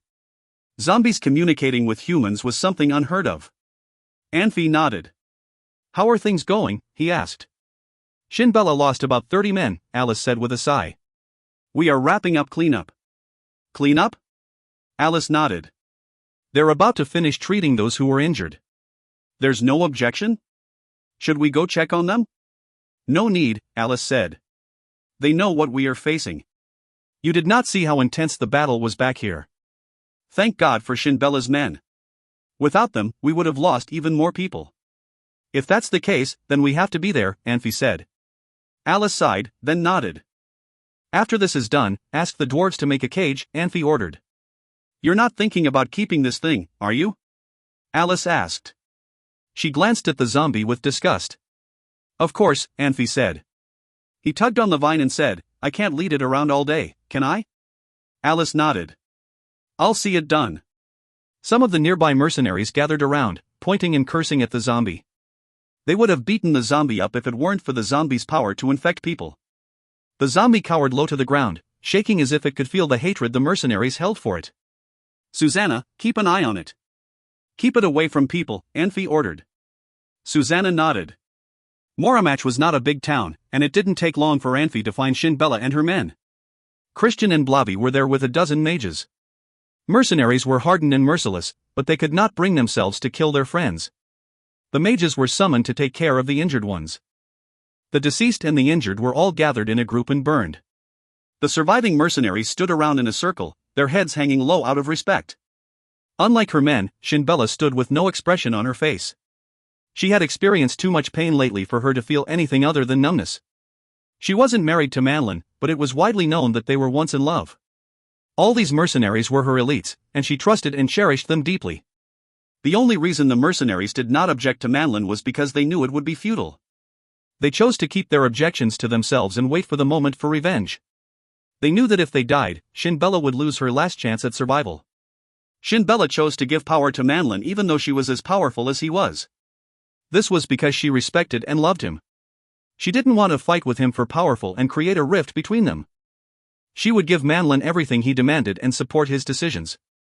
His betrayal had caught her off guard and caused her great distress. The older mercenaries in Jagged Rose mercenary group knew that the group started off as a second-rate mercenary group founded by Shinbella's family, which was once a Shansan noble family with a rose as its sigil. It was renamed Jagged Rose by Manlin. Shinbella and Manlin, two senior swordsmasters, quickly made a name for themselves and expanded their mercenary group. However, when Shinbella suggested that they marry, Manlin said that they should wait until Jagged Rose become a first-rate mercenary group. Shinbella accepted his answer and patiently waited for the day the mercenary group rose in the rankings. After Jagged Rose was recognized as a first-rate mercenary group, however, Manlin still found excuses to put off marrying Shinbella. Shinbella understood Manlin's concerns and waited. She never imagined that their relationship would end in tragedy. The mercenaries understood Shinbella's feelings, but they were more concerned with their own future. Why didn't the mages join the fight earlier? Why didn't they receive any aid? They didn't want to think about it because they knew that once they did, they would no longer be willing to serve Anfey and his people. They also knew that they needed Anfey's help and did not want to break away during the middle of a war. What are you doing here? Christian said when he saw Anfey. He looked very sad. Kumaragosha could face losses without any emotional distress, but Christian couldn't. Anfey sighed and joined the mercenaries in their mourning. He turned to Shinbella and said, How many men did you lose tonight? 47. Give me their names and the names of their families, Anfey said. I will, Shinbella said with a nod, then turned back to the pyre. The loss of her lover was a great blow to her, and the loss of her men was an even greater one. She knew this day was coming, but she was already mentally exhausted, which made this loss even more painful. Anfey sighed. He was poked Christian, who was too consumed by the sadness and did not notice him. Why do you want their names? Christian asked. They're heroes, Anfey said with a shrug. They died for us. They can't take care of their families now, so we must. There's no need for that, Shinbella said, shaking her head. What do you mean? Our city had already fallen, Shinbella whispered. We barely escaped. You mean? Yes, my lord, Shinbella sighed and lowered her head. This was the first time Anfey saw emotion in her eyes that night. The mercenaries around them turned their heads away to hide the sadness in their eyes. They had sworn to protect their city and families, but there were too many zombies and necromancers. They were forced to abandon the city and flee with Manlin. Anfey looked around and saw a few dwarves nearby with armor and weapons. These were the weapons of mercenaries who participated in the battle. Any gear that had come into contact with zombies must be thoroughly cleansed before it could be used again. Anfey walked over to the dwarves and asked, Can you make a large stone tablet? Yes, my lord, one of the dwarves said respectfully. Good, Anfey said. These are heroes. We can't let their sacrifice be forgotten. We need at least to engrave their names in stone. Anfey knew that he couldn't give the mercenaries money, as money was useless during a war. The only thing he could do was honor the memory of the deceased. Shinbella, hold the funeral off until tomorrow, Anfey said. We will hold a collective funeral tomorrow for all the mercenaries killed in action. If you find any errors, ads pop up, ads redirect, broken links, non-standard content, etc., please let us know. Report chapter so we can fix it as soon as possible. Chapter 347, Group Fight. Chapter 347, Group Fight. Translator, Nayabo Studio Editor, Nayabo Studio. After the grand funeral, Mora match returned to calm. Unfortunately, people could not have peace in their heart. No matter whether mercenaries were carefree or ambitious, they all tried to practice as much as they could. They hoped they could improve and be able to survive the battle when death spirits attacked them next time. In Mora match, training became a habit. They did not expect the large body of death spirits to suddenly disappear for over a month. They could only see several zombies here and there, wandering outside of town. Every time they showed up, the mercenaries who had pent up anger would rush out and kill the zombies like cutting melons to vent their anger. Everybody knew the number of death spirits was enormous. Even though they were in a time of peace, everyone was still alert for any potential dangers. One day, Anfey brought Susanna and the shadow mercenary couple to watch Komuragosha train his mercenaries. In fact, both parties suffered from this training. The mercenaries did not enjoy the training. The formation training was boring. They did not think standing straight or walking in formation was helpful for real wars. Komuragosha suffered even more. He could not figure out why these mercenaries would be so stupid. They looked pretty smart, but they messed up the cavalry formation really bad in the training. The mercenaries looked like wild animals. Some went straight forward and knocked others down like bulls, while others jumped around like monkeys. Some mercenaries went out of formation and ran in either direction. They looked like two packs of wolves, running in different directions.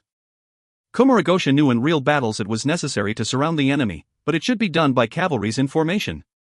The mercenaries' job was to hold the defense line and destroy the enemy's strength. Komuragosha was experienced in battle, but he was a little too old-fashioned. Mercenaries were good at fighting with a freer styles. Even when their formation was broken by magic beasts, they could form another formation with a few other mercenaries and start another strike. They had a main force, main defense and cooperation, but having hundreds of them repeat one move over and over again was too hard.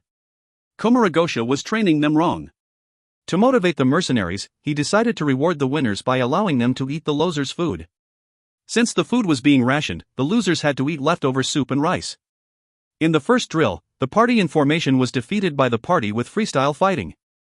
After having no food for a day, these mercenaries realized there was no point to keeping in formation.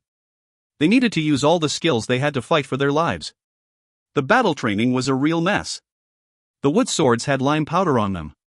According to the rules, if they were hit and had lime on their bodies, this mercenary would be considered dead and needed to step off the battlefield. Some people simply did not follow the rules just for a good dinner. The opponents were angry when they saw these mercenaries not following the protocols. They copied them and stopped following the protocols as well. When there was one mercenary not following the rules, there would be more following that one. It should have been a hard-fought battle, but some did not leave the field after being hit with the wood sword, especially the strong ones. They would rush everywhere, with clothes turning white with lime, but they still swung their swords on the field. If this were a real battlefield, they would only be able to act this way if they were Grandmaster swordsmen. Long and Ling were laughing so hard that they could not keep themselves straight. This was not a fight drill. It was a fight between two groups of gangsters. Luckily, they were not allowed to use combat power, otherwise there would have been big casualties. The Anfey broke into a smile after he took a look at that couple. He never asked them to join any group. He provided accommodations for free. The couple felt bad and asked to take on some tasks themselves.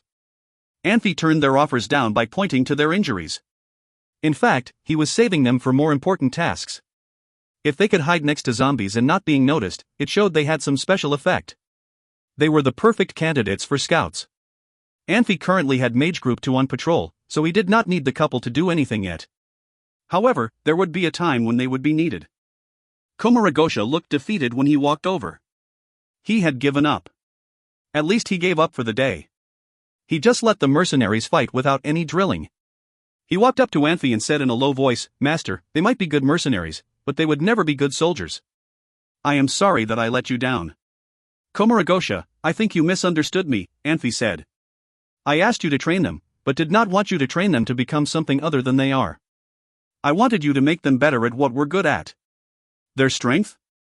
"This is their strength," Komuragosha said, pointing and smiling bitterly. Anfey shook his head. You have been in the military for a long time and have a different way of doing things than they do. I have an idea. Let's talk about it tonight. What a chaotic scene. Are they fighting again? Alice walked over with a smile. There was a sparkling item in her hand. Alice, what do you have in your hand? Anfey asked out of curiosity. It is a crossbow made by dwarves. Alice passed the crossbow to Anfey. When did dwarves learn to make crossbows? Kumaragosha asked in surprise. Crossbows had been in existence for a long time but were not popular. People did not like them since they thought crossbows were shameless weapons.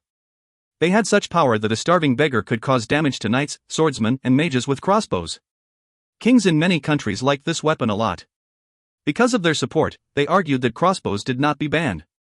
The skill of making crossbows improved. Don't underestimate dwarves. They are the smartest craftsmen, Alice said slowly. Master, would you like to try it? Anfey looked around and picked a wall as his target. He was familiar with crossbows. Even though there was a big difference in how they were made in this world and his previous world, they had a lot in common. Anfey pulled the trigger. The arrow shot out with a sharp whooping sound and hit directly into the wall. With a gust of white smoke, the arrow got visibly softer. It turned into bright red liquid and dripped down against the wall. Where the bright red liquid dripped, it made sizzling sounds. Is it a magic arrow? Kumaragosha said, wide-eyed. He felt a slight magic surge. Yes, unfortunately, Hagen is not here, Alice sighed. We have so many mages. If we had Hagen's help, we could make much better magic arrows. Dwarves only have very basic alchemy. This is the best they could do. Anfey nodded. This is not bad. Far from being good, Master, Alice heaved a sigh.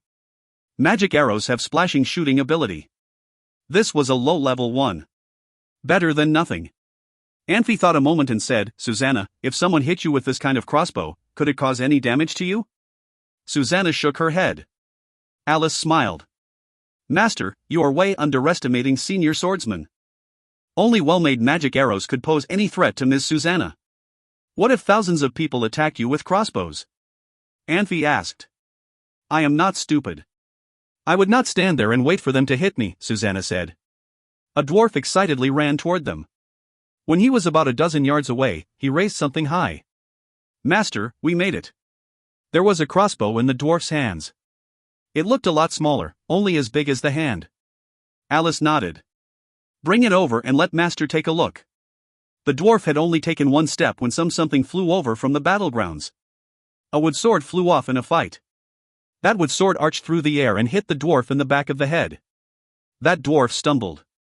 With a sharp whooping sound, the crossbow in the dwarf's hand shot out. The dwarf had been walking toward Anfey, so the arrow shot in the direction of Anfey. Alice stepped forward, but she was not a swordswoman and was not good with magic either. A woman without any combat power or magic power could not react quickly. By the time she reacted, the arrow had passed her. Kumaragosha tried to pull his sword out, but the sword was not there. He had taken it off at the drill. Only Susanna reacted the fast. As her sword was already thrust halfway, she paused because Anfey had grabbed that arrow with his bare hand.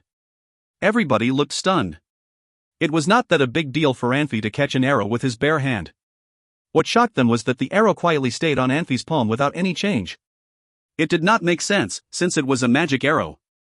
Anfey turned his hand over and let his fingers go. The arrow fell on the ground and turned into bright red liquid instantly. The ground, covered with hard yellow dirt, was burned with a long, deep ditch. Everybody went silent. Long and Ling stood still, their mouths gaping. What Anfey had done did not make sense. It seemed to them that this could only happen in a legend. Susanna still looked normal. She knew the secret between Anfey and little Shully. Anfey asked Shully to attack him with magic at the beginning, later he got bolder and tried to take control of Shully's fireballs. Little Shully felt she was bullied, and told Susanna on Anfey. Anfey's action showed his improved ability to control fireballs had helped him here. If you find any errors, ads pop up, ads redirect, broken links, non-standard content, etc., please let us know. Report chapter so we can fix it as soon as possible. Chapter 348, Convenient Opponent. Chapter 348, Convenient Opponent. Translator, Nayabo Studio Editor, Nayabo Studio. The dwarf stood where he was, confused. Kumaragosha handed him a small bowl, but he did not take it. He knew that he had messed up. Even though Anfey did not intend to punish him, the dwarf still felt ashamed for making such a big mistake. Why are you still standing there? Didn't you hear what I just said? Anfey asked, lifting a brow. He could be very forgiving when forgiveness was the best solution. He knew that the dwarf had made a mistake and there was no point in punishing him. He killed the orcs in Forest of Death because the orcs were greedy and capable of revolts. If he had not taken care of them, the orcs would surely rob him and escape. The dwarves, however, were different. They were much more human-like than the orcs, and even though they had a temper, they had served him well. Anfey didn't want to punish this dwarf and anger the other dwarves. Go, Alice whispered, trying to contain her anxiousness. She was nervous because she knew that she was different from Susanna and Christian. She had not yet earned the trust of Anfey and his companions, and their relationship was frail. Thankfully there were witnesses testifying that the dwarf had indeed fired the arrow by accident, or else she did not know how to explain it herself. How did you control that arrow? Kumaragosha asked. The question was on everyone's mind. According to legend, there was a group of mages who could swipe other mages' power to use magic. As time went on, these people slowly died out. Figuring out Anfey's method of controlling the magic arrow could be key to rediscovering these legendary mages. I don't know, Anfey admitted. Kumaragosha, Alice, Ling, and Long all fell silent. They looked at Anfey and narrowed their eyes. The legends had exaggerated the legendary mage's power. No one liked people who could take their magic way. Modern-day mages all feared and hated these legendary mages. After the legendary mages disappeared, common mages came into power. The legends recorded and exaggerated the ancient mages' power but not their allegiance and their morals. Anfey, Susanna suddenly said, I'm bored. Let's go take a walk. Sounds good, Anfey said. He knew that Susanna would not do things for no reason. She must have something to tell him. After telling Alice to take care of the aftermath, Anfey and Susanna left together and went to the woods near the entrance of the underground tunnels.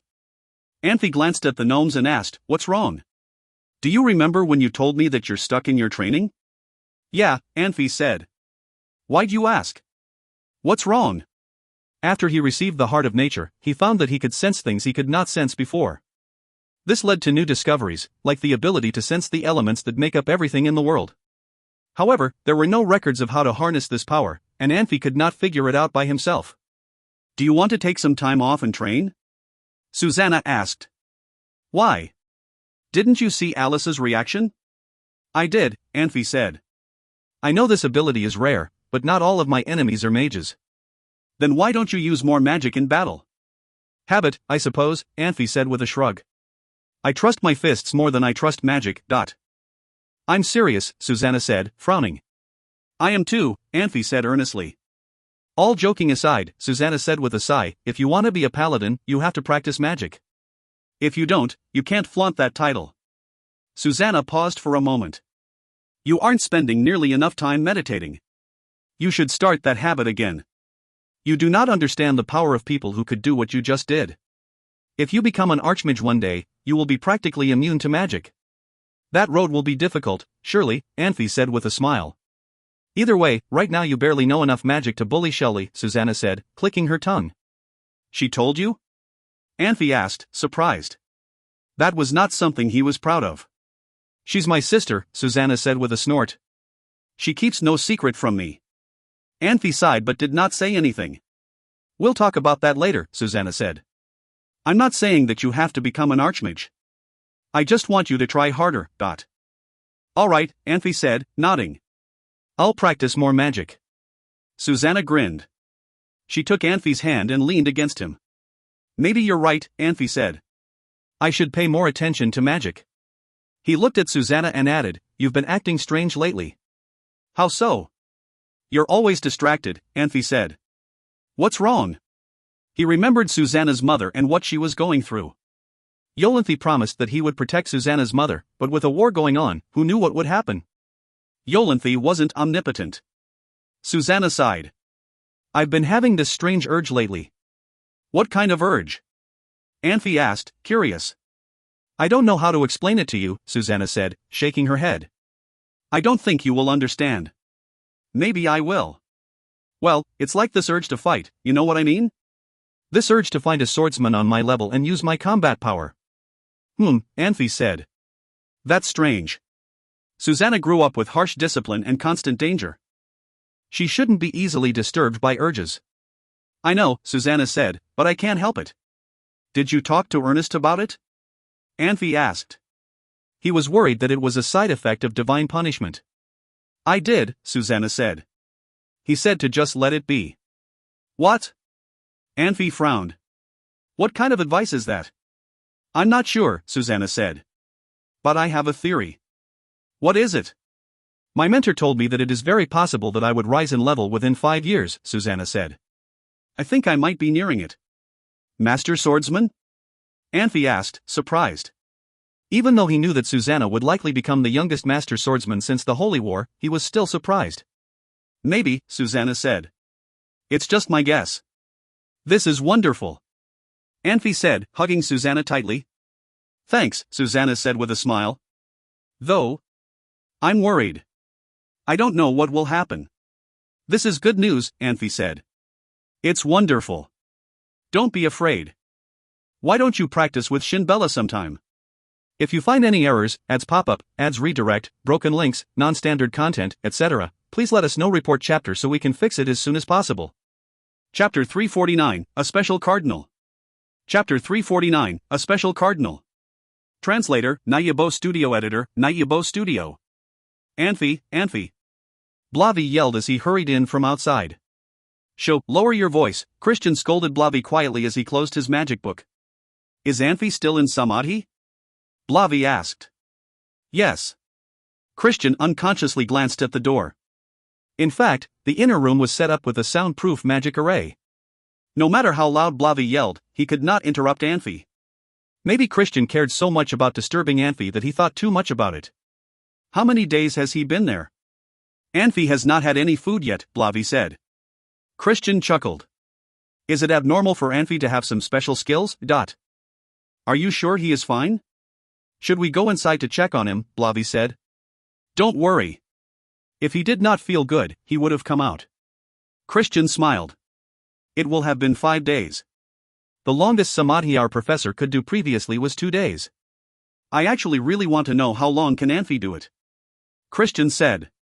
The door of the inner room was still shut. The soundproof magic array stopped any sound from entering. Anfey sat on the bed with his palms and bottom of his feet pointing up. He looked peaceful with his eyes slightly closed. Regular mages always chose the most comfortable way to sit when they did Samadhi. This way they could get into the state of Samadhi to do deeper into meditation. They would not even be able to hold Anfey's position for half an hour. There were 2 different theories in the field of magic. One theory was once a person had strong telepathy, he could have more magic power, while the other said that as magic power got stronger, the telepathy would get better. Even the wisest archmagi could not give a definite answer on which theory made more sense. Anfey was just an inexperienced mage. He had to be cautious because he had limited understanding of Samadhi. Anfey never paid attention to the magic in meditation. Every time he completed his Samadhi, he always emptied out his magic power. The first reason he did that was because he was afraid the magic power would conflict with his internal chi. He cared more about the practice of internal chi than he did about magic. The second reason was that the magic crystal inside him trembled for no apparent reason when magic power reached a certain level. Intelligent people had a natural fear of anything they could not explain. Anfey was no exception. Finally, he could only change magic power since it was external power. He could not change himself. The difference between combat power and magic power was similar to the difference between strengthening one's character and lengthening one's lifespan. The argument over character and lifespan was also the argument between Taoists and Buddhists. Taoists criticized Buddhists for only knowing how to do Zen meditation without paying attention to their physical health, while Buddhists criticized Taoists for only paying attention to strengthen their lifespan and ignored character development. Anfey felt the argument between Taoists and Buddhists was pointless. Character was the real host of a person, while the physical being was just an agent. The person who only paid attention to life was similar to a person living in a shabby house without a peaceful mind. How could a person be in the state of Samadhi without a peaceful mind? If a person only paid attention to prolonging his lifespan, he was nothing more than a stupid person in a fancy house. Developing only one or the other was extreme, and stopped people from performing to the maximum. The real Tao was to develop both. Outside the inner room, Christian asked quietly, Blavi, what made you rush here? A mage group found a weird guy in the eyes of sky, Blavi said. Are you sure there was just one person? Christian asked in surprise. In those days, humans were rarely seen in Transverse Mountain. In their routine check, they usually could only see some death spirits and runaway magic beasts in the eyes of sky. Yes, he was by himself, Blavi said. Let me take a look. Christian hesitated for a second, then walked outside. Black 11 sat lost in thought next to the door. Christian said quietly, Armin, I need go out now. Can you be in charge here? Sure. Black 11 nodded. As Christian and Blavi walked to the center of the town, they released levitation magic and flew to the top of the mage tower. From the bird's eye view, the whole town of Moramach looked like a checkerboard. Christian took a look at the practice grounds. He was surprised. Is that Susanna and Shinbella again? Yes, poor Shinbella, Blavi said. Susanna and Shinbella had fought many times in the past few days.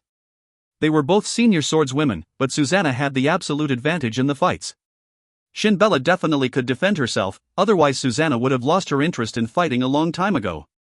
Susanna was fast, skillful, and flexible, like a leopard, while Shinbella was tough and strong-willed, like a lone wolf. Even when Susanna would point her sword at Shinbella's abdomen or knock Shinbella's weapon away, or Shinbella was emptied of combat power, Shinbella would not give up in the fight. Mercenaries were intrigued by two senior swordswomen's fighting at the beginning, but they only watched once. It was not fun to be affected by the aftermath of their combat power. An innocent mercenary had been hurt, so no one wanted to get close to them. Master, something is not right. Right now there are more death spirits, a mage said urgently. Christian laid his eyes on the eyes of sky. A guy in a Church of Light priest gown walked slowly in the forest. Zombies were everywhere in the radius of a dozen of yards around him. They looked fierce and roared, but none of them dared to get close to that priest. Is he a cardinal? Christian was shocked for a second. He recognized him as a cardinal from his gown as well. We have watched him for a while. He does not have any followers. How did he walk up here alive? The mage said with a bitter smile. Those death spirits seem to be afraid of him, another mage said. Of course, everyone can see that, Blavi said impatiently. Christian, that guy looks he is coming our way. With his speed, he reached Moramach in the afternoon. As Christian wanted to take a closer look at the guy, the cardinal had already walked into a thick forest. The eyes of sky could not see the forest, so Christian could not see anything. No matter what, he is alone, and our friend. He probably could bring us some information from outside, Christian said. Should we send someone out to meet him? No need. I think the cardinal will not be in any danger. If we send mercenaries out to meet him, those death spirits definitely would attack them. We should not lose them for nothing, Blavi said. Master, the number of death spirits keeps increasing. I think we should get ready for the fight, a mage said. Winter was approaching. Some trees in Transverse Mountain had lost their leaves while others were evergreens. In some clear areas, they could see a large number of death spirits walking. Christian had only paid attention to the cardinal at the beginning. With the reminder from the mages, he noticed groups of death spirits. He could not help getting nervous. Blavi, can you go and get Alice for me? I am going to look for Anfey. Hurry. Okay. Look, that guy walked out of the forest. Blavi suddenly yelled. Christian turned around to look. That cardinal had walked out of the forest and stopped at a gigantic rock. He slowly took a seat on the ground and leaned against the rock. He took a piece of bread out of his shirt and nibbled on it. He looked up at the sky to check the time. The zombies tightly surrounded the gigantic rock as they roared, but they still dared not to get close to that cardinal. When the cardinal looked up, everyone got a chance to see his face. He was a middle-aged man. He had a pretty handsome face but looked very serious. He did look like a cardinal. You guys watch him. Blavi, let's go, Christian said. Okay. Master, you. Before the mage could finish his words, he was shocked and his face turned very rigid. Christian was shocked as he followed the mage's eyes to take a look. The cardinal in the eyes of sky stood up with the piece of unfinished bread in his mouth. He unbuttoned his pants. It was normal when nature called. But what was shocking was the cardinal's looks and moves. He had looked handsome and serious a second ago, but now he had this ugly look on his face. He kept moving his head like he was on drugs as his pelvis pushed back and forth. He walked in a weird way and created different arches in the air as he walked to those zombies. Where the cardinal walked, the area emptied of zombies. It looked like humans seeing devils. After walking in a half circle, he finally finished urinating. That cardinal pulled up his pants and wiped his hands on his gown. He did not care about his dirty hands and grabbed the bread in his hand and kept eating. What the F***ck? A few mages could not help spitting. Most mages like to be clean. It was not hard for them to maintain hygiene as long as they released a spring magic spell. Therefore, they could not understand why the cardinal did that. Is he really a cardinal? Christian could not believe his eyes. He thought all cardinals were humble, merciful, and forgiving. How could this carnival do something like this? Master, he looks like he is from Grus Principality, a mage stuttered. How do you know? Christian asked. He was dancing, wasn't he? Those moves were similar to the harvest dance in Grus Principality. If you find any errors, ads pop up, ads redirect, broken links, non-standard content, etc., please let us know. Report chapter so we can fix it as soon as possible. Chapter 350, Book of Life. Chapter 350, Book of Life. Translator, Nayabo Studio Editor, Nayabo Studio. Christian paused when he saw the front door to the house open. Anfey and Black 11 appeared. Black 11, Anfey, Christian said, hurrying over to greet them.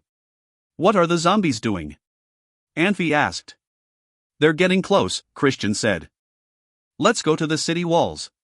They turned and followed Christian towards Moramach's walls. Alice was already waiting near the mage tower by the time they arrived. She stood next to the mages, staring at the eye of the sky. In the eye of the sky they could see thousands of zombies marching towards the city in neat columns. With her were Susanna and Shinbella, who were taking a break from fight training. All three women turned to look at Anfey, Chrysiton, and Black 11. They appeared deeply disturbed and worried. Look at this, Alice said sullenly, moving aside. What do you propose we do? Anfey looked at the eye of the sky. The zombies surged towards the city like ocean waves. There were more zombies present than he had ever anticipated. He never thought the necromancers would pay so much attention to a small town like Moramach. If the mysterious priest of light was a small island to provide the mercenaries with the light of hope and a sanctuary, the zombies were the ocean that surrounded that sanctuary. The mercenaries, the dwarves, and the gnomes had constructed 2 more walls outside the barriers they had set up in case the zombies broke through the barrier again as they had the previous time. However, the walls were made of dirt and could not hold for long against this many zombies. You have to make a decision, Susanna said, or else we all die. There are so many, Anfey whispered under his breath. Alice nodded. It's unexpected, she said, shaking her head. We aren't prepared for this. I had the dwarves open the entrances into the tunnels just in case. They're easier to defend than the city. Is that the priest you talked about? Anfey asked, pointing at a figure in the eye of the sky. Alice sighed and nodded. He looks different than I expected, Anfey said. Alice had gathered all the mages in the town and ordered them to use the eye of the sky. Right now, most of the eyes were following the priest and the zombies he was fighting. The other eyes were focused on other fronts. The only side of the town that wasn't monitored was the western front, under Ozik's charge, where the priest had come from. There were enough zombies to immediately surround and take over the town. I don't know how to feel about the priest, Christian admitted. He's our best hope at survival right now, but he's acting strange. The priest climbed onto a small hill and turned towards Moramach, waving and mumbling something. Then he turned around and dusted off his robes. A book appeared in his left hand and he raised his staff. The priest marched towards the zombies confidently. Christian gasped when he saw the staff. What is it? Anfey asked. The first Pope St. Robin appeared on the battlefield like this, Christian said, but back then, the zombies were not immune to light magic. He seems confident, Anfey commented. Why? He has to know something we are not aware of. Elizabeth shook his head. The Church of Light has a strict code. They will not allow any priests to reveal secrets. You can interrogate him all you want. You won't get anything out of him. Anfey frowned. He wasn't fond of anyone affiliated with the Church of Light, but this priest was their best hope. He knew very well that if he ordered the mercenaries to strike, they would lose the city. Look at him. Blavi suddenly called. The priest paused and rested the staff and book on the ground. He stretched and rubbed his shoulder, then picked up his belongings again. Interesting, Christian commented. He turned to Anfey and asked, should we go in? Wait, Anfey said. I don't want to alert the zombies. Let's see what that priest has to offer, But. After a few minutes, the priest appeared on the horizon. He walked towards the town, the sun behind him. He wasn't a large man, but in that moment he appeared as a figure from a legend. His staff was raised high above his head and he walked with confidence. As he approached the zombies, the creatures automatically cleared a path for him as if they were afraid of him and did not even want to be near him. Ozzy gulped nervously. He had never seen so many zombies in the same place. He did not know what he should do if the zombies began charging. He took a deep breath and turned to look at the wall. The presence of the mages and swords masters was the only thing that stopped him from retreating back into the city. The priest stopped under the first dirt wall and turned to look at the zombies. He waved his hand and his figure rose into the air. He hovered above the dirt walls and waved his wand. The book burst into blinding light. Zombies around him howled in pain and turned to shade their eyes from the light. The priest waved his wand and the light rose. Anfey narrowed his eyes and realized that even he could not look at the book and must turn away so his eyes wouldn't be blinded. As the light expanded, the zombies' howls died down and the creatures all froze. The priest flipped through the book slowly. All the mercenaries were forced to close their eyes. After a few more pages, even Anfey had to close his eyes. The priest began chanting in a foreign language. The light enveloped the zombies and the creatures began turning into dust. Then even the dust puffed away into nothing. This was such an unexpected display of power. Clearly, the man was no ordinary priest. Anfey opened his eyes and watched as the last of the zombies disappeared. By the time the light was gone, there were no more zombies to be seen. Anfey widened his eyes, gaping. He now knew why the priest was confident. He was so powerful, but why didn't he do something earlier? My God, Elizabeth muttered. That's the revelation of light. What is that? It's 2 books, the first part is called the Book of Doom, the second is the Book of Life, Elizabeth muttered. This must be the Book of Life. But how did it come to this man? The book reappeared through the light and fell back into the priest's hands. The priest rested on the dirt wall and dusted his robes again. The mercenaries watched in shock, then they all bowed towards the priest. They knew that the man had just saved all of their lives. Some of the surviving zombies dashed away from the town, howling in fear. Anfey frowned. He didn't want the zombies getting away with this news. They could report it to the necromancers, and he had no idea what the necromancers would do once they knew. If you find any errors, ads pop up, ads redirect, broken links, non-standard content, etc. Please let us know. Report chapter so we can fix it as soon as possible.